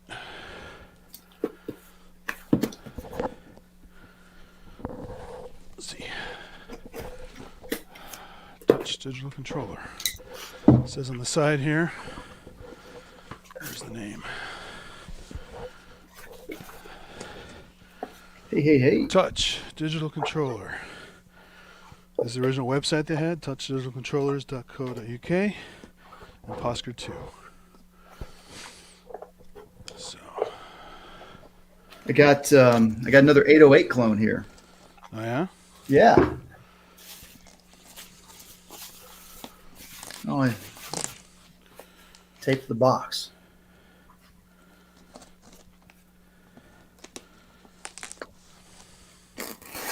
Ah. Rip the box. There we go. Ladies and gentlemen, the 808. Think to yourself, what are you talking about? Some 808?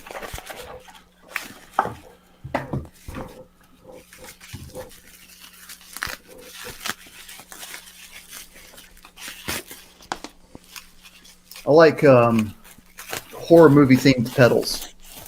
Sure. This is the green thing.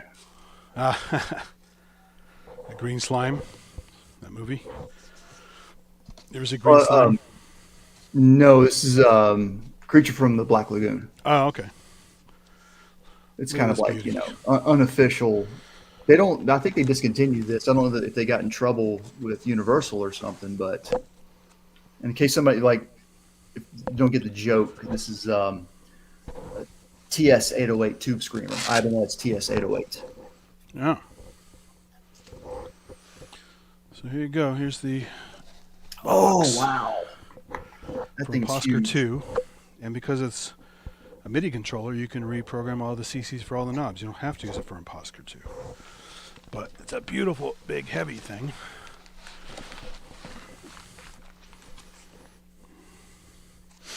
Only new one left in the world. So I'm going to move this out of the way here. Much bigger than I thought it was going to be, which is fine because it's a great surface. These beautiful knobs here.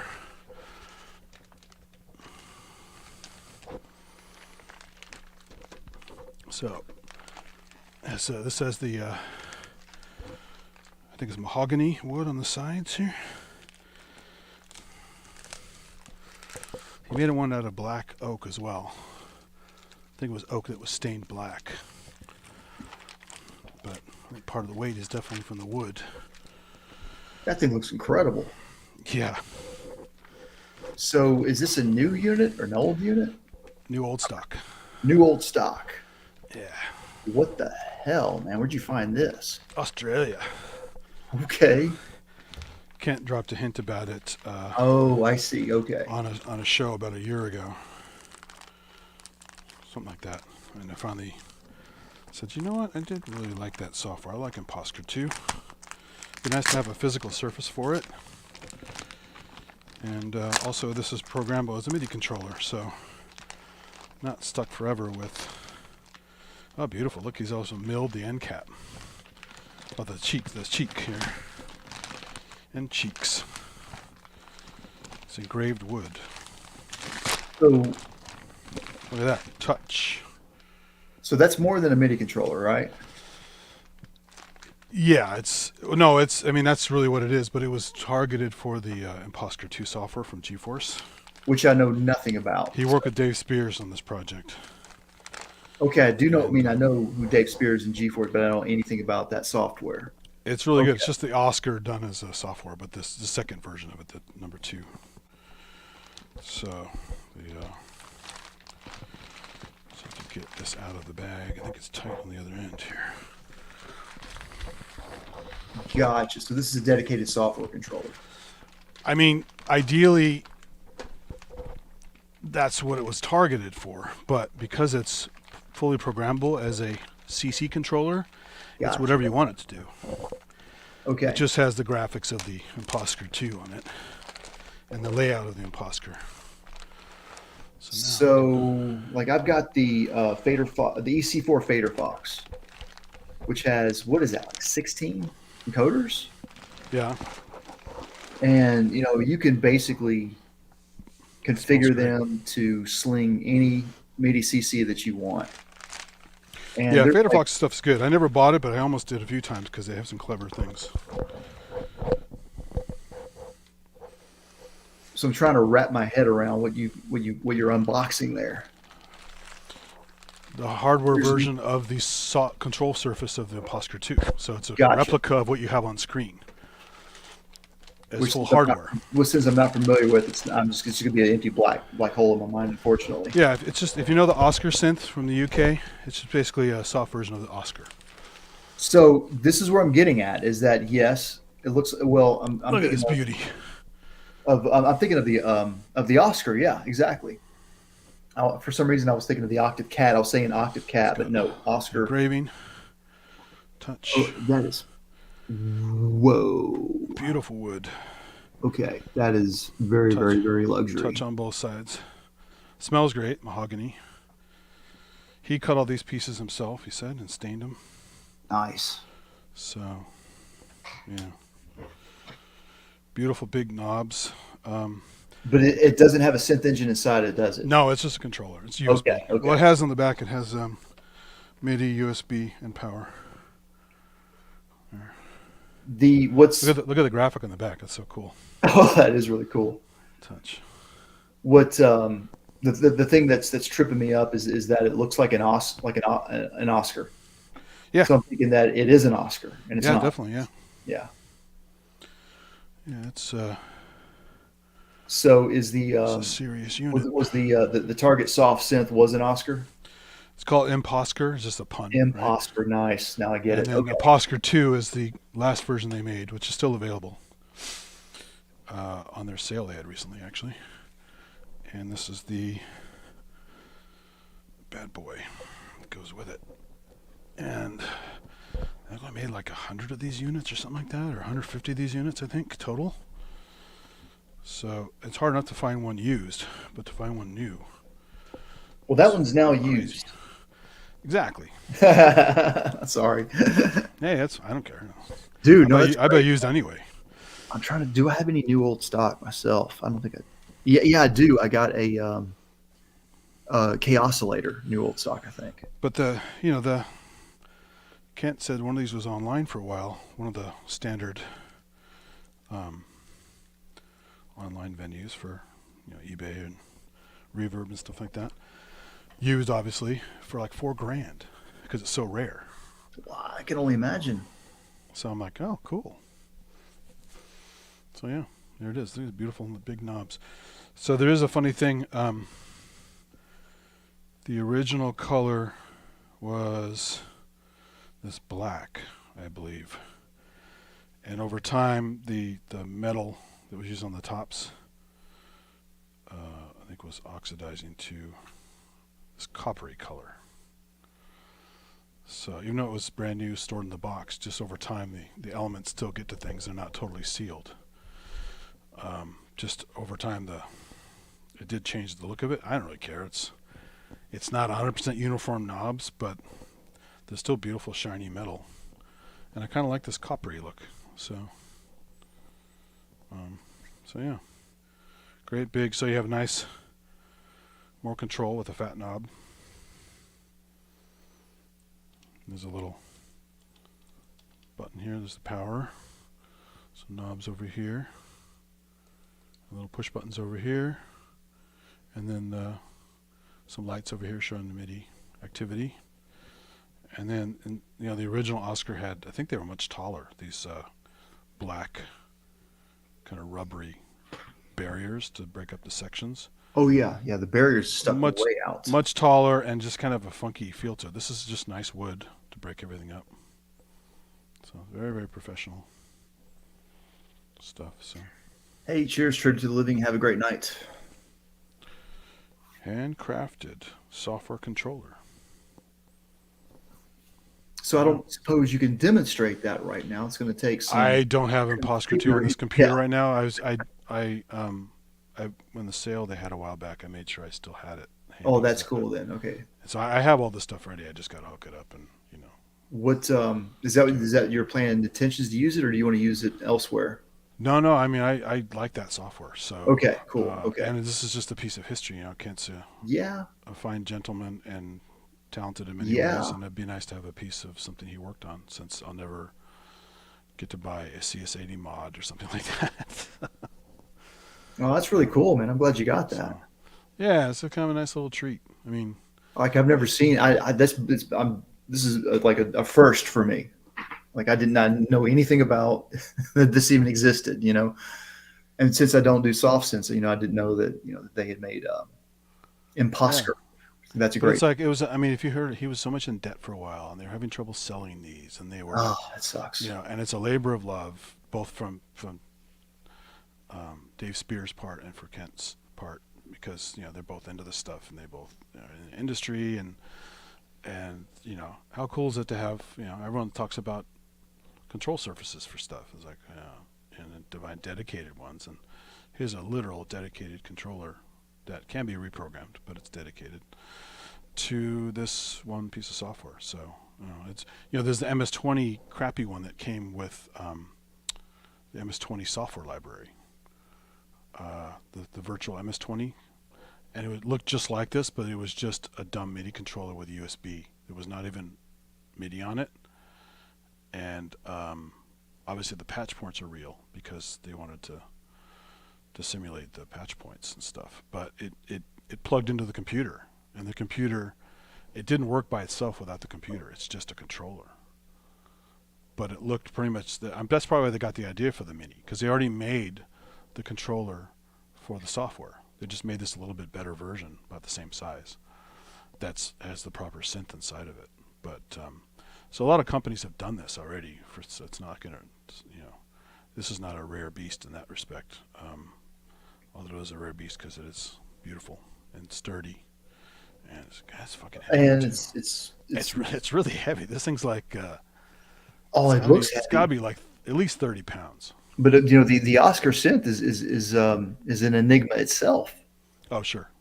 Like what? So it's not only is it a controller, it's modeled after one of the most an extremely rare synthesizer. Exactly, yeah. And I knew I'd never get my hands on an Oscar, so I was really happy when they made the ImpOSCar software, and then they improved it, made the ImpOSCar 2, and then the rest is history. And I hope nobody's disappointed, but if Behringer makes an Oscar clone, I'm definitely going to buy one.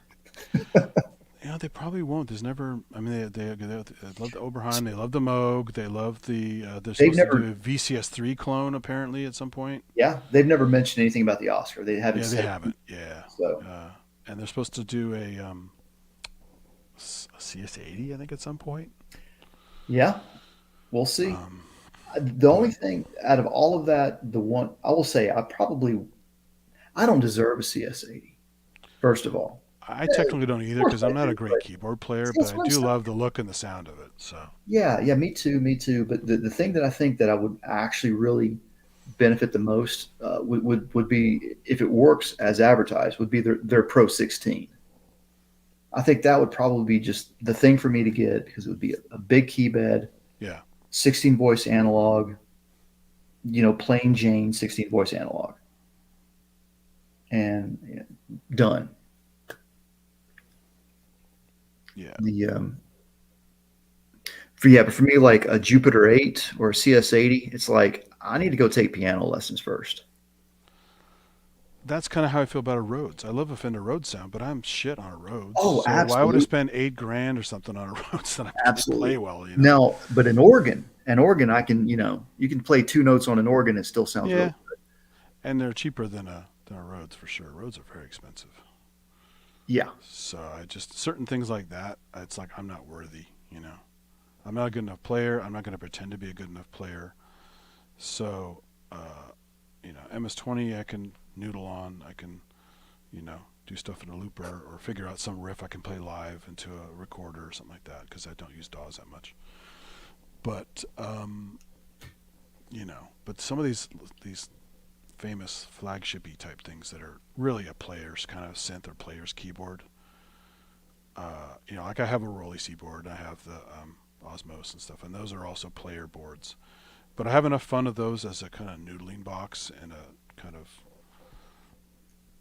sound effecty kind of thing, and I can fiddle with it and not feel so guilty about not having the skills to really wield it. Oh yeah, absolutely. It's because then a lot of people are just lusting for all this stuff, but it's I know. I do too. But like at the end of the day, not only is it the money, but I just feel stupid if I bought something I can't play it well. Oh, yeah, sure. And for Because it's me, like, and now it's just like furniture, you know? oh, that's a funny topic right there. But yeah, I find that people we just gravitate towards this notion that the best is the best, Yeah. and it's kind of like, whoa, well, but what's the best for you? It's like we should be treated equally, and we're sort of created equally. But come on, like we all approach everything differently. We all have a different way of approaching solving whatever the problem is. Yeah. And we all have different talents that we've acquired over the years. Some of us, some of them are currently are still being budded, and we're learning them. And the other thing is like, I could take, if I really wanted to, I can go take piano lessons. Sure. And I have really basic just to learn how to sit and how to hold your hands and, the basic stuff. Well, and how to yeah. play with two hands in a really basic way. But I never, as much as I love classical music, Well, I'm that's too where I'm lazy. going with this. I'm too lazy to learn this shit the way I'd want to. I had a great teacher who talked about like, in order to build like your pyramid of success, whatever you want to call it, talent, whatnot of skills, the bigger the foundation, the larger the foundation you start with, the higher the pyramid you can build. Yeah. Right. So the problem that we're having is we're getting older. Yep. And I don't have time to build a foundation right now. Pretty much. Yeah.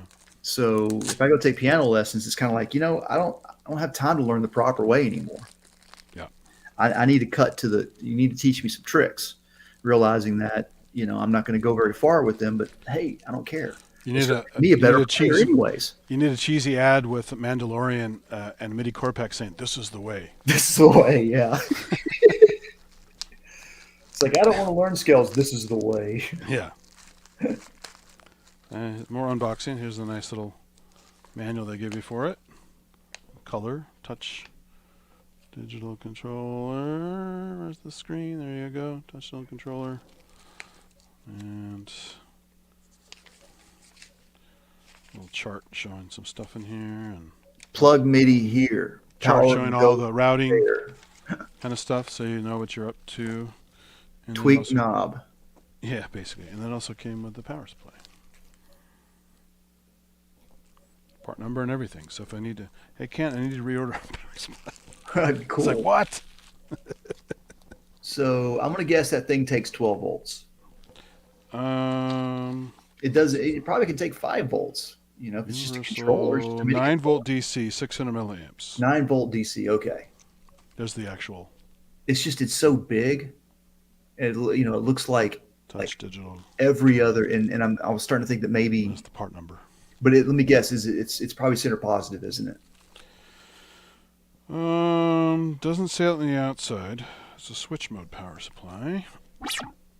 Yeah, switch mode should be fine. I can get my knife here.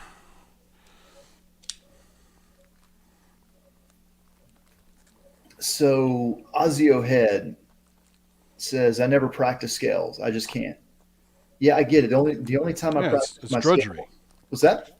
It's drudgery. I mean, it's necessary, but it's also fucking drudgery. The only time I did that was when I was learning saxophone, back in high school and stuff, in middle school. And I was talking with somebody recently. I don't think it was on this channel. And I was talking with Coincidence Machine. He's a musician in New York City. And I postulated something. I do this sometimes. People think that I'm not trying to be arrogant. I'm actually it's kind of a question that I pose, but I pose it in a way that's like, hey, is there any validity to this? Like a theory, anyways, or a hypothesis. And it finally dawned on me that you go to YouTube and there's all these learn music theory in 15 minutes. Learn music theory in X amount of time. It's so easy, right? Right. And I'm like, I'm watching this. I'm like, what the hell are these guys even saying? I start watching one of these videos, and it's like, here's this note, and this note, and blah, blah, blah, blah, blah. And then they go, blah, I'm like, what? Okay. And then it finally dawned on me what I'm missing. And what these guys are missing too. respectfully. Yeah. The only way anybody can understand what they're talking about is if they drill their scales and they know their scales and they know them all and they drill them and they're warmed up on them. Like they're currently, on that path.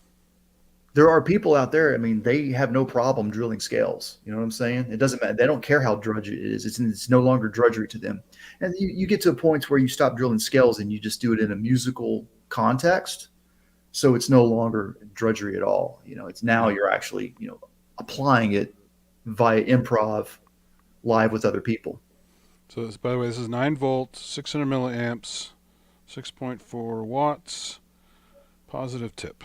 Positive tip. So I thought, yeah, I always want 9 volt to be center negative.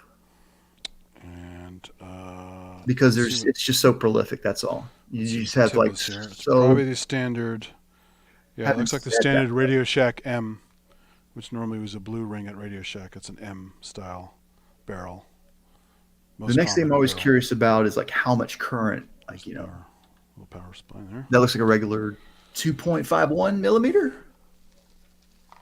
Was that? I can't remember. I just know it is M because it's the most common one. I used to build my own power supplies out of Radio Shack parts. It was always M for almost everything except for Korg. Yeah, Korg, Sony, size, and a few other weird birds. And it's not that it's a smaller size. It's that the center barrel.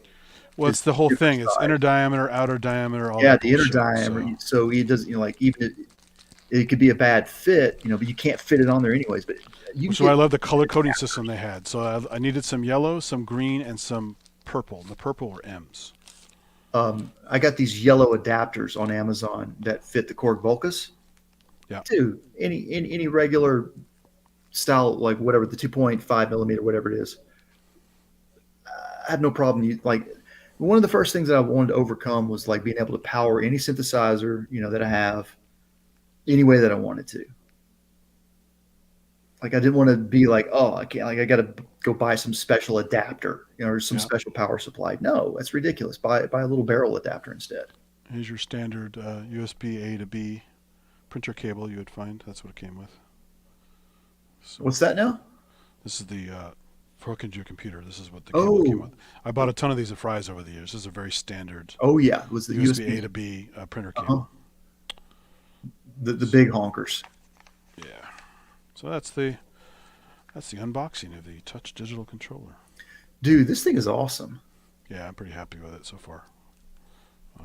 I can't when do you think you're going to do some soft synth demonstration? I'm definitely going to hook it up tonight and play with it a little bit, and I don't want to do like a total random unboxing and not know what the hell I'm doing. So I want to get hooked up and playing a little bit, and then kind of, because I haven't used the software for quite a while. I like the software a lot, but I don't use VSTs that much anymore, except for like Hartman Neuron and a few other weirdo ones that I can't do any other way.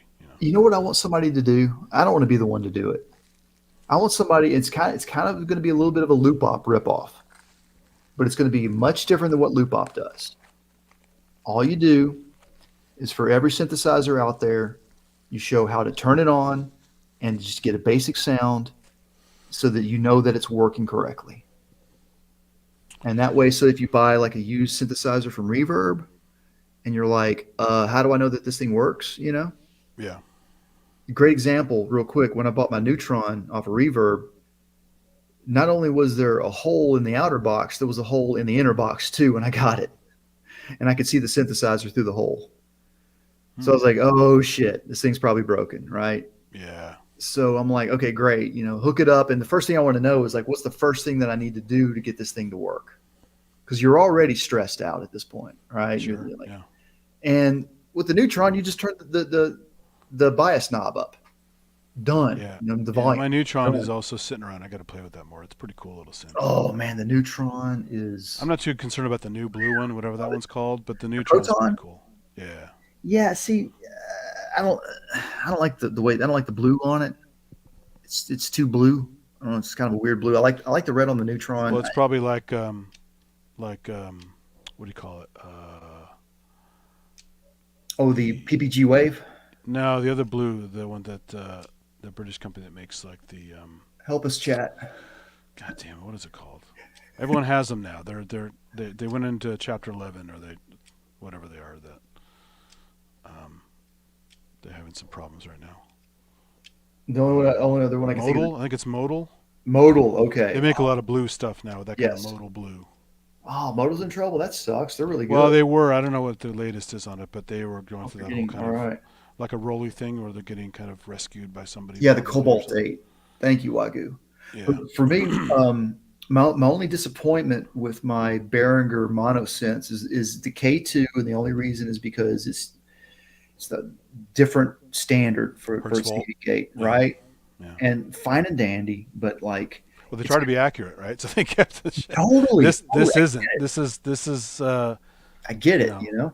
This So is for me, supposed to not be Hertz volt, but I'm not sure. I forgot. yeah, well, it's one or the other. I never forget. Yeah. I always forget which one it is. But so that's okay, right? So what I can do is I can take the K. I've got like two towers like set side by side, so it's 6 monosynths Yeah. in total. I could just take the K2 out of that configuration and put a proton there instead, Yeah. and maybe I could use the K2 with the BARP 2600 instead. So the proton is more of the Salin key filter that the MS20 has, or is it? I don't know. I don't know anything about that at all. I just for me, it's what I see because in modular, that's what you buy if you want a MS20 in your modular. You get Mhm. the Salin key filter. It's basically the same filter. So fair enough. For me, the uniqueness about the MS20s is just the fact that it has 2 filters. Yeah, that. But also, it's the other thing that. My ears haven't discerned the difference between the types of filters like that yet. To me, it's just a filter. I don't really care yet. Well, it's more squelchy. it's the dB cutoff and all that stuff. It's a bunch of characteristics, kind of like the Steiner Parker filter. It's got a certain kind of nastiness to it, which is why it's great on the Mini Brute and stuff. See, I suppose and the Wasp filter that's also in modular now. You just buy the Wasp filter and you say, oh, I got a Wasp now, kind of, sort of. I've got the Wasp, and it's more than the filter.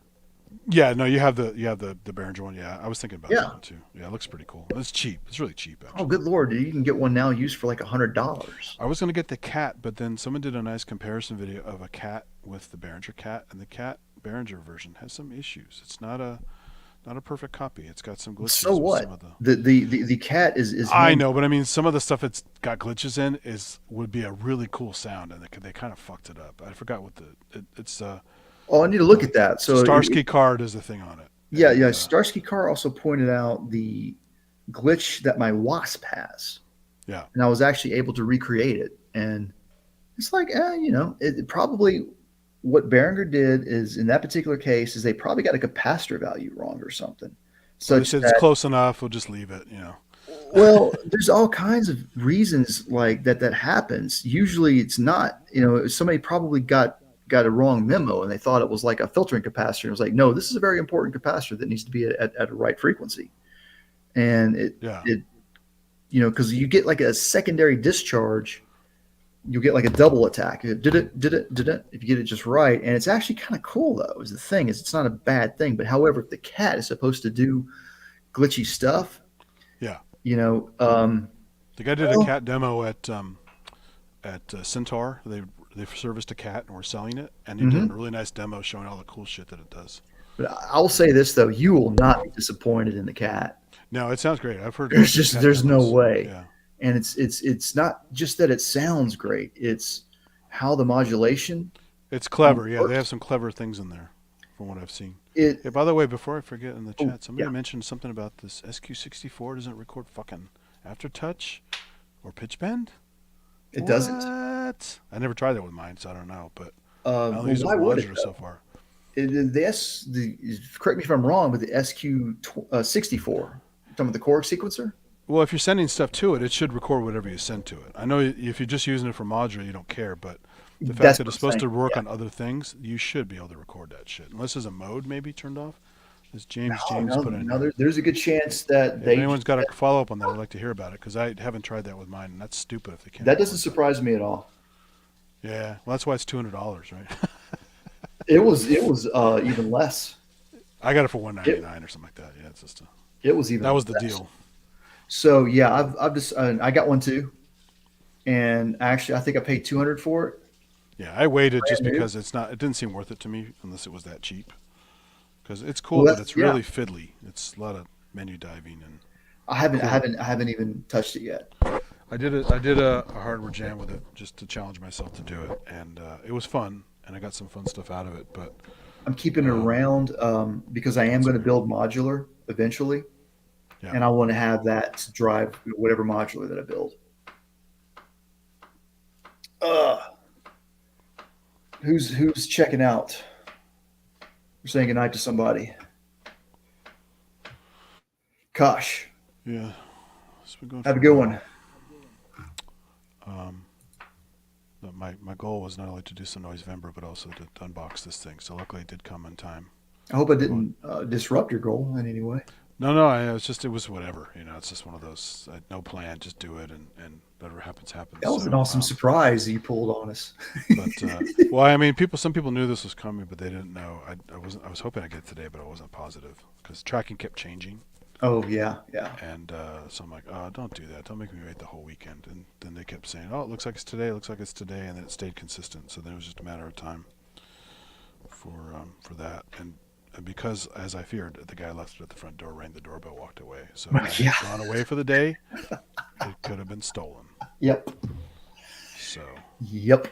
Just takes a minute. Good night, Matt Brown. Have a good one. Yeah. See you, Matt. Yeah, that's why I always plan to receive stuff. I don't trust the carriers anymore. Because even if you paid for a signature, they didn't always get the damn signature. No. I've had no problems. But then again, the thing is that like I'm always here usually, when a delivery's coming. And I try to be because of those reasons. It's too scary. I don't know why, but like here in like Nashville, and we've got a very efficient post office. What am I trying to say? It's like post moves very rapidly through our system. I'm not going to say they're efficient. I'm not going to say they're good. I don't know what's going on, right? But remember the voting scam when he made the Joy guy fuck up the post office for a while? Remember that one with the voting? No, I don't. You guys didn't get that? When Trump wanted the mail-in ballots to fail for the next election that he lost, he was purposely trying to get the guy he appointed to screw up the mail flow, and he got busted for it. Well, let's be fair. We got Biden. We lost.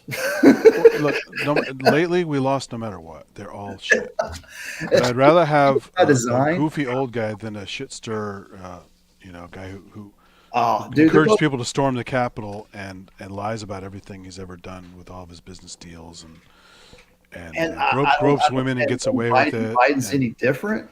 No, they're not. They're all the same. But I mean, one is more nasty than the other, to be honest. I think they're both just as nasty. And it brings the worst out in people. And what scares me, though, is the fact that we think that voting for the less nasty one is the right thing to do in the first place. Let's have an election where we don't vote for any of them for once. Well, I would like that, but what's going to happen.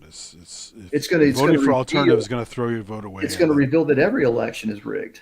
Yeah, it's nasty. And furthermore, it doesn't matter if it's rigged or legitimate. We only have the power to elect. We don't really have the power to select them in the first fucking place. No, and I understand also why a lot of them aren't running now. Why there's such a thin crew, because it's a horrible job. It's if you give a rat's ass about your privacy and about your past, Trump has a terrible past, but he doesn't seem to care. He's like Teflon; nothing bothers him. I'm telling you, you should read this book, and it will kind of open your eyes are already open enough. Don't get me wrong, but it's like when you really like. I would love to just talk about Billygate alone, just Billygate by itself. Yeah. That by itself right there. And you start to realize it's like there are so many actors and players involved in this. The first trick they do is having us focus on Trump and Biden in the first place. Right. That's the first illusion. Don't give us enough choice and we're stuck with the garbage. So. Right. And it's like the people really, the real instigators are behind the scenes. Yeah. And we're not talking about them. No, I believe that. I mean, it's as corrupt as they want to make it, and it's what I'm trying to say. It's as corrupt as you think it is. Multiply that by 10. Yeah, I believe it's far more corrupt. And I'm reading this, and you already you know what I'm saying, but you start to read it, and you really start to realize, man, that this is just a huge, never-ending wave of shit. Yeah. and I told you before, like according to this book that I'm reading, and I think she's pretty spot on. It really kind of, I mean, it started with Cain and Abel according to the fable, of course, but like really what we're specifically talking about with Trump, who is just a red herring because really it's Maxwell and Epstein, and those cats that we Sure. need to be focused on. It really started because of prohibition. Because of Yeah. prohibition is what allowed like this wedge to be formed of corruption. Yeah. It's wild. It's really, really, really wild. And I hate to say it, but I kind of would like to go back to this being more of a Christian nation, just in the sense of that people. Yeah, I know you don't like that, but it's you got to understand something, right? People are sheep, okay? And whether you believe in God or not, it doesn't matter. They got to have something to worship. Well, because that's considered the norm. That's the only choice most people ever got. Okay, so what's your alternative then? Um, You see what I'm saying? well, I mean, There really because is. You because think there's an because alternative. because countless people around the planet live an entire normal, healthy, happy life without any of that kind of crap whatsoever. Well, Proves those that are. you don't That's need what I'm it. saying. Yeah, well, but I used to think the same thing until the pandemic hit, and then I Yeah, realized real that's quick, just. man. But that's a Yeah, combination of social media bringing out ignorant people, spewing out their ideas, and people buying it, and not being critical in any way in the smart sense, where they're not and they skeptical. never are going to They're be. skeptical in the wrong Thing. way. They don't understand what skepticism really is, and they just think it just means a So naysayer or something like what? that. Okay, question is, what has God done for me? God has given me everything, including everything that I didn't want. And that's what that's I think is the thing that you reconcile with. How was I created? How was everything created? And science is We'll great. never know. You're never well. It's one of those answers you'll never know, to be honest. I and you will never know, but science will never stop They'll keep looking for it, of searching course, for because the you never stop looking for answers to stuff. But the great philosophical questions are most likely going to go unanswered, and that's okay. You don't have to. actually no, they have been answered, but it's just that they've been answered in such a way that very few people get it. And I was shown this wisdom, but trust me, I'm just a fool compared Well, to the everybody people that is. actually, Yeah. how do I say it, propagate this wisdom, sort of held on to this wisdom over the years. And I'm not here to convert anybody though. No, and that's the Quite the nice thing opposite. about having the option is like, but in a And I'm not a theocracy you Christian, by don't. the way. In a You do theocracy realize you this, don't right? have a fucking option. Do you see what they're trying to do now, where they're banning gay activities in certain states? That's Um, theocracy. well, they were doing that before. Oh no, it's So whatever this reason thing, they have, or whatever reason they're bringing it back and banning they're abortions yeah, and they're trying banning to. body autonomy and all this kind of, and saying like, oh, we don't like Well, Muslims anymore. We only like Christians. It's just nonsense of this of I hate the term mind virus. Elon Musk is a total idiot. But if you want to talk about any kind of mind virus, I think religion is a mind virus in that sense, because it basically makes you not skeptical. It makes you accept things that are written in a book by people over hundreds of years when it's supposed to so be how is all written religion by God. okay? How has religion made you that though? What do you mean? It hasn't. See, you're talking about other people. No, I'm talking about the fact that it's taken so seriously as a literal thing, as the Well, there's word of nothing you can God, do about and that. it's I mean, written by men, not women. It's written by men people are over going to hundreds of people years. want that though, is what I'm saying. No, I know they want it because See what I'm they want to saying? be they don't want to be afraid to die. They want to have a comfort place to go when they die. They don't understand that you just. And you want to deny them that? No, I don't. That's why I said it's nice to have the freedom to do that, but I don't want them Exactly. controlling everybody. We don't Well, I need a agree with that. theocracy. So, but that's the thing though, is that anytime we talk about religion, you want to focus on the fact that there are people who want to use it to control and get their way, and it's kind of Be- like, well, yeah, that's because just human since nature. pharaohs and kings and all that stuff, it's been a control mechanism. It is a control mechanism. That's why the pharaoh was linked to the gods. So when he died, he went off with the gods, and you had to listen So to him because he's basically holy. And you're close, Paul, but no. Paul was close, but no banana. And I don't agree that faith is an excuse to stop thinking critically. There's three kinds of faith. There's faith below reason, which is exactly that, and sadly, most people use religion and they take it as faith below reason. Like they don't use reason. Then there's faith within reason. That's where you start thinking critically.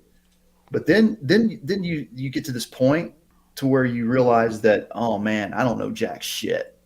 And that's when faith above reason starts coming in, because you do realize that you're being the more you learn, the more you know you don't know, and that's good. That's a good position. Yeah, but what I'm saying is, biblical people say they know the answers.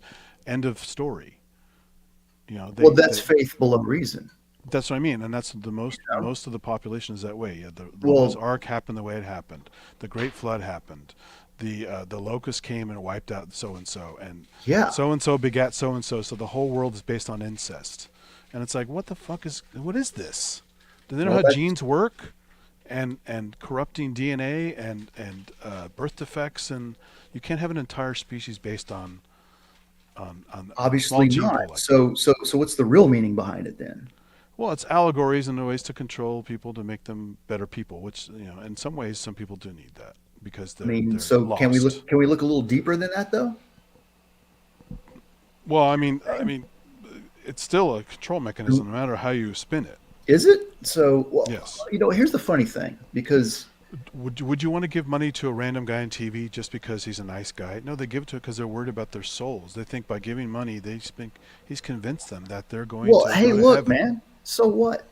I will say this: I don't like the fact that it happens. I don't. You know what I'm saying? But it's like I could never stop those people from giving their money to those fools in the first place. Right. And see, I guess what I'm trying to say is that those people are always going to be fools. Right. But I don't want them in power and saying what happens to me. Time out. They're not in power. They are. No. Some of them. What I'm trying to say is that those people are never going to change. They have to have a religion. You have to give them a religion. Yeah, they can have it. That's fine. You see what I'm saying? Give them their bread and circuses. I don't give a shit. The problem is that they've been given the religion that they were given has been turned into something else. It's been turned into a money-making scheme. It wasn't originally that. And there's always been an aspect of it because it's about giving to the church, because the priest is one of the easiest jobs on the planet. He doesn't do anything to earn money but talk to people, hang around, and act holy, and that's considered a job. If he keeps the community together and is able to solve problems for them, that's a pretty. What about the ones molesting the kids in the Catholic Church? Well, and they get excused and moved to somewhere else, which is a crime. Right. So basically, what we're having here is that you see people who want to use this as good, and people who want to use this as bad. And we just want to throw the whole thing out. Well, it's so like you said with everything else, it's so intertwined. It's very hard to unravel it without destroying it. Well, it's actually quite easy. The first thing you do is you don't go to churches that you don't approve of. You don't spend your money on things that you don't approve of. It's about all you can do, anyways. There's some level of control there, of course, but it's just the thing that kills me is. You know what else is was? I'm in Tennessee right now, and it's like, Tennessee used to be pretty religiously, morally restrictive, but it's like. It's not? I thought it was still. Hell no! Oh my really? God, man! See, that's what I'm saying, man. It's like we're in the 21st century now. Okay, well, those people have largely passed away. And the ones that are left, they're only going to be around for like 10 more years. And what about these draconian laws coming out of Texas and places like that are religious based about women's right to body autonomy and lifestyle choices? I don't know anything about Texas. You tell me about what's going on in Tennessee, and I can talk. But whatever Texas, I'm just saying that there are plenty of these kind of theocratic states that are either getting worse or staying around.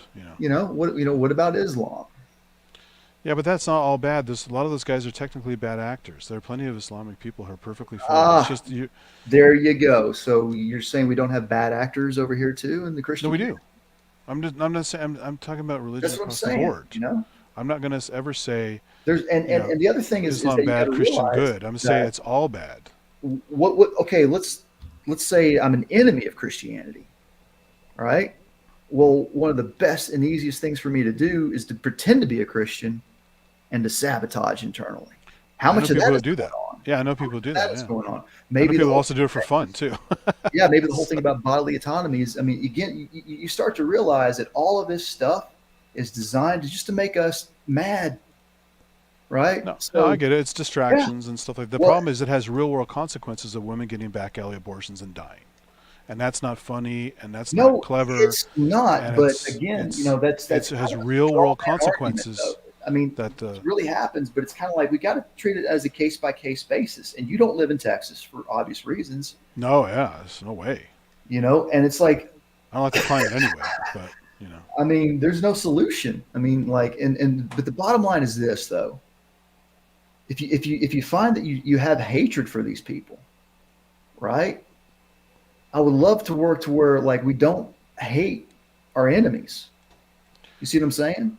well, Because I at the mean, end of the day, hate is I don't necessarily say I hate those things. I just find it unfortunate when they're trying to say I no longer have control with my own decisions because they're going to erect laws or perpetuate laws that are going to not be across the board and by choice and not necessarily morally given. Like when you let pedophiles get away with stuff, in church or not church, when you let sex offenders like Donald Trump get away with stuff and not face the consequences, you are letting people, and Biden's also a creep too. He's been groping women and stuff. I'm not saying any of those guys are innocent, but they set a precedent for, it's like the Hollywood model of celebrities not serving proper jail time in a real jail. They go to country clubs to get away with it, and politics is the same way. And whether it's religion based or not, a lot of people are getting away with horrible behavior because of their friends, their power, their money. The people think they're funny. Oh, he's so funny on TV. He's just locker room talk or whatever. It's like, give me a fucking break. You're making so many excuses for these people to be bad and laughing it off. And at the end of the day, it's not so funny because there were victims. People were legitimately hurt by it. People are believing them, thinking they're really cool guys, and being as ignorant as you were saying, that just making assumptions when the facts are there, because the court cases have happened, judges have been bribed. The thing lately about can he be on the ballot in Colorado? They said, oh, we're not sure if he's an officer of the state. He's elected to office. He is the highest office in the land. He is an officer of the state and the country. And they said, well, we're not too sure about that. So, but by what the rule says here, he's part of the insurrection, but he's not subject to this one rule that would take him off the ballot. I'm like, how stupid is this fucking judge, right?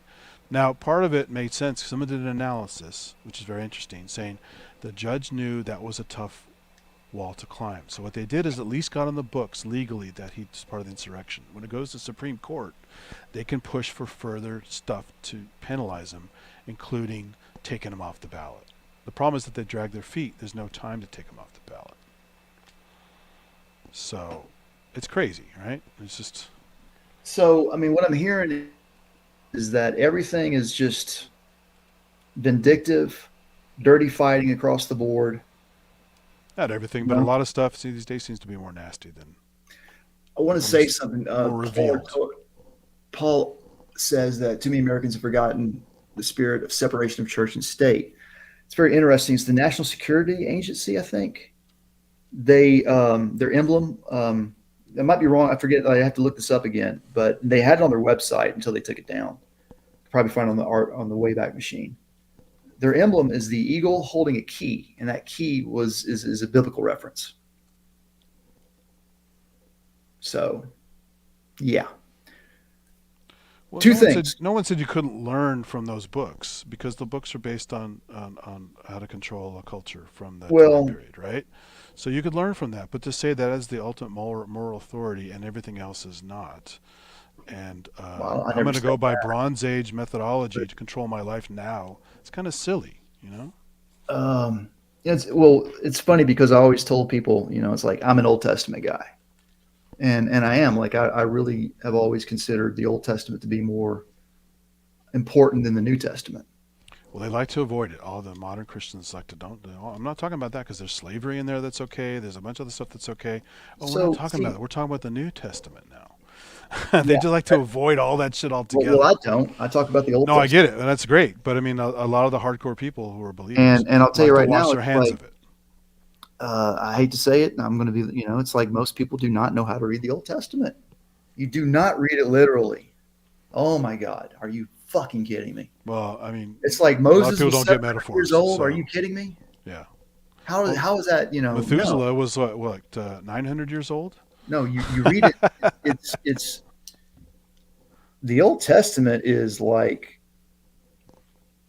it is a puzzle, man. It is a intricate puzzle that you know it's brilliant, man. It's fucking brilliant. That's all I got to say. It's like it's you read it internally. It's talking about what's happening inside of us. All of that shit is as an allegory. It's a metaphor to our emotions. Just to give you an example, nations means or desires. Those are our desires to transgress upon or whatever. You know what I'm saying? Like I want something. You know what I'm saying? When anytime I want something, I'm going to get my way. We are Pharaoh. You see what I'm saying? And that is the whole purpose of Moses escaping Pharaoh, is that we learn to, not let our ego drive how our treatment of other human beings. It's really, really great shit, man. I mean, I suppose And the problem is no matter how clever it is or how many multi-layered parts of it are supposedly there, is the average person is never going to get that. They're going to get what they want well, out of it. They're going to pick and choose, and they're still going to say this is my ultimate source for everything. well, And although it's yeah. created by See, man, so, it's supposed to be eh, a celestial it, thing that's not really but they're there. see, they're not really. They're not. See, right now, Christians have been misled. It's pretty easy to see. I don't like it. Well, You it's easy should. to mislead them. Of course, it is. Yeah, That's the whole point. That's the whole yeah. point. But it's not. You got to understand. It's like doesn't matter if they're Christians, Jews, Anything, yeah. Muslims, All of them. right? And who's at the helm right now? So you can't blame the religion for the person that's because the person who is controlling it is to be blamed. You can't get rid of religion. It's a force of nature. It doesn't matter if the planet, if we were to be wiped out and civilization were to start over, religion would be part of it again. And guess what? No matter what happens, like in our future, if we get something together, we're going to have a new religion that's going to be universally accepted across the globe. That's part of the New World Order. We don't know what that new religion is going to be yet. Hopefully, it's going to be something awesome. Hopefully, we're going to be a loving race of human beings that cares for each other. We get past it because we got to realize that we're in this together, and we're not going to get off this planet. There's no. I mean, I want us to be searching out there in space and everything, but you're telling me that The it's our sad thing right is we're just going to trash to somebody spread our else. Like virus. it's our Yeah, nature to we got it's to our fix nature to destroy it. anywhere we go. So it doesn't matter if we go to the moon or go to Mars or terraform some other planet in the future. We're just going to fuck Right? that place up too. So Exactly. Exactly. Yeah. you can't start over. It's the same shit. It's like those episodes of Star Trek where they get caught in a causality loop, and they keep doing the same behavior over and over again that makes the ship blow up. And then finally somebody gets in there and throws something in there, but that's the Star Trek quality that's clever, is somebody actually figured this shit out. But as a species, we haven't figured that stuff out. We're basically No, we doomed have. to repeat cycles over and over again. The Yeah. whole learning from history is kind of a joke because it's all there, but nobody ever learns from it. We do the same dumb shit over and over again.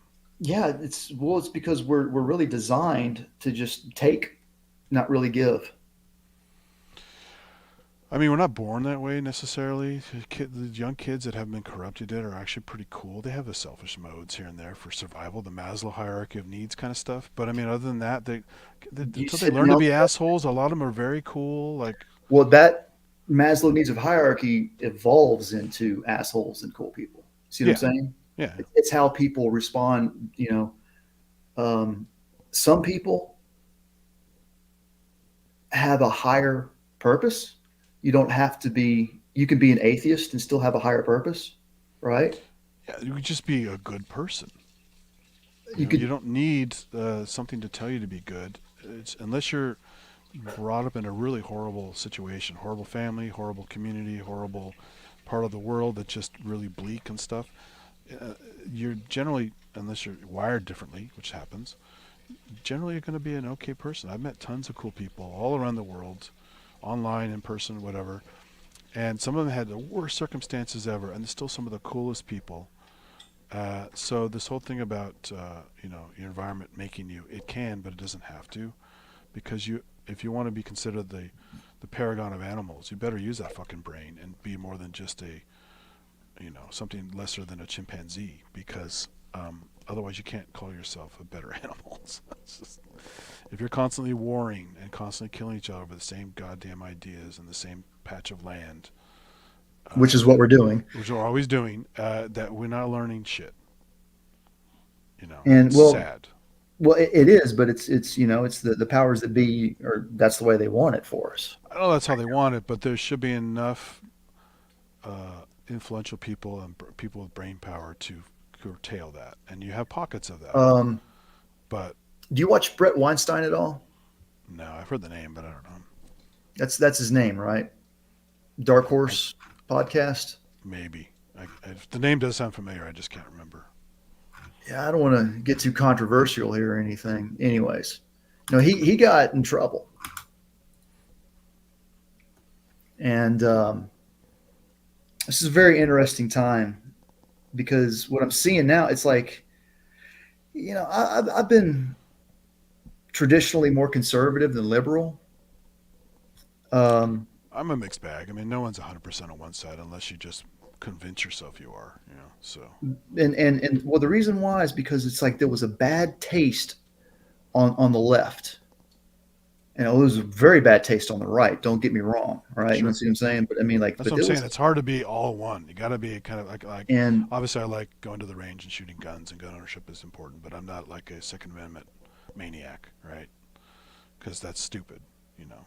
well, for me, it's really hard. I can't. I haven't put it to words what I'm trying to say ever. This sort of spidey sense that I'm employing here or whatever. But it wasn't until I actually saw Brett Weinstein and he had been demonetized on YouTube and almost kicked off the platform. And Jordan Peterson interviewed him. And I watched the whole thing and I was like, okay. And like I've been watching some of his interviews and I realized, it's like I am very, very liberal. And I'm starting to see now like a side of the left that is starting to wake up a little bit. Starting to realize, oh shit, we've been played. And that was that bad smell that I was kind of purporting to. And I think that whole element, we'll see. Well, look at it this way: you take something pretty innocent like PETA, right? People for Ethical Treatment of Animals. I've been a vegetarian for a long time. I all about positive animal treatment, animal rights, and environmental stuff and all that. But PETA goes overboard. They seem to prefer protecting the little fuzzy animals and don't give a shit about the bird populations of the world that are killed by the cute foxes that aren't supposed to be there, and all this other kind of stuff. And so when you try to do something that's ecologically sound for the good of all the animals, and you start killing off the red foxes that are introduced here, and killing off clapper rails, and all kinds of other stuff like that humans have introduced things around the world. Starlings came from Europe because they're introduced because of a fucking Shakespeare story or whatever, along with some other animals introduced by people that wanted those birds with them when they traveled over here. And those are the most aggressive goddamn birds we have in the country practically. Wow. And so you'd like to, they're beautiful, but you'd like to eradicate them because they're fucking up native species that are getting screwed up because they're more aggressive. Or like the cuckoo is a famous one. The cuckoo's been just screw with other species, as its nature. And if you were to introduce a cuckoo from another part of the world, it would be even more problems. So we're constantly causing problems of our own, trying to do what we think is cool or what is right or whatever. And PETA is a perfect example of their head is in the right place, but their actions often are questionable because they don't look at the big picture. They're just into cute fuzzy. Don't hurt those furry animals, or maybe the oil-soaked birds. That's a bad. We got to take care of that. But the average birds, wild birds, they don't give a fuck about. They care about the high target items, the fuzzy things, the warm, cute things that makes them like the pet type animals, right? And that's just kind of a twisted view. It's a very tunnel view of the whole problem, and this happens in all disciplines, unfortunately. So it's It's sad. funny. I had a really good neighbor friend of mine in California, and she professed that the best charities to go after to fund are CIA charities. She said the reason why is because they actually have to like have a real charity. They actually have to show results. She has this one that she pointed out that where and she knows it's a CIA front, but she knows that she gets real results. It's like you have like a village somewhere in a country and they need resources. You buy them those resources directly. You know, you wire the money over and they get the resources, and you see that they get the resources that they need. You know, go whatever it is, right? And I thought that was kind of funny. It's she was hitting on something there. It's like since the world is so messed up, it's like sometimes you've got to, you know, like use the evil to do the good. Yeah, it's none of this stuff is black and white. There's always some shades of gray and stuff, you know, just like people. And no one's all good and no one's all bad. And organizations often have their, not all of them, but often have their good moments, or at least they start out good and they get corrupted in some way and go for the bad stuff. So, like Behringer, no, I was kidding. but um, but you know, in general, these are the lifelong or ever-going problems we're never going to solve, unfortunately. So we don't have the power, we don't have the money, and nobody's often listening. They have their own ideas already made up. So that's Well, why we have to have. So we have to have fun with our nice controllers and our nice synthesizers, and not worry about all that shit every day. have y'all ever heard of Sockapex connectors? No. These things are awesome. I want to talk about Sockapex just for a moment. And the reason why is because Wagyu mentioned that the Pro 16 and DS80 will be 16 voices. That's 3 sixes.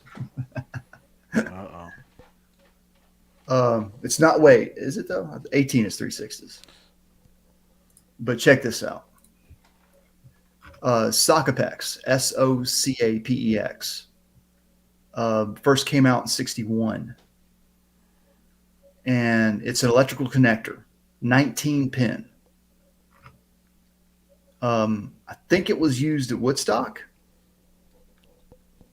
And it is the industry standard for getting like 220 volts over to power things. Does it say how big these cables are? These cables are. When was it created? Huge. When was the standard created? 61. Oh wow. I mean, the cables are like, you know, like if you make a circle with your forefinger and thumb, that's how big the cables are. Wow. They're huge, 19 pin, and they carry power. So they carry 3 circuits of power. Or let me does this show it? I can't remember. There's one that actually has it broken out.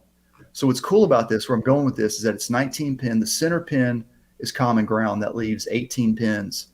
And they're literally broken up into groups of 3. It's literally 6, 6, 6. And this is what's been powering rock and roll shows since 1961. How about that? I thought that was pretty cool. I mean, it's silly, you know, but it's kind of like, hey, it is the devil's music. First, no, let's back up. I don't think that anywhere in the New Testament it equates it to the beast, not specifically to the devil or Satan, right? They're not supposed to be synonymous? I thought they were synonymous. Well, here's where we get into the debate. Are they? Right? And I would argue that... There's a problem when guys write books and it's all oral history turned into stories over hundreds of years. They fuck the whole thing up. Okay. You know the game of telephone. That's how oral history has worked for thousands of years. And when you start writing that stuff down, and now, oh wait, that's not the thing I remember. So you have these different gospels that some of them line up and some of them are different. We deal with the same thing with written history though, Exactly, yeah. because it's like it's But what at least there's not a at least there's not this kind of overarching celestial agenda to make it fit, right? Like people get mad at Howard Zinn for People's History of the U.S. because it's very frank about slavery and about a bunch of other stuff. And that's why a lot of people are trying to ban the book because, and I haven't read it, so I read parts of it. But it's a controversial thing because if you look at history books now that they're trying to push, especially in the redder states, they're trying to say like, hey, yes, we had slavery, but guess what? It was the Democrats, and well, sure, yeah, powers change over time, ideas change over time, parties change they swing around, just like the poles swing around, right? With the magnetic north, magnetic south, blah blah blah blah blah. So, but to get so nitpicky about stuff that's really written by people over periods of time that has plenty of errors creeping in from stories changing, people forgetting stuff, people embellishing, all that kind of stuff. I mean, obviously history books can do the same thing, but I think in general, the average good person who just wants to know the history, good and bad, get out the bad too. The gold rush was a pretty negative time in California in a lot of ways. The way they treated the Chinese people, the way they did lots of stuff. And you got to be honest about that stuff. Don't hide it. Don't sugarcoat it, right? But a lot of biblical stuff tends to be sugarcoated. That's why a lot of the New Testament people are saying, "Oh, we don't look at the Old Testament anymore. It's too nasty. There's about bad stuff in there. Look at the New Testament. It's much better. It's much friendlier in a lot of ways. Not everything, obviously, but it's just that kind of stuff is just it's sadly human nature. But when you're going to say this is supposed to be the word to live your life by, and it's come down from on high, and this is infallible. Just give me a break, It's well, of bullshit. course, give me a break. Why is somebody telling you how to, First of all, why would you be listening to them in the first place? I grew up in Tennessee. I don't. I mean, but the problem is, they have a lot of power. They're on a lot of TV stations and radio stations and internet stuff that gets in your face all the time. And it always comes up in the goddamn debates, all the presidential, vice presidential debates, religion. Because you cannot become president if you're not Christian. This is the difference. Okay. I now understand our difference here. I don't watch any of that shit, man. I don't either, but it's there, right? No. I don't. I mean, I actively avoid that shit. Like, I'm notorious. Like, I remember like one time I went into a Bank of America and the first thing I did is walked in and just turned their TV set off. Yeah. Like, I don't watch that shit, man. I mean, I only watch like Amazon and Netflix, and I don't watch normal TV anymore because it's just mostly pretty. I watch some of the the pre-election stuff just for a laugh, and I will be. I'm off YouTube the moment that they completely forced me to watch advertisements. I'm gone. I do premium because I like the mobile use where I can mute the app and not turn it off, and I like the you see, it's no ads. Really, honestly, I shouldn't be on YouTube at all. Like, I am going against my principle because monetization is a huge problem. Yeah. Just the fact that people, that's their incentive to make videos so that they can make money so that people have to watch. But it's a company, not a democracy on YouTube. It's a company, so they have to make money. They have the right to kick people off anytime they want because it's a company. They have the right to charge you because it's a company. I never said that they didn't. I know, but a lot of people say like this is like it's like a democracy. It's like no, it's a fucking company. No, and get off my lawn. It's a company. my YouTube channel is not a democracy. If somebody writes a comment I don't like, I delete it. Well, exactly. And so Facebook walls, all the same thing. You're within your rights in your own space to control how you want, just like they control it. And to me, I also do that to protect my audience. Yeah. You don't want some hateful stuff in there, even if it's funny.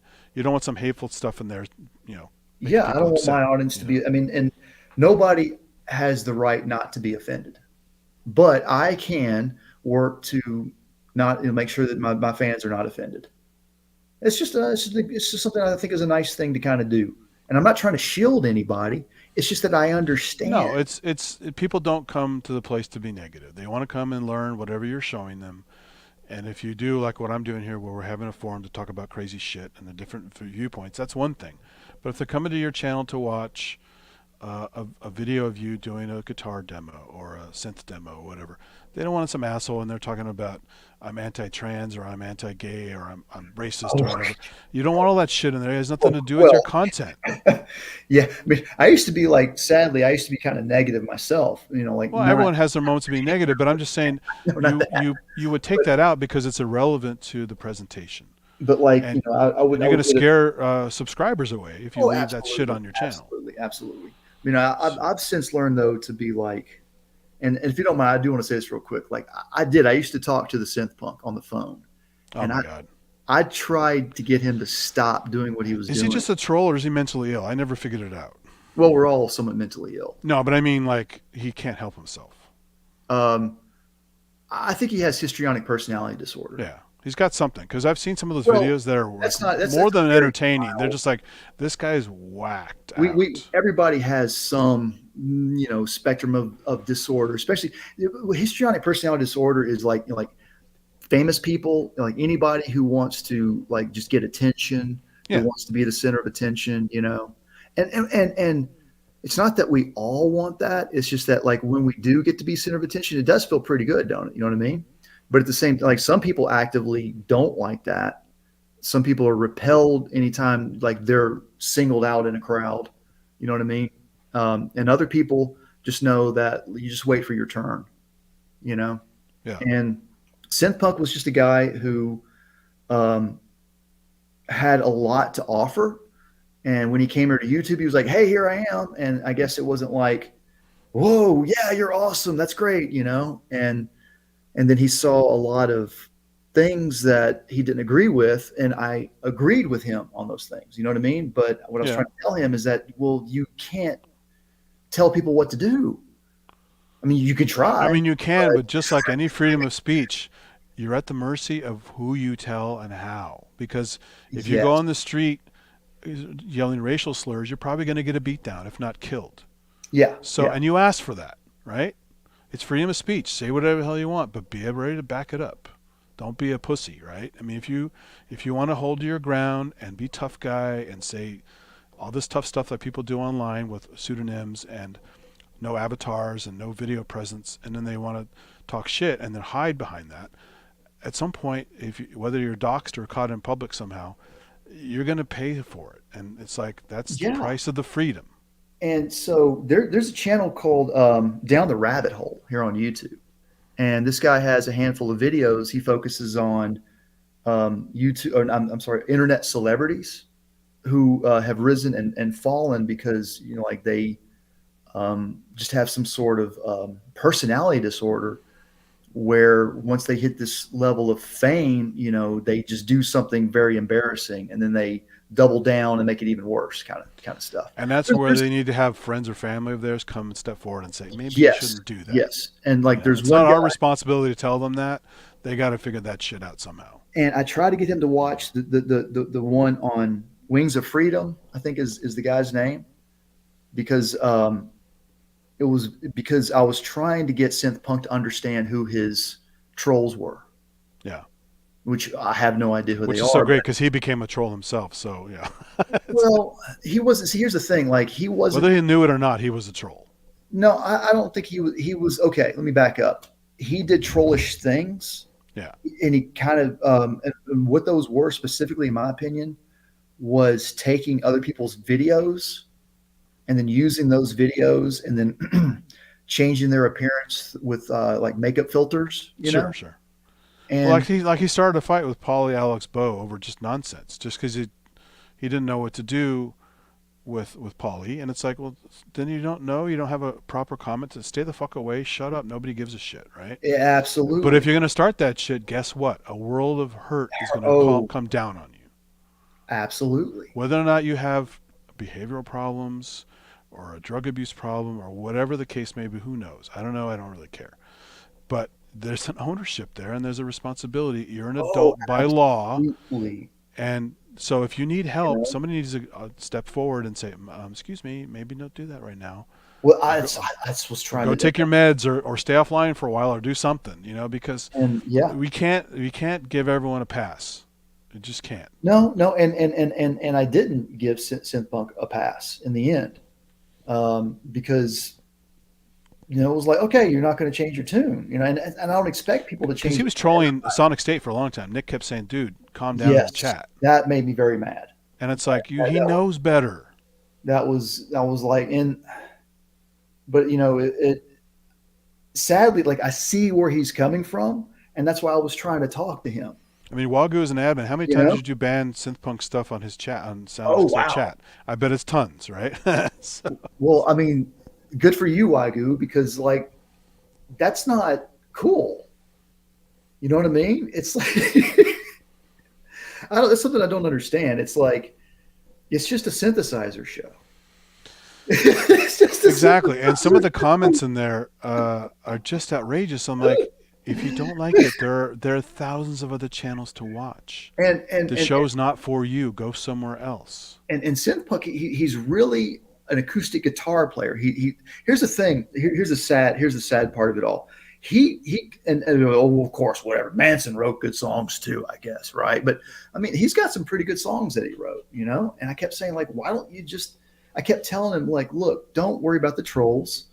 The trolls keep attacking you by saying you're not talented and all this stuff. It's like, Which everyone gets, and who cares, right? If exactly. you're gonna be a performer, a musician, an artist, or whatever, or an actor, you have to have the thick skin, or you can't do it. Well, the other thing, and what I thought you were saying when I said exactly, sorry, what I thought you're getting at is that most of the audience realizes what's going on too. Yeah. Nobody believes these trolls, generally Yeah. speaking.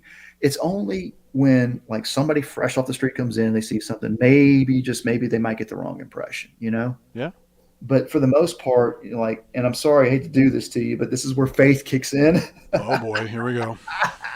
Tell me I'm wrong, though. You got to have faith in your fellow humans, right? Well, that's faith is such a that the broad right term. thing is the right thing I to have do. faith that the sun will rise tomorrow because No, that's not faith.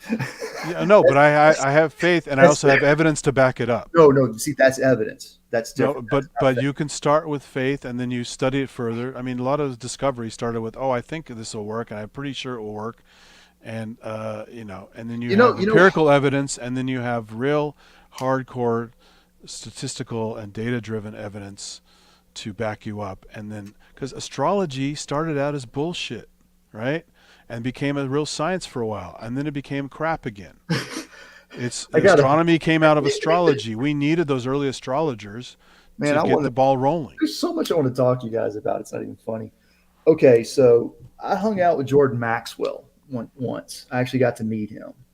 And who is that? Okay, you can figure it out on your own. You find this out. It's not the point I'm going with. Went to go see him one time, and it was a weird circumstance. The people that were hosting him were about to screw him over. Nobody knew. And it was in Chatsworth, California. And he's talking to us, and he says that he's got this new astrologer. And at the time, I was still interested in astrology. Nancy Reagan had one. So the interesting thing, though, about the Mazarok, right, is that you do realize that, first of all, like, what month were you born in? What is your? I already talked. I have a friend who is a black guy. Grew up here. Unfortunately, he died a couple years ago. He's really ill because he just didn't take care of himself. But hell of a guy. I worked with him for many years at my last few companies. And uncharacteristically, he learned Sanskrit. He took a year off and went to India and did a whole pilgrimage over there. Got way into he studied Vishnu. He was a Vaishnava. So he learned Sanskrit, he did all this kind of stuff. And he was doing this crazy Hindu astrology stuff based on the software program he had. And he kept telling me over and over again he wanted to do a reading on me. I said, well, show me some other readings you got from some other people. And show me how they lined up with their own lives before I submit any information to you, because I want to, it's kind of like the Blade Runner. Show me a negative before I give you a positive or whatever. Well, I'm not even talking about any of that right now. No, but I'm just saying, I know people who are into those predictions. I'm not into that stuff. because that's what a lot of it is. It's turned into like a more statistical That's thing not what I'm based on talking. So measurements. tell me what your sun sign is. You mean my What month? What month? Or okay, I'll tell you. I'm right on the end of August. I'm a Leo. Okay, so you're Right Leo, on the right? end, like a day off of not being a So Leo. what this means, if you, and this is astrology now. Now I'm going to switch to astrology. Okay, like during the month of August, roughly that 30-day window, 28-day window, whatever. It's not totally, doesn't line up with our months directly. None of it does because the So, precession and a bunch of other stuff, promotion of the stars, everything is changing. but you do agree though that during that time, when you look up at noon and you see the sun, that way off in the distance is the constellation of Leo. Yeah, because things line up. That's why you had the Leonid meteor shower, because the comet Yes, goes through that part of the sky yes. at time of the Now then, year every time, and it's now very then, consistent. now then. But I mean, a lot of people don't understand this. Like there is this weird kind of validity to the sun signs of astrology. It's not just arbitrary and made up. It's like there's a real constellation out there, Yeah. and it's mostly But fit. guess what? Sometimes the planets can be in Ophiuchus, which is not even a zodiacal constellation. So what do the astrologers say then? It's in the house of Ophiuchus? That's So bullshit. I'm not trying to argue, of course. No, what I know, but I'm just saying I'm I've heard actually this trying so to back much. up what you're saying, but I'm Yeah. going there in a different way. All right, go ahead. Yeah. Here's where it gets really funny is that so Jordan Maxwell's telling us he's got this new astrologer and he says, hey, you should check him out. And I'm like, okay. And I call the guy and I talk to him and here's his deal. He says, okay, here's what I'm going to do is I'm like, you tell me these things, nothing specifically personal, just like the time of the day that you're born, all this kind of stuff. And he had some like really interesting data files that he got like through NASA and some other organizations to be able to like to get all of these locations of this different celestial bodies at the time that I was born. And basically what he said is, I'm going to talk to you for an hour and that's free. I'm not going to charge you anything for any of that. And I'm going to show you all this stuff. And if you want to do another session, here's my fee, at which point I will give you all the files, I'm going to show you, I can't give you the applications that he used to derive this, of course, but I'm going to give you the data. And this guy was really into it. And I mean, me personally, I'm like, no, not really. But what I discovered was that this, and you know this already, right? You know about sidereal astrology? Yeah, of course. So he went by sidereal astrology. He did not go by the traditional astrology.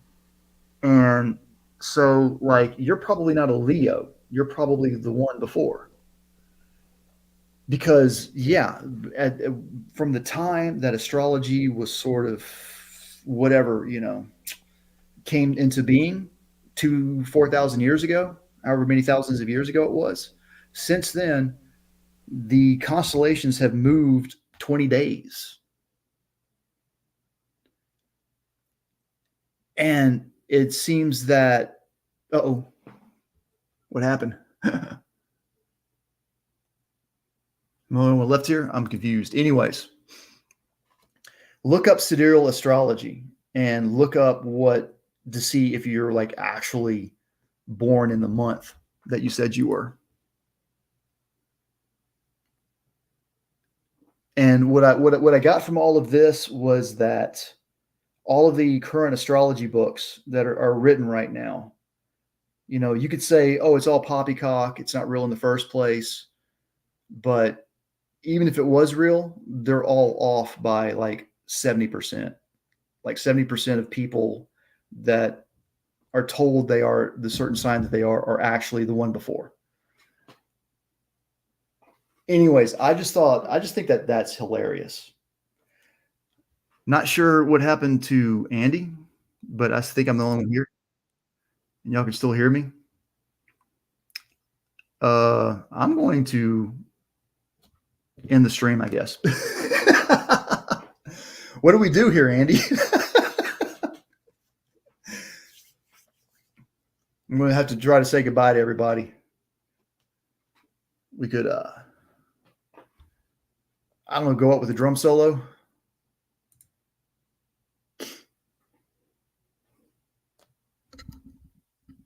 I'll see if I can do a triplet paradiddle for y'all.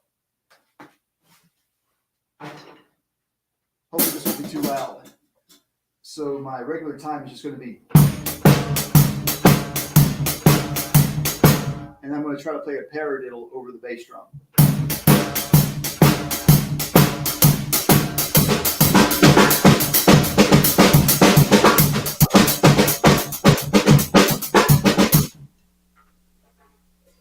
And that's a fun exercise. Hey, sorry, my thing freaked out. The camera's dropped off. My audio dropped off. It's some kind of weird StreamYard glitch. So let me switch back to the other camera. Stupid shit. Anyways, I hope you got a kick out of that because I do find that to be deliciously, ironically hilarious. Yeah, I mean, yeah. There's so many ways to skin a cat. There's so many, hardcore belief systems, splinters of belief systems, people believing half of this, half of that. That's why, other than commonly rigorously tested, accepted scientific kind of stuff, along with a little bit of fringy stuff occasionally, I'm pretty much, boring in that respect. I don't stray off into the weeds that much because, yes, there's certain things we can't describe properly. There's certain weird. I've met some people who had some really weird things, like this guy who could channel the electricity of his body into his fingers and actually stimulate people's legs or have some difficulty walking. And he actually did it to my shoulder once, and it was like he was plugged into a fucking light socket. That's wild. Yeah. And See, so I've never experienced anything like that. There are freaks out there who can control. I mean, we're biochemical, right? Yeah. Electricity is biochemical. Neurosynapses are basically, it's chemical, but there's also nerve transduction, which is a chemical. I mean, it was an electrical kind of potential thing. And you can depolarize your neurons as you die, and that's part of the problem. So there's this electrical aspect to your nerves as well as a chemical. So just like an electric eel can control its stuff, right? No reason why weird humans through various mutations or whatever couldn't do the same thing. Yeah, not as crazy as that, but I'm going to kill people with it. But it's, he could light up a fluorescent light bulb. He was on that show, That's Incredible, in the 70s. Whoa. And he's on stage lighting up a fucking fluorescent light tube with his hands. And there's no trickery. He's not scraping his feet on the ground. He's not got a battery in his pocket. I mean, this is a documented thing. And he had a clinic for a while in Israel. And then he came out to here and actually married one of my aunts. That's how I got to meet him. This weird guy named Joseph. And he's just, it went to his head. He kind of got this kind of spiritual healer bullshit. Yeah. He was, it's a weird thing, right? He's got some abilities that kind of hard to describe. See, here's where like my faith in your story is very low, of course, right? Because I find it hard to believe. Of course, I did too until I felt it. So it's just like alien abduction, alien visitation, alien visions, UFOs, and all this bullshit. I don't believe in that stuff until I actually see it because it's so fantastic. It's so. The stories are so lame, and it's so out of the ordinary for them to come visit some redneck guy to put a probe in his ass when Why should I believe it? Exactly. Yeah, and I wouldn't expect anyone to believe me on that. It's just my personal experience. I never expected with a guy shocking me, and it was fucking weird, and it was no trickery, and Look, because he had a whole career of it, and he was even famous for years for it. I was like, okay, whatever, let him do whatever he's got to do, because I had like some sore neck at the time, so he worked on it, and it kind of worked out some of the kinks on my muscles with his little shocks, even though it was not comfortable. And okay, he's got something going on there. I don't know what it is. I can't describe it. I'm not even, back then I wasn't even pre-med. I was high school or something like that. And so I couldn't begin to tell you what the fuck he was doing at all. But because biological organisms can't exhibit these behaviors as part of their norm, there's no reason why a mutation or some kind of weird situation could keep humans from doing that, at some point. Now, normally you'd have to develop some special organs, like sharks have the ampullae of Lorenzini in their rostrum, in their snout, to receive electrical signals as part of their mechanism. This is why when they had one at California Academy of Sciences in a tank that John McCosker actually captured and had on display for a while, actually a great white shark on display, it kept rubbing into the wall a certain part of the exhibit. And I'm like, why the fuck is it rubbing into that part of the exhibit? Turns out there was a electrical disturbance in the wall. Something wasn't grounded properly. And the shark was picking up on that and rubbing into the wall. And it's the same reason why like a knife fish can... You can't taser a shark is what you're saying. Well, it's like it's part of its hunting thing too, because like a knife fish it also has electrical reception, not so much emitting as much as... Okay. And it can see in muddy waters with electricity. It's another sensory thing. Sure. Something disturbs electric field, it can hunt. Sure. Just like bats use sonar. So so it's just an ability they developed over evolution to do these various weird things. So why humans could do that in a generation or whatever, who knows? But this guy had some kind of fucking weird thing that, and I don't believe in ghosts or any of that kind of stuff, obviously. But this was a weird thing, you know. And there are other weird things in the world that are hard to describe, and without heavy duty research and lots of rigorous, testing and recreations and all that kind of stuff, it's very hard to nail it down. This is why we haven't solved cancer yet, because there are lots of different forms caused by different things: environmental, genetic, chemical exposure, stress, all kinds of stuff. But a lot of it we've never solved. Yeah, everything, right? There's a lot of it we never solved. And I will say, I cut out a lot of sugar from my diet, and I feel it's bad. I mean, everyone knows it's bad. So, but you also got to have some vices. I don't drink like I used to. I don't. I don't eat a lot of. I don't eat cholesterol except for cheese, because I don't eat animal products. And I don't. I don't eat as much fat as I used to. I'm trying to be good about that. So pizza's down to a minimum compared to before. Exercise not as much as I should. I used to lift weights a lot. I was in pretty good shape, and then I just kind of got lazy. IT jobs make you sit all the time, and just... That's why I don't like lifting weights. That's why I love lifting weights. It feels great, though. Well, it does, but it's like you can't stop. You have to maintain. You have to maintain. Some cardio with a little bit of resistance training is very good for you. I do like cardio, and I do push-ups, sit-ups, and squats. Oh, sorry. Someone's sitting in the background. My bad. Oh, hey. Hey, what's up? Oh, howdy. You missed all the religious discussion, man. So it seems. Yeah, exactly. Did you missed? Yes. No, I like a good mass debate. There you go. Master debating, yes, exactly. Well, here's one of my favorite authors, Robert Anton Wilson. He said the only reason, like, I can never be an atheist because of the orgasm. Random chance. Yes. Got to admit, the man was funny. I mean, you can say whatever you want at that moment. That's what people just go toward, right? Because of indoctrination. So, I actually went through a period because I'm a devout atheist. Yep. Much to my Italian family's dismay, because my nonna wanted me to be a priest. But I actually went through a period where I was so conflicted.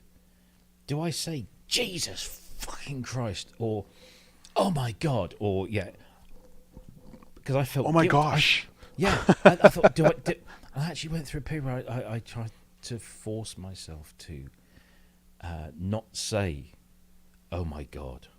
Well, it's like bless you. I say Gesundheit. Yeah. This means health in German. That's great. But at the end of the day, it's just all of it.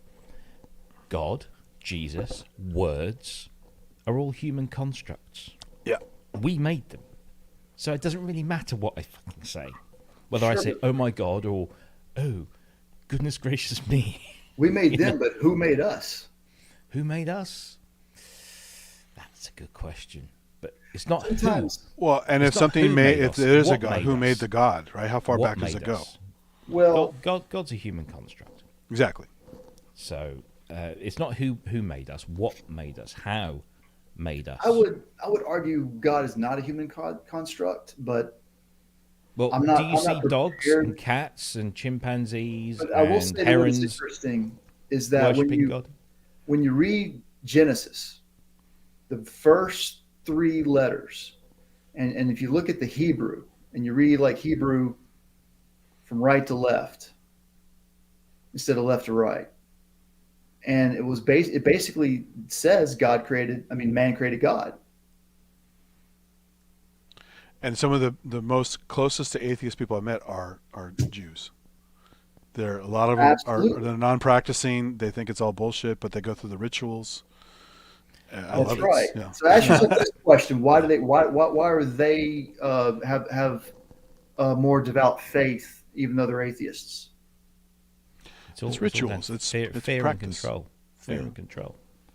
It's Do you really think it's that? Okay, I would say the Catholics. When I see the Catholics, that looks like fear and control. Oh, Catholicism is all about fear and control. And the Protestant religions are just a little stone's throw away from that.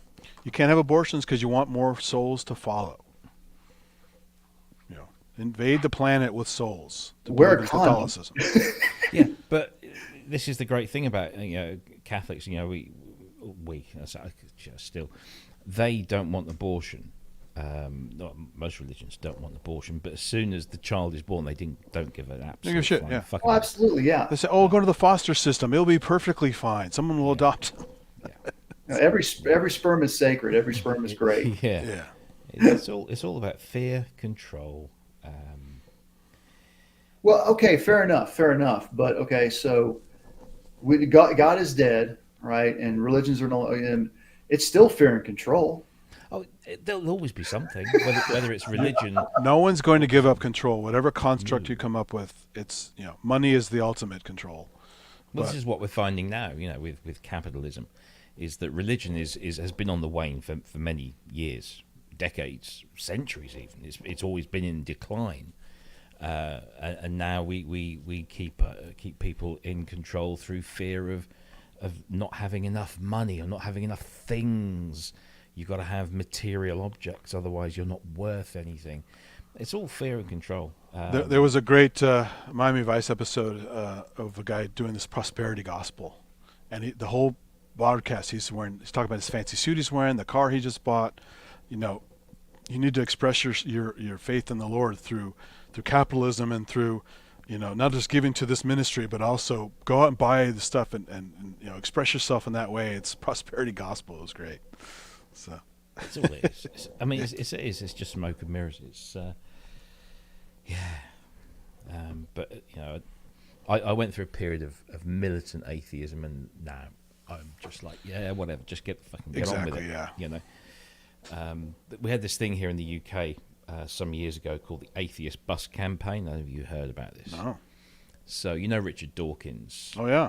Who is an absolute genius, a very, very clever, very intelligent individual. Wrote a fantastic book. He invented the word meme. Yeah, but he wrote this book called The God Delusion, which is a really, really good book. And a lot of people read this, and then this one woman, this comedian called Arian Shireen, came up with this concept called the Atheist Bus Campaign, where she raised funds to have posters put on the side of double-decker buses here in the UK that said words, and I'll probably get some of this wrong, but it says, "There probably is no God, so stop worrying and enjoy your life." So there was a very deliberate use of the word probably. Yeah. Probably no God. Because even though we don't have blasphemy law, or we do, most blasphemy laws have gone. Yeah. You can, but it was a case of like, well, look, okay, not everybody thinks the same as me, so I'm just going to put, there probably is no God. So stop worrying and enjoy your life. And it was a very simple message. And oh my word, the furore that kicked up about that, and the fact that so many people got angry look what I've got. at the advert. Look at this beautiful piece of work here. Spectacles, testicles, wallet, and watch. Did it catch fire? I didn't turn it on yet, but it's beautiful. Okay. But yeah, the very fact that somebody had the audacity to suggest there might be no God, and that actually get on with it, because we were only here once. Yep. It kicked up so much stink, and I think the fact that it kicked up so much stink that just made me think, oh, fuck, I've got to write, I've got to fight for this sort of thing. And I even put that they did a whole bunch of, they did the adverts on the side of the bus, but they also did other, versions of that statement. And I had one on my desk, and I worked in an office, and we had, dividers. No, it's not. I've worked in many American offices. Your dividers are like 6 foot tall. The ones in the UK are like 4 foot, so you can actually see the person. You can see everyone. But I had this little thing, and I put up this thing, and after about 3 or 4 weeks, I got asked to take it down. And I said, why? And my boss said, well, it's upsetting a few people. I said, oh, is that the same people that have pictures of Jesus or Mary? Yeah.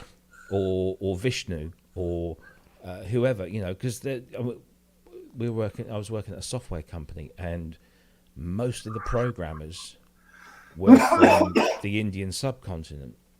Sure. And so you've got Hindus and Muslims and all sorts. Ganesh, all kinds of stuff. Yeah, and they've all got their little trinkets and symbols, and a lot of it, I love some of the, especially the Hindu stuff. It's really great, Sure. It's wonderfully interesting stuff. Yeah, Shiva's very colorful. It's usually blue. I'm thinking, Can't see very well. Who's complained? Who's complained about me having a little piece of paper attached to my divider that says, there probably is no God, so stop worrying and get on with your life. But I was the one that got asked to take it down, and I said, you never found out? No, nobody would admit to it. And so I said to my boss, because my boss had my direct boss was like me, but he got it from somewhere further up the chain. And I said, okay, well, what if I ask you or complain to you about my colleague, Trish, who was my best person at my wedding? She was a devout Catholic. She was one of these, raised a Catholic, Irish family, so Kent will relate. Raised a Catholic, it's just ingrained in her. And she was the most cynical Catholic I've ever met. And I actually said that she was just an atheist in disguise. But she used to have this little crucifix thing in there. I said, well, if I told you that offended me, would you ask her to take it down? And there was this long pause. And I said, no, I didn't think you would. Because HR calls it a protected characteristic. Yeah, it's okay to attack me because I'm an atheist and I don't believe in anything, but she has a belief in something, so you're not allowed to attack that. Okay, I get it. And I said to Trish, I said, does this offend you? And she says, of course it fucking doesn't. She says, that's your thing, that's my thing. Who cares? I'm like, there we go, that's fine. But somebody somewhere didn't like it. And what if you had the Darwin fish thingy? I had one of those on the back of my car. Yeah. And I had it ripped off. Yep. Somebody vandalized my car and took my Darwin fish off the back of my car. Yeah. So much love in the world. Right? So I just bought another one, along with the spaghetti monster one as well. I think. The flying spaghetti one, or the UFO one. There's a UFO one that's flying. Something like I can't remember. I had one either side of a number plate. But the Darwin really gets people because it has feet. Yeah. And, but then I got to a point. Why do you want to get people though? Because they're annoying. They throw in your face all the time. They proselytize. It's about them. That's what I'm trying. Nobody throws this in my face. I've only one time. They do, but you just don't when they know you're an atheist, they throw in your fucking face, guaranteed. So you drive down the street and you don't see a cross on the side of a church or something, a big white fucking cross or some symbolism. The religious symbolism is everywhere. We've just grown to just like accept it because it's part of the landscape. It is. Well, and as soon as you fly in the face of that. Guess what religious symbolism is, though? It's idolatry. How is it not? I think what it is, like, I don't know, like atheists, and I'll have debates with atheists all the time. I love talking about this stuff because it's just a fun debate. It's a never-ending puzzle. That as long as never ending, that's the thing. Well, it's a puzzle without a solution because exactly so all it does the, is the is premise is just- unprovable. You're trying to to prove something that cannot be proven. That's right. Because if something doesn't exist, you can't prove Well, that the it most doesn't common exist. proof is the Bible proves the Bible. It's like you can't do that. That's circular. Yeah, I never heard that one before. Oh yeah, it's a common debate thing. They That- say, that's- well, that's what's not your even proof for all debate. this stuff happening? The Bible's my That's proof. instant. Like anybody, it's like debate over. You Of course lost it the is, debate. but that doesn't stop these people. You know? But then you No, tell no, them I that the mean, it Bible does that they if you always your debate like if you're anybody else. I don't. Matt Dillahunty has had so many debates with people The other who are thing's fanatic. supposedly well-meaning, and they often go down that road of the Bible But- defends the Bible. It's like, But shut the Bi- fuck the up. Bible that these people follow, the Bible that these people throw in your face, was written about 400 to 600 years ago. It was the King James. King James. It was written Bible. over hundreds of years, so all that story changed and But all the- that yeah, but bullshit, the and the version- translations The changed. version that has been used for the last few Time out. hundred years is Time the. out. If Is, you want to make those claims, you need to start bringing some evidence because I can prove otherwise on this one. Oh yeah, hear me Biblical out. scholars will admit to this. What, William Lane it's- Craig, one of the biggest assholes on the planet, will agree to this. That's great, but hear me out. there is a reason why it's called the King James Bible. Yeah, well, because King James is the one who definitively wrote it. And what was the difference between It was He didn't originally write it, written but in he got other Aramaic. people to what write was the it. difference between the King James Bible and the Dutch Bible? Well, it's Hebrew, then Aramaic, and then whatever. So it's just Time out. What was it's the translated. difference between we're not there yet. We're talking about King James. King James. So what did he do? What did he take from the Dutch Bible and make different? Specifically, I can't tell you right now. Specifically, off the top of my yes. head. I'm saying, man, it's like if you want to have these conversations, do your homework. There's I a have. lot of interesting information here, and it will aid you in your like ammunition. So what are you saying then about what's the difference? What is the difference? Tell me. What is the difference between the is Dutch that Bible and the Dutch King James Bible? The Dutch Bible was more ambiguous. It had footnotes that said, well, the translation could mean this or it could mean this. King Right. James came along and said, like, I want to knock out all ambiguity. It means this, this, and this, and this. But Right. none of those things are really important. The only thing that's really important in terms of what's happening into the new the New Testament is the separation of Jesus from Christ. There's this effort in a lot of alternative Christian churches to Christ is the title. separate Christ from Jesus. Christ is the title. That's why the Mormons call him Christ Jesus. It's a title. That's exactly what I'm talking about. The Mormons are pretty fucking crazy. No Yeah, offense to Mormons. Totally. They have their own fucking planets when they die. What are you talking about? That's what that spire means. They're going up into the heavens and they're going to other planets. L. Ron Hubbard took from the Mormons to create his Scientology and Aleister Crowley. Aleister Crowley, the Mormons and L. Ron Hubbard took Aleister Crowley and the Mormons, and that's he created Scientology with that. I'm telling you, this stuff it's utterly fascinating. Well, the best thing about all of this is it all comes from there's like wait till we there's talk about Freemasons.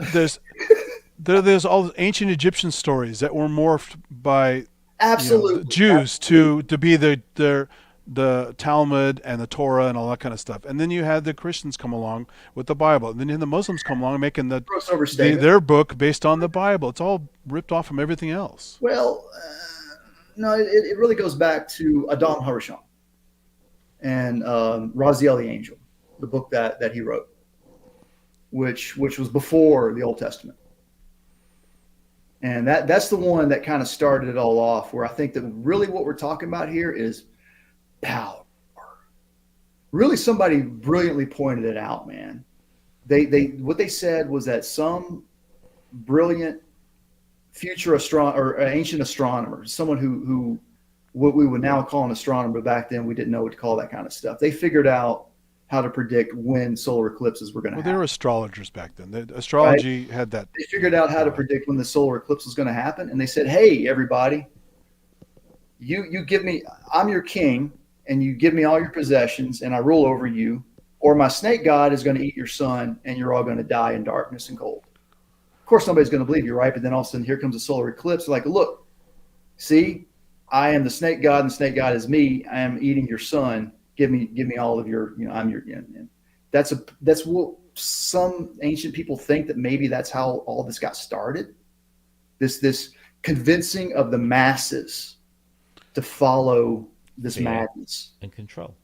Yeah. fear and control. Yeah, but how did they? This is why during a solar eclipse they'll bang pots and pans to scare the demon away. Oh, it magically went away. Look at that. See what I'm saying? We think that was the major kind of thing. Kent, I got to hear your take on this. Come on, Kent. Absolutely. He's got a mug full of something, but I don't know what Yeah. it is. It says mug full of. Delicious sleepy juice. Wow. I'm kind of hoping that he doesn't exist, because if he does, he's doing a really, really fucking shitty job. I've had this conversation before with devout Catholics. I mean, devout in like way out there. You know, they say, well, God created everything. He's responsible for everything. He does everything. Blah blah blah blah. I go, okay, so in his infallible plan, why is he giving 18-month-old babies brain cancer? How's that play out? How do people benefit from that? What's good about that? Well, then they go back to original sin. We're all born sinful, so we all have to have horrible things at some point. Yeah, I mean, there's always a comeback, and you sort of go, yeah. So you're making God out to be a bit of an evil cunt, really. I'm sorry. He's a right bastard. Yeah, he's a total. Well, he flooded the entire globe apparently and killed. It's either that. He created more water than we've ever had to flood the entire globe. So. Well, it's either that or he's a spoilt child, where he got this planet, he's created the planets and all of the business like that, and he got bored with it and pissed off. You go, let him get on with it. I'm done. I'm fed up playing with that now, and just bugger off. I remember saying to this this priest once, I said to him, why the obscurity? Why does he only talk to one person? Why can't he talk to like 20,000 people all at once? Why does it have to be, talking from a burning bush like some sort of demented ventriloquist? Why is all this weird trickery going on and everything like that?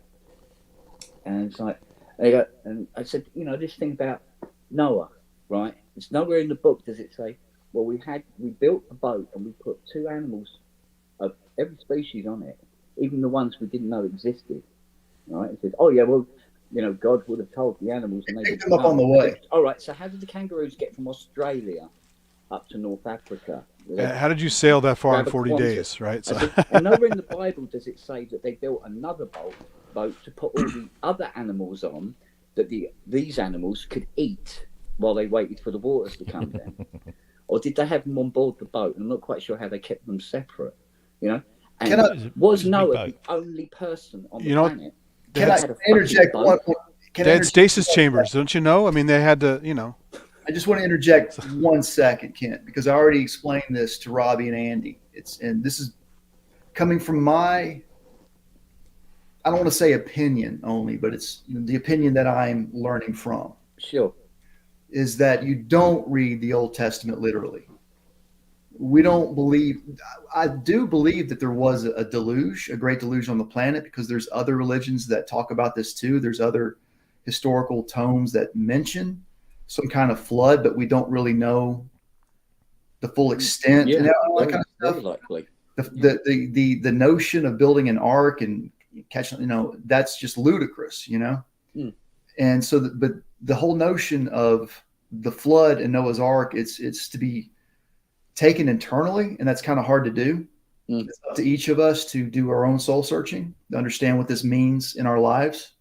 And really what it's about is it's about trying to make our lives happy and good.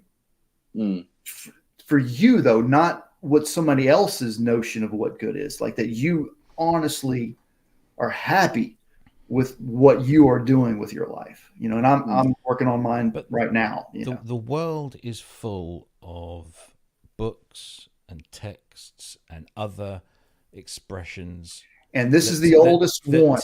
That's all I'm saying. This is not the oldest one. It's not the oldest one. Maybe the Vishnus are older, but I'm saying this, though. It's older than anything written in the past 100 years and all these self-help books. It's not the oldest one. Yeah, a lot of stuff way before it. It's It's pretty But the damn world old, is though. the world is full of allegories. The world is full of stories. We tell our children, we tell our children white lies in order to protect them, to guide them, to, in some ways, maybe with the very best of intentions, deceive them, to help people and to help them through their lives. It's as old as time that human beings do that. And that's what And God is doing to us right now. By the way, I just got a chocolate with flames on it. I think I'm going to burn in hell. It's like right now, God is telling us white lies for the exact same reason. But God doesn't tell lies, apparently. Well, okay. I mean, God is truth, isn't that? No, you see, everything gets twisted of course it can. to back up The bottom line is this: Am I trying to tell you? There is no bottom line. No. Am I trying to control you right now? No. Are you trying to control me? No. None of us are trying to. You know what I'm saying? No, we're just having a discussion. We're just having a discussion, right? And the issue is that there are people in our world that are using this to control us with, and it sucks. They're causing horrible things to happen. As Andy was talking about before, the ramifications of these things. That it's like you stop thinking about how far reaching all of this goes. And what's the answer? The answer, unfortunately, is to protest against it. And that's why I've never really faulted an atheist, even though I'm a very religious person, a very faithful person. It's like I would rather people be atheists right now than listen to the bullshit that they're trying to sell you. Oh yeah, absolutely. I'm not saying that religious people are bad people and we shouldn't, that we should try and convert them. Well, look, if religion is being used by bad people, and it makes the whole thing bad. Exactly, and that's not just Christianity. That's all religions, but. Every religion tells us that their God is the God. Absolutely. You can't. Only God. And wait, everybody can't be right? What? Exactly. So the most logical conclusion to draw from that is that everybody is wrong. Wrong. Yes. And a greater, not a greater, but another great example is a football game, right? I'm over here praying that my team wins. Exactly. Yeah, all the players on the field are praying to whichever god or whatever they believe in, that to help them win, and only half of them will be successful every match, and not all matches will they be successful. So again, this it just makes me think: don't these people question that? Oh no, it was God's way. It's like when my sister died, I was told by a number of people, oh, this is God's plan. What? Yeah. God's plan that she dies, she doesn't even reach 4 years old and she died a horrible, painful death in a hospital bed. That's a part of someone's plan? No. We have to pay for original sin. We just have to. Yeah. That I can only chalk that up to people in an awkward moment trying to comfort you. And no, some of these were. They're really trying to comfort themselves, and that's why it comes off. What they're trying to do is they're trying to do what every human being does, and that is fill a gap of knowledge. We have gaps. Everyone on this planet has gaps in their knowledge, and as human beings, we are almost predetermined to want to fill those gaps. Make assumptions at any cost. And if we can't fill it with demonstrable facts, we make shit up. That's what we do. Well, super religious people get mad that science changes. That's the whole goddamn point. You change with the data and the circumstances, but you guys can't make up your minds. It's like just because you made up your mind on a book from Bronze Age doesn't mean you're any better. We make up our minds, but we also we agree to change our point of view when it is proven to be so, and yet most we wouldn't have modern medicine without it. We'd have pump drills instead of electric drills. Let's talk about arguing on the internet now. I want to share some tips and techniques for arguing on the internet. Well, here's my tip: don't. Absolutely. But this is where I'm going with, because I'm wondering who are you talking to? How are you? Because I never run across these arguments. I run into people all the time. Okay, fair enough. But especially when they know what you are about, even if you're really about nothing. Atheism is believe in no belief in God, right? It's not a religion as some idiots like to call it. It is a non-belief. It's not a non-belief. It's a Absence lack of, an yes, absence absence an absence of a You know what? belief. You know what? of a belief. Yeah. Honestly, what I would call it, and as a badge of honor, a choice. Well, Why not? everything's a choice. Well, hang on, hear me out, right? You got to understand the I don't want to say Christian necessarily, but the religious person's viewpoint. If you say they come at you and say, "Well, yeah, well, you're this religion," and say, "No, it's a choice." I think that might stun them a little bit. Yeah. Which is honestly, in my opinion, this is what you want to do if you're having a debate with somebody. You want to stop them dead in their tracks, make them go.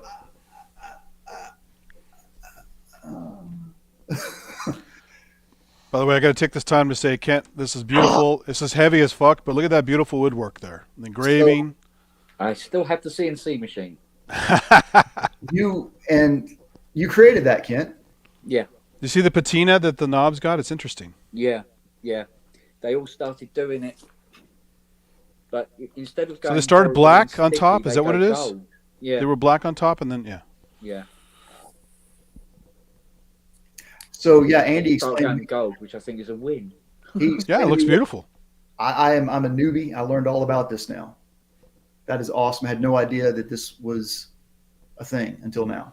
Yeah, it's really, it has What's a your great serial feel. number, Andy? Oh, I didn't even look. Yeah, what serial number is it? Is it another 0001? Hold on. It's way over here.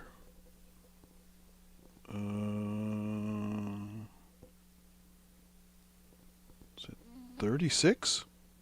Oh, okay. Under 50? Hold on. Out of 50, yeah. Oh, wait, no. 0136. Okay. You said Yeah, 150, right? 36. Yeah, it's 36. Oh, that is 36. Okay. Just looks good. Okay. So it's an that'll OG. That'll screw the eBayers up Well, in it's 30 like- years' like time. Because you went from mahogany to oak, you said, right? Or at the same You time? either had an oak, you could have the choice. The oaks were black. They were English oak, and that is Canadian rosewood. Oh, rosewood, that's it. Yeah. Yeah, it's beautiful. No, sorry, mahogany. It is Beg your mahogany, pardon. yeah. Okay. Yeah, it's great. I love this. I like how you made these shorter than the original Oscar, so it doesn't kind of Yeah. stand up so Yeah. That's smart. All of them I are like- hand sanded, waxed, and polished by Wow. hand. Jesus. I was polishing wood for like weeks. Oh my God. Oh, yeah, I think I see a little blood on here from the now. Yeah. If you smell it, you get up close to the wood and smell it. It smells of despair.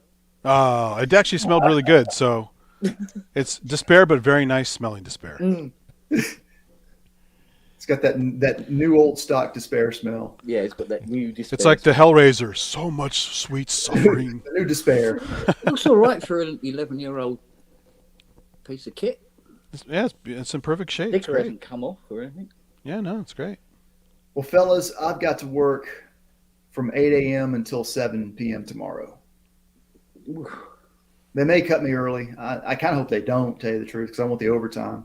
That's the only job I'm working all month. It's for a NASCAR award show here in Nashville. Oh, okay. And I don't know. I'll probably have to do pipe and drape. I may have to put some truss together. I have no idea what they'll have me do. But hopefully there'll be about 50 other people helping me. So it's kind of like, we just kind of divvy up the work and break off into teams and get shit done. Used to love NASCAR. I have no, yeah, I'll let y'all know. Turn left. Turn left. There's a lot more Turn to left. it than that, my friend. There is, honestly, there is a lot more to it than that. Pit stop. Turn left.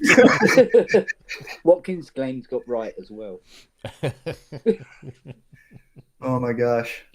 Well, good night, y'all. Take care, Yeah, mate. take care. Next time Yeah, I join, good I'll stuff. probably be at my next place. I'm moving out here real soon. Oh, cool. Oh, okay. Well, good luck with that. Yeah, so if you haven't noticed, it's like it's all gone. Mm. Over here was my electronics lab. All that's been packed up. My components moved. So your drums are last. That's why you had them hooked up. Well, this is like, what am I going to do? Yeah. And if my neighbors want to play ball. There it is. Good night, y'all. Thanks for having me. All right. So yeah, Take care, thanks. mate. Yeah. Bye-bye. Cheers. So wait, I guess I misheard. You had 50 of these or 150 of these? 50. Only 50? Yeah. Holy shit! Well, and technically how many? 49 because I've still got one in the garage. How many went just distribution-wise? Like mostly in the UK or some of the US? No, they went all over the place. Yeah. Eric Persing's got one. Okay. Hans has got one. Richard Hilton's got one. Ty's got one. His mate also has one. 10 went to Bayway. Yeah, and that was this last one. That was the Yeah. So and I think another two of those 10 were bought and were shipped out to where I do not know. There's 2 or 3 in Europe. damn 50. That's a small One went to run. Brazil. I had no idea.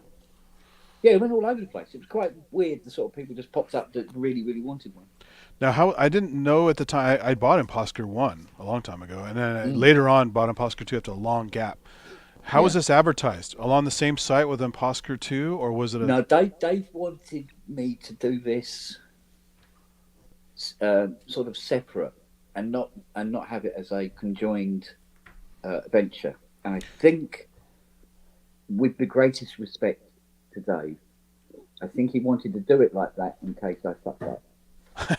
And that way he could wash his hands. True. Nothing to do with me. Kind of But would you Which get is an fair email too. if you bought ImpOSCar 2 software to, hey, well, maybe I want this? Or how would people know about this? Yeah. Well, you see, a guy had built one and sent it over to Dave to try out. That was a big thing, wasn't it? And he sent it to me and he said, "What do you think of this?" I'm trying to remember who the guy was that built it. I think there's a couple of videos on YouTube of it. Yeah. And it didn't work properly. And it was all a bit iffy, a bit flaky. Keith Robinson, wasn't it, really? Was it? And I said, Dave, I could do a better job than that. He goes, "Well, why don't you then?" I went, "Right, I will." So the original was bigger than this. Yeah. Yeah, it was a big chunky wooden thing. But how does this compare to size? I saw an Oscar at Synthplex, but I forgot how big it was. How big is it compared to this? Bigger than an Oscar. An original Oscar is not as big as that. Okay, Yeah, but so close, not as right? It's wide. chunky. Very chunky. There's lots of big black plastic on it, but Yeah. Yeah, there's big black It's a- plastic on it, which was supposed to help protect the control knobs. Yeah, that was at the same height as the knobs, or a little bit higher, right? That's a, so it Yeah, wasn't a just little to bit separate the areas. It was in case higher. you Well, put some on top of separated the it. areas, but it was also like if it fell face down, it wouldn't damage the knobs. I see. Okay. I mean, yeah. you could throw an Oscar down the stairs. And it would many just bounce people all the way did. down. Is that the Human League did with theirs? Is that the And it's the lid of the front panel of an Oscar is made from a double glazing windowsill Wow. with holes drilled in it. So it's plastic. It's all plastic, and then a wooden base on it. Wow. And yeah, so But these were wood on the Oscar as well, too, right? Just coated with plastic or something, right? no, it was a foam. Like It was a foam. rubber. Okay. Yeah, because the Oscar was built by a consortium. There was a injection molder, Matey Boy done all the electronics, and a double glazing manufacturer.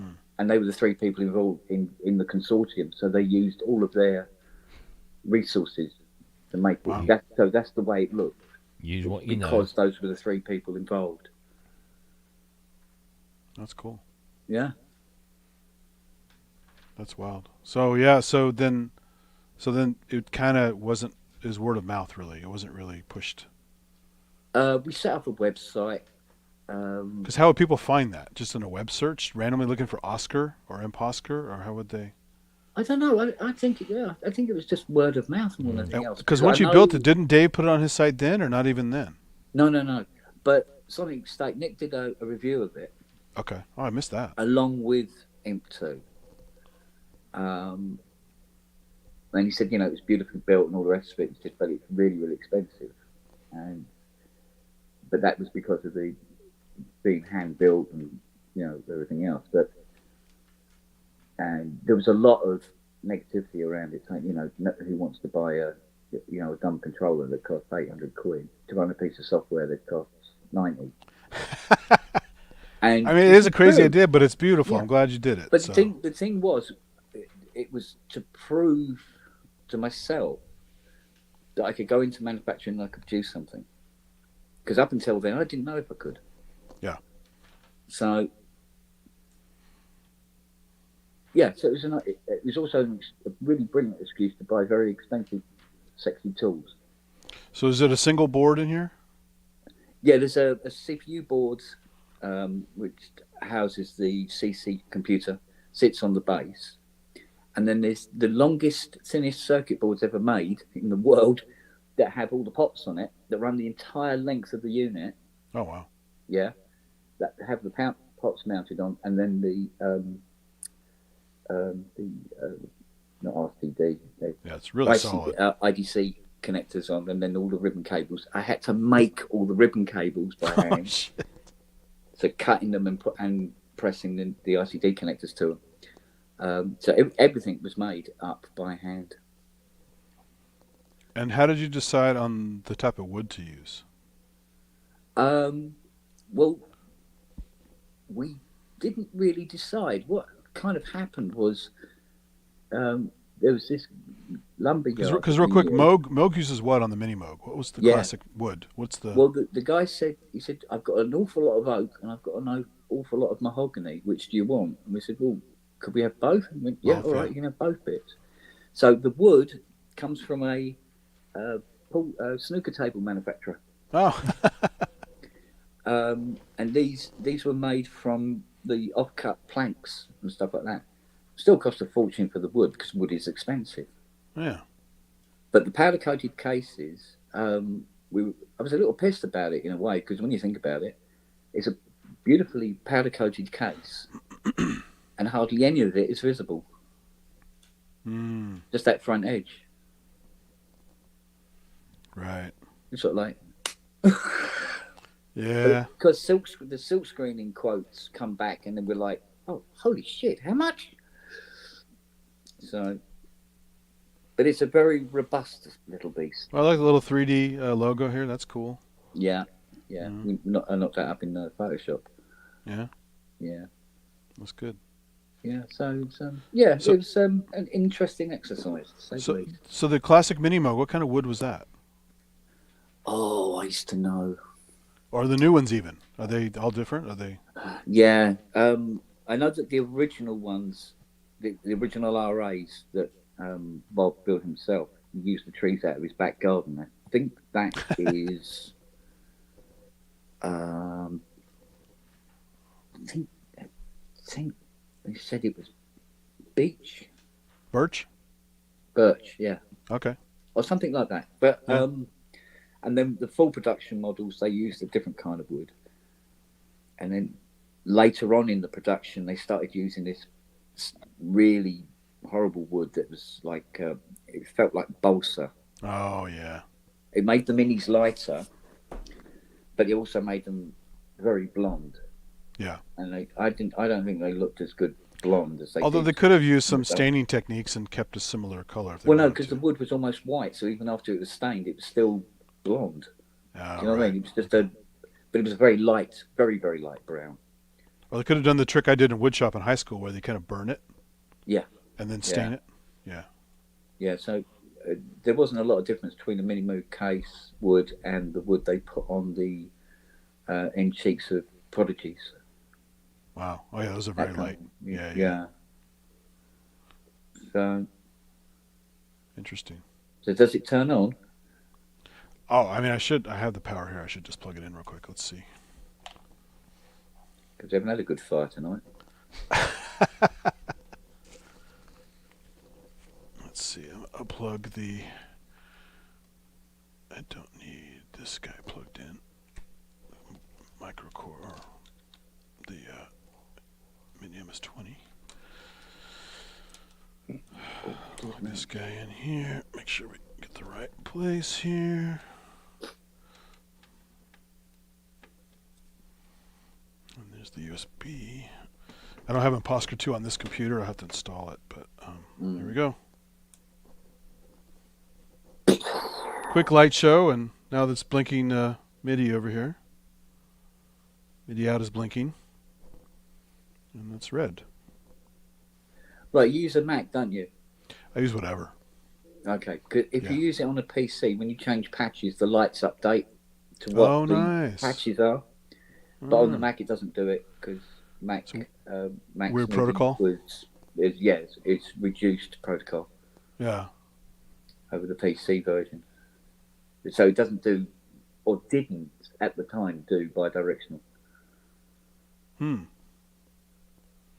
Interesting. Interesting to see if it does now though on this latest gear. So you have a Latest bypass here for effects. You have what is this? CF. What's CF? Is that your effects section? Yeah, this effects red button here, Yeah. and there's this little CF button. I forgot. I haven't used the software for a while. I have to get back into it. But Even I can't remember. and these little buttons here are cool. I remember these from the interface. On the Yeah. software, they're down here, right? Aren't these down I here? believe so. Yeah. Yeah. So yeah.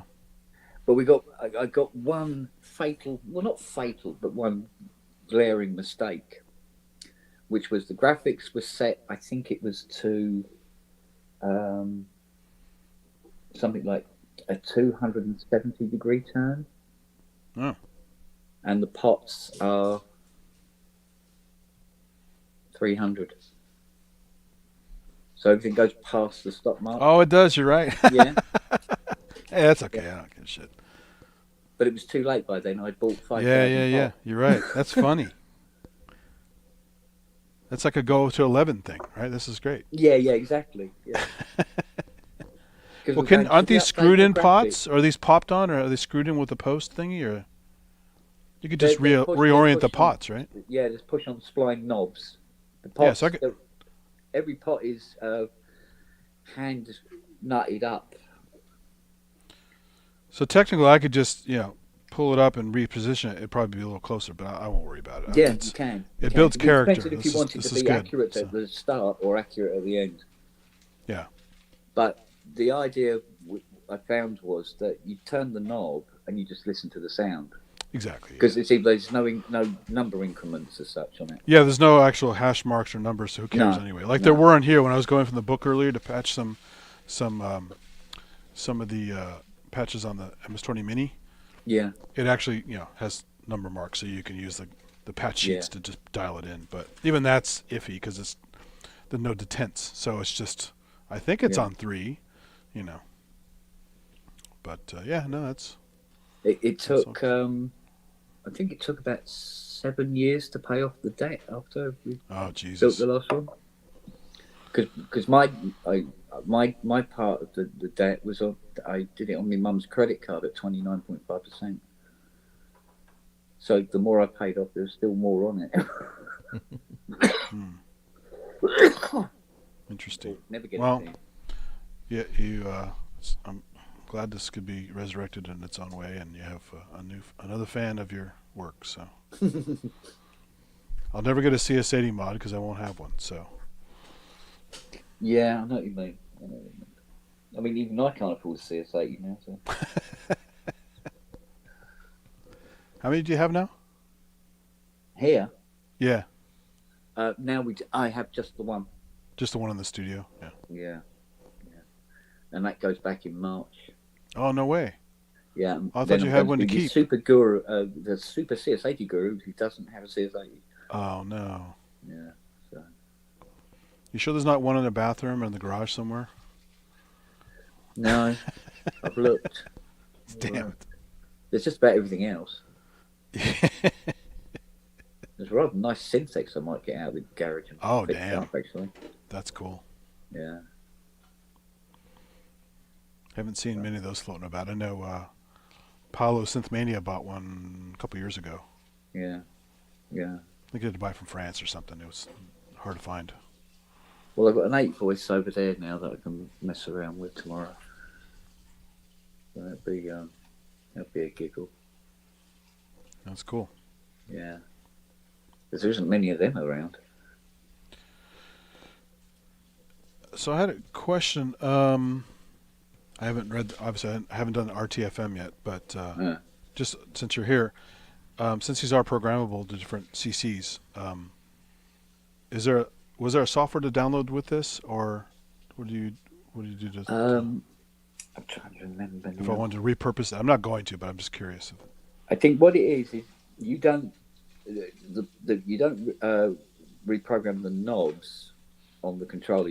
That's why you have that sheet that had the MIDI, list. yeah. Okay, MIDI, so I wonder MIDI what that learn, was. Okay, You MIDI learn in the software. right. Okay, because I did see that on the sheet. There was a chart at the back Yeah. that showed all the. I showed it on camera earlier. It's all the stuff there. Yeah. Yeah. Yeah, because it was one of those things where at the time I was building that, you could only get controllers that could do 64 cc's. Right. And I think that uses about, well, apart from the ones that that you can't use, and it goes all the way up to 127 cc. Right.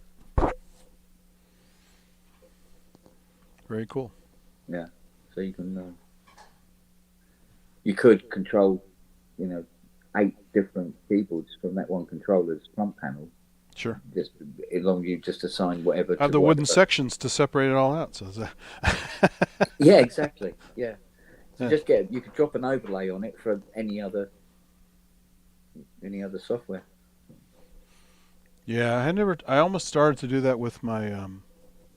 Although you don't really need it, but for fun, I was going to make some overlays for the Juno 6 at one point, just to copy some of the famous memories out of a spreadsheet somebody put up. They put all the Juno 60 presets, factory presets, in a sheet, and so it gave me all the pot values and all the switch values. So I was going to make a few overlays on my favorite ones and cut them out of like vinyl or something like that. But to line it up and get it to fit just right. It was just a lot of work for a long ass strip like that. So I just forget it. It's not worth it. It's just. But I love the ones the Novation X Station came with, the pre-cut ones. Yeah. Those are excellent because there's so much knobbage and sliders on that thing. You need some kind of overlay of some kind. Yeah. That'd be a job for Craig, wouldn't it, Robin? Yeah. And he'd do one where you could write it in with pen. Yeah. And then wipe it when you want to move on to something else. Very cool. Yeah, it's nice stuff. Some of these have multiple LEDs on them.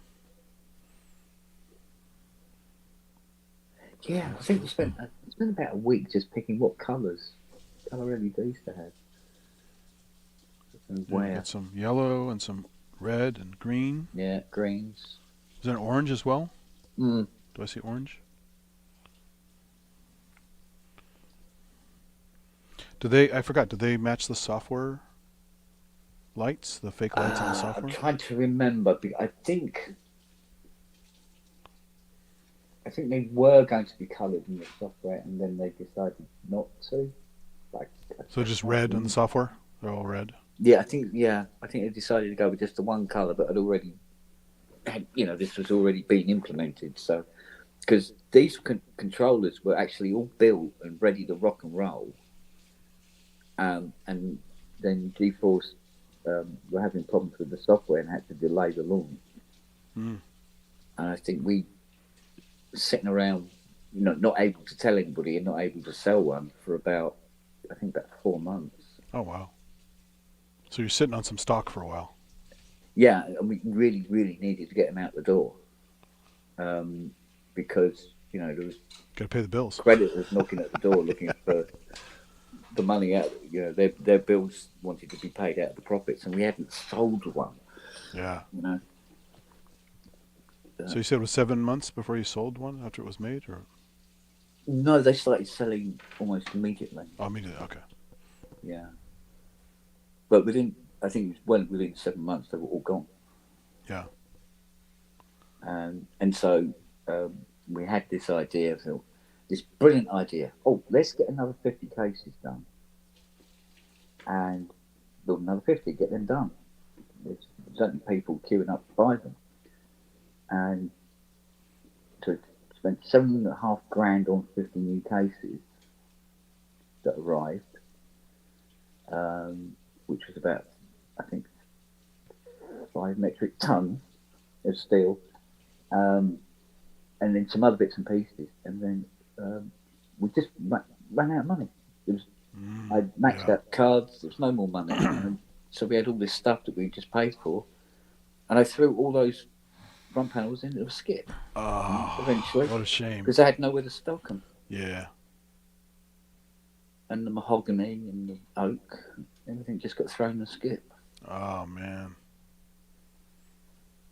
Because I think the most expensive part on it is the CPU controller board, and it was that was costing a fortune to get done. But they were getting it done quickly, quicker than I could assemble them anyway. So they were £1,000, these things? Well, we were selling for $795. $795, okay. And they were. We thought we'd worked it out right, but we hadn't worked it out right because we hadn't taken into consideration little things like shipping. Yeah, well, that's a lot of Kickstarter guys have problems with. Yeah, that's under the Bird Kids thing that I never got. Oh, we forgot to charge you for shipping. Yeah, we can't send them now. I'm like, what? It's the little costs, and one of the costs that I hadn't taken into consideration was that 29.9% APR on the card every month. Oh yeah. So that wasn't included. So when we come up with the 795, we thought, right, what we're doing then is we're making approximately £200 profit on each unit. It transpired that what we were actually making was closer to £20 on each unit. Oh man, that's brutal. So, and I was paying my ex-girlfriend Teresa, who was helping with fitting pot boards and stuff like that, $600 a week. But she was only really working sort of like 4 hours a day. That's all she could do. So I was paying her £600 for the week, and yeah, the money ran out. Wow. And then the bills came in and everything else. So it all went right out the window. Oh man, that's brutal. So my beautiful Synthex had to be sold. Yeah. Amongst a few other things to cover various debts. And but it was a very, be expensive. It was a very worthwhile lesson in how to do manufacturing and what has to be taken into consideration. And it's those little things that hide behind the fridge that fuck you if you the stuff right in front of you isn't enough. And this was 2012 when this came out? 2012? 2011, 2012. Yeah, okay. Because I even forgot I had ImpOSCar for quite a while and used it a bunch, and then I kind of lost track of other stuff he was doing, and then I finally got ImpOSCar 2, but I can't tell, I don't remember the difference between the two apps. Or did they change that much in number 2? I think there was massive differences between. Is it? Okay. Yeah, I believe so. So, it was interesting. I mean, as far as Oscars go, I never really liked the sound of them much. Yeah. And it seemed, I suppose, a little bizarre, investing all this time and money into developing the controller for a synth that I really didn't like very much. But with hindsight, what I would have rather have done is waited a few years and do it for OBE. Well, it was pushed as the British Moog or the British Odyssey? I forgot. Was this some kind of advertising? Yeah, the British Odyssey, I think. Odyssey, yeah. Yeah. Because it had that kind of Odyssey kind of tone to it, be it very, very digital. And the 2 oscillators, Yeah. Hmm. Yeah, I mean, it was a very, very digital thing. Although I'd seen many people talk about them as being analog. So when this came up and they wanted to go ahead and do this, why did he do this instead of doing an Oddity version of this for his Oddity?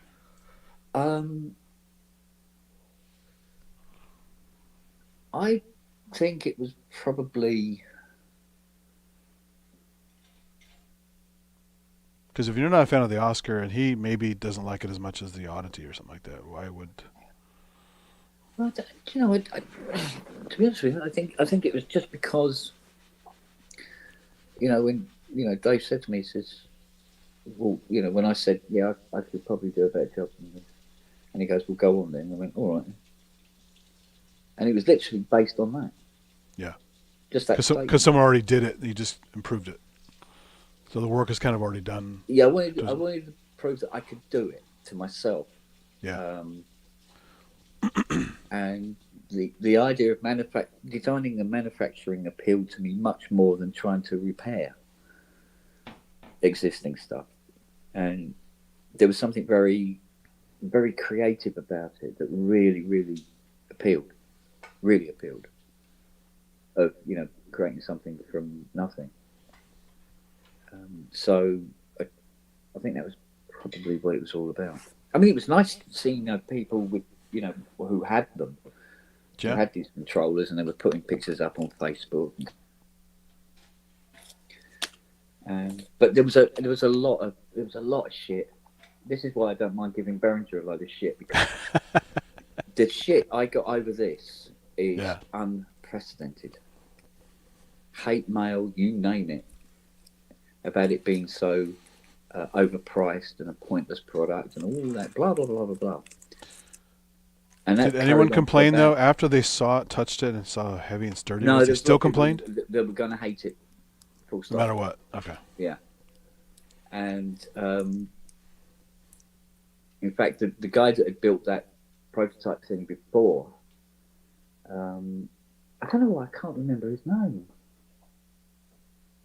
What was his name? He's built lots of different controllers for people. Or built lots of different controllers. I don't think he ever sold any, because he never put them up for sale. But he lost his shit when he heard about me building this. I said I was copying him, and oh man. He was being totally original, wasn't he? Yeah. Well, this was my argument. I go, well, no, I'm not copying your controller because my one works. And ouch. Yeah, well, that's what I told him. But because he gave me all this, he wanted to sue me, and I go, well, look, you're making you made a controller for a piece of software that works one particular way. Yeah. Therefore, if I build a controller for it, it has to work that particular way. So there's your similarities between the two, because mine's not going to look like a mini Moog. Yeah. Is it? But he wasn't having any of it. But I used to get emails and messages on Facebook from people saying it's far too expensive. You're ripping people off. Ripping people off. If I was, where's the fucking money? Yeah, exactly. You know? Yeah. But and then eventually Vindication came around when I started seeing them going for sale on eBay for $4.5 grand. That's crazy. Yeah. Was that recently? Like yeah, a couple years ago? I think the last one I saw go was back 2018. I think it went for about $3.9. Wow. But it was because it was rare. Sure, yeah. That I didn't know they're only 50. That's crazy. It is rare. Yeah. So, but it was only because of that. There wasn't anything about it that made it worth that kind of money, other than, there's technically 49 of them in the world. Yeah, yeah. So. But yeah, I mean, as a testament, just having it here and the feel and the look and the sturdiness, it's just fucking amazing. So how much did that cost you to get to the door? If you don't mind me I have to backtrack because it's an Australian dollar, so I have to think about it. The Longhurst joke was like $15. No. Because according to the website, they're only $29. No, $20. Oh, that day that was great. Yeah, I forgot about that. Yeah, it's gone up in price. Yeah. No, it's the best is all the bot or the AI comments in there. There was all like English second language, just really horribly written comments. God, I hope there isn't people who've fallen for that. Yeah, I know, it's pretty crazy. No, I think with the conversion and the shipping, and because shipping is always crazy from Australia, I've only bought a couple of things from there ever because of that. I think I bought the SM Pro Audio something there. You know, Yeah. one of those little V machines, the hosting thing. It was like Yeah. their version of the Muse Receptor, and I had to ship it from there, and that was expensive. But I think it was like a K total for the whole thing. Wow. Yeah, all said and done. So pretty damn cheap, really. Mm. Because you were charging £8.95, and Yeah. so yeah, you convert it to dollars, and then you add shipping on top of it. Yeah. It should be a whole Yeah. lot Because more. I think at the time we weren't that far off from nearly being. Was it $1.50 to the pound? $1.50 to the pound, or nearly two, was it? I know it worked out to be very expensive in in amount against the dollar. Plus, But unlike the Roland stuff called boutique, this actually was boutique. I mean, small batch, handmade. yeah, You know, good wood, sturdy, all that kind of stuff. So you can't say overpriced when it's not Yeah. that high. I still wonder if Teenage Engineering saw it and thought, "There's a business model." I mean, some of this stuff isn't that bad. They get a bad rap for lots of stuff because they are pretentious and they're, and they do overcharge for some of their stuff. But Yeah. the original OP1 was only like $700, Yeah, and it's literally a studio in your pocket. I mean, it does a lot of shit. yeah, And aircraft aluminum, like it's made by Apple. I mean, it's Apple quality stuff. If you guys Yeah. like Apple, obviously, you have to. They're going for similar build quality and look and feel and friendly and the whole toy thing. People gave it shit for being a toy for so long because it's fun to use. What's wrong with the toy? yeah, exactly. SP404, the manual is a pain in the ass. It does a lot of stuff, but to unlock the original SP404 is a nightmare, right? Because it looks like it could be a toy, but when you use it, it ain't no toy. It's a lot of like, holy shit, why do I do it that way? And the simple approach of their new device is pretty nice. Or even that one that Kickstarter thing people are teasing about, the newbie, something like that. It has some silly name like that. What's that sample thing that they came out with? Remember that? Like a year ago? Yeah. It's like an OP1 meets SK1. You mean Chompy Club? Chompy, that's it. Jumping, man. That's overpriced for what it does. It's very simple. Well, that cat's up on the Mustang again. Uh-oh. Oh, he's Yeah. all right. I'm going to bed because it's What time is it anyway? 3:15. Oh, Christ. And I've got stuff. Well, I'm to glad do. you guys joined to get a little history of this thing. That's cool. Thanks, Kent. That's always fun Yeah, to it's talk nice about that seeing stuff. one again, actually. Yeah. And the myriad of colors is interesting. Mm. So Right. See you guys very later. nice. Cool. Bye-bye. All right, Thanks, mate. everybody. Take care, man. Love stuff. See you guys. Thanks, Kent. Love stuff, man. All right. You too. Thanks. Ta-da.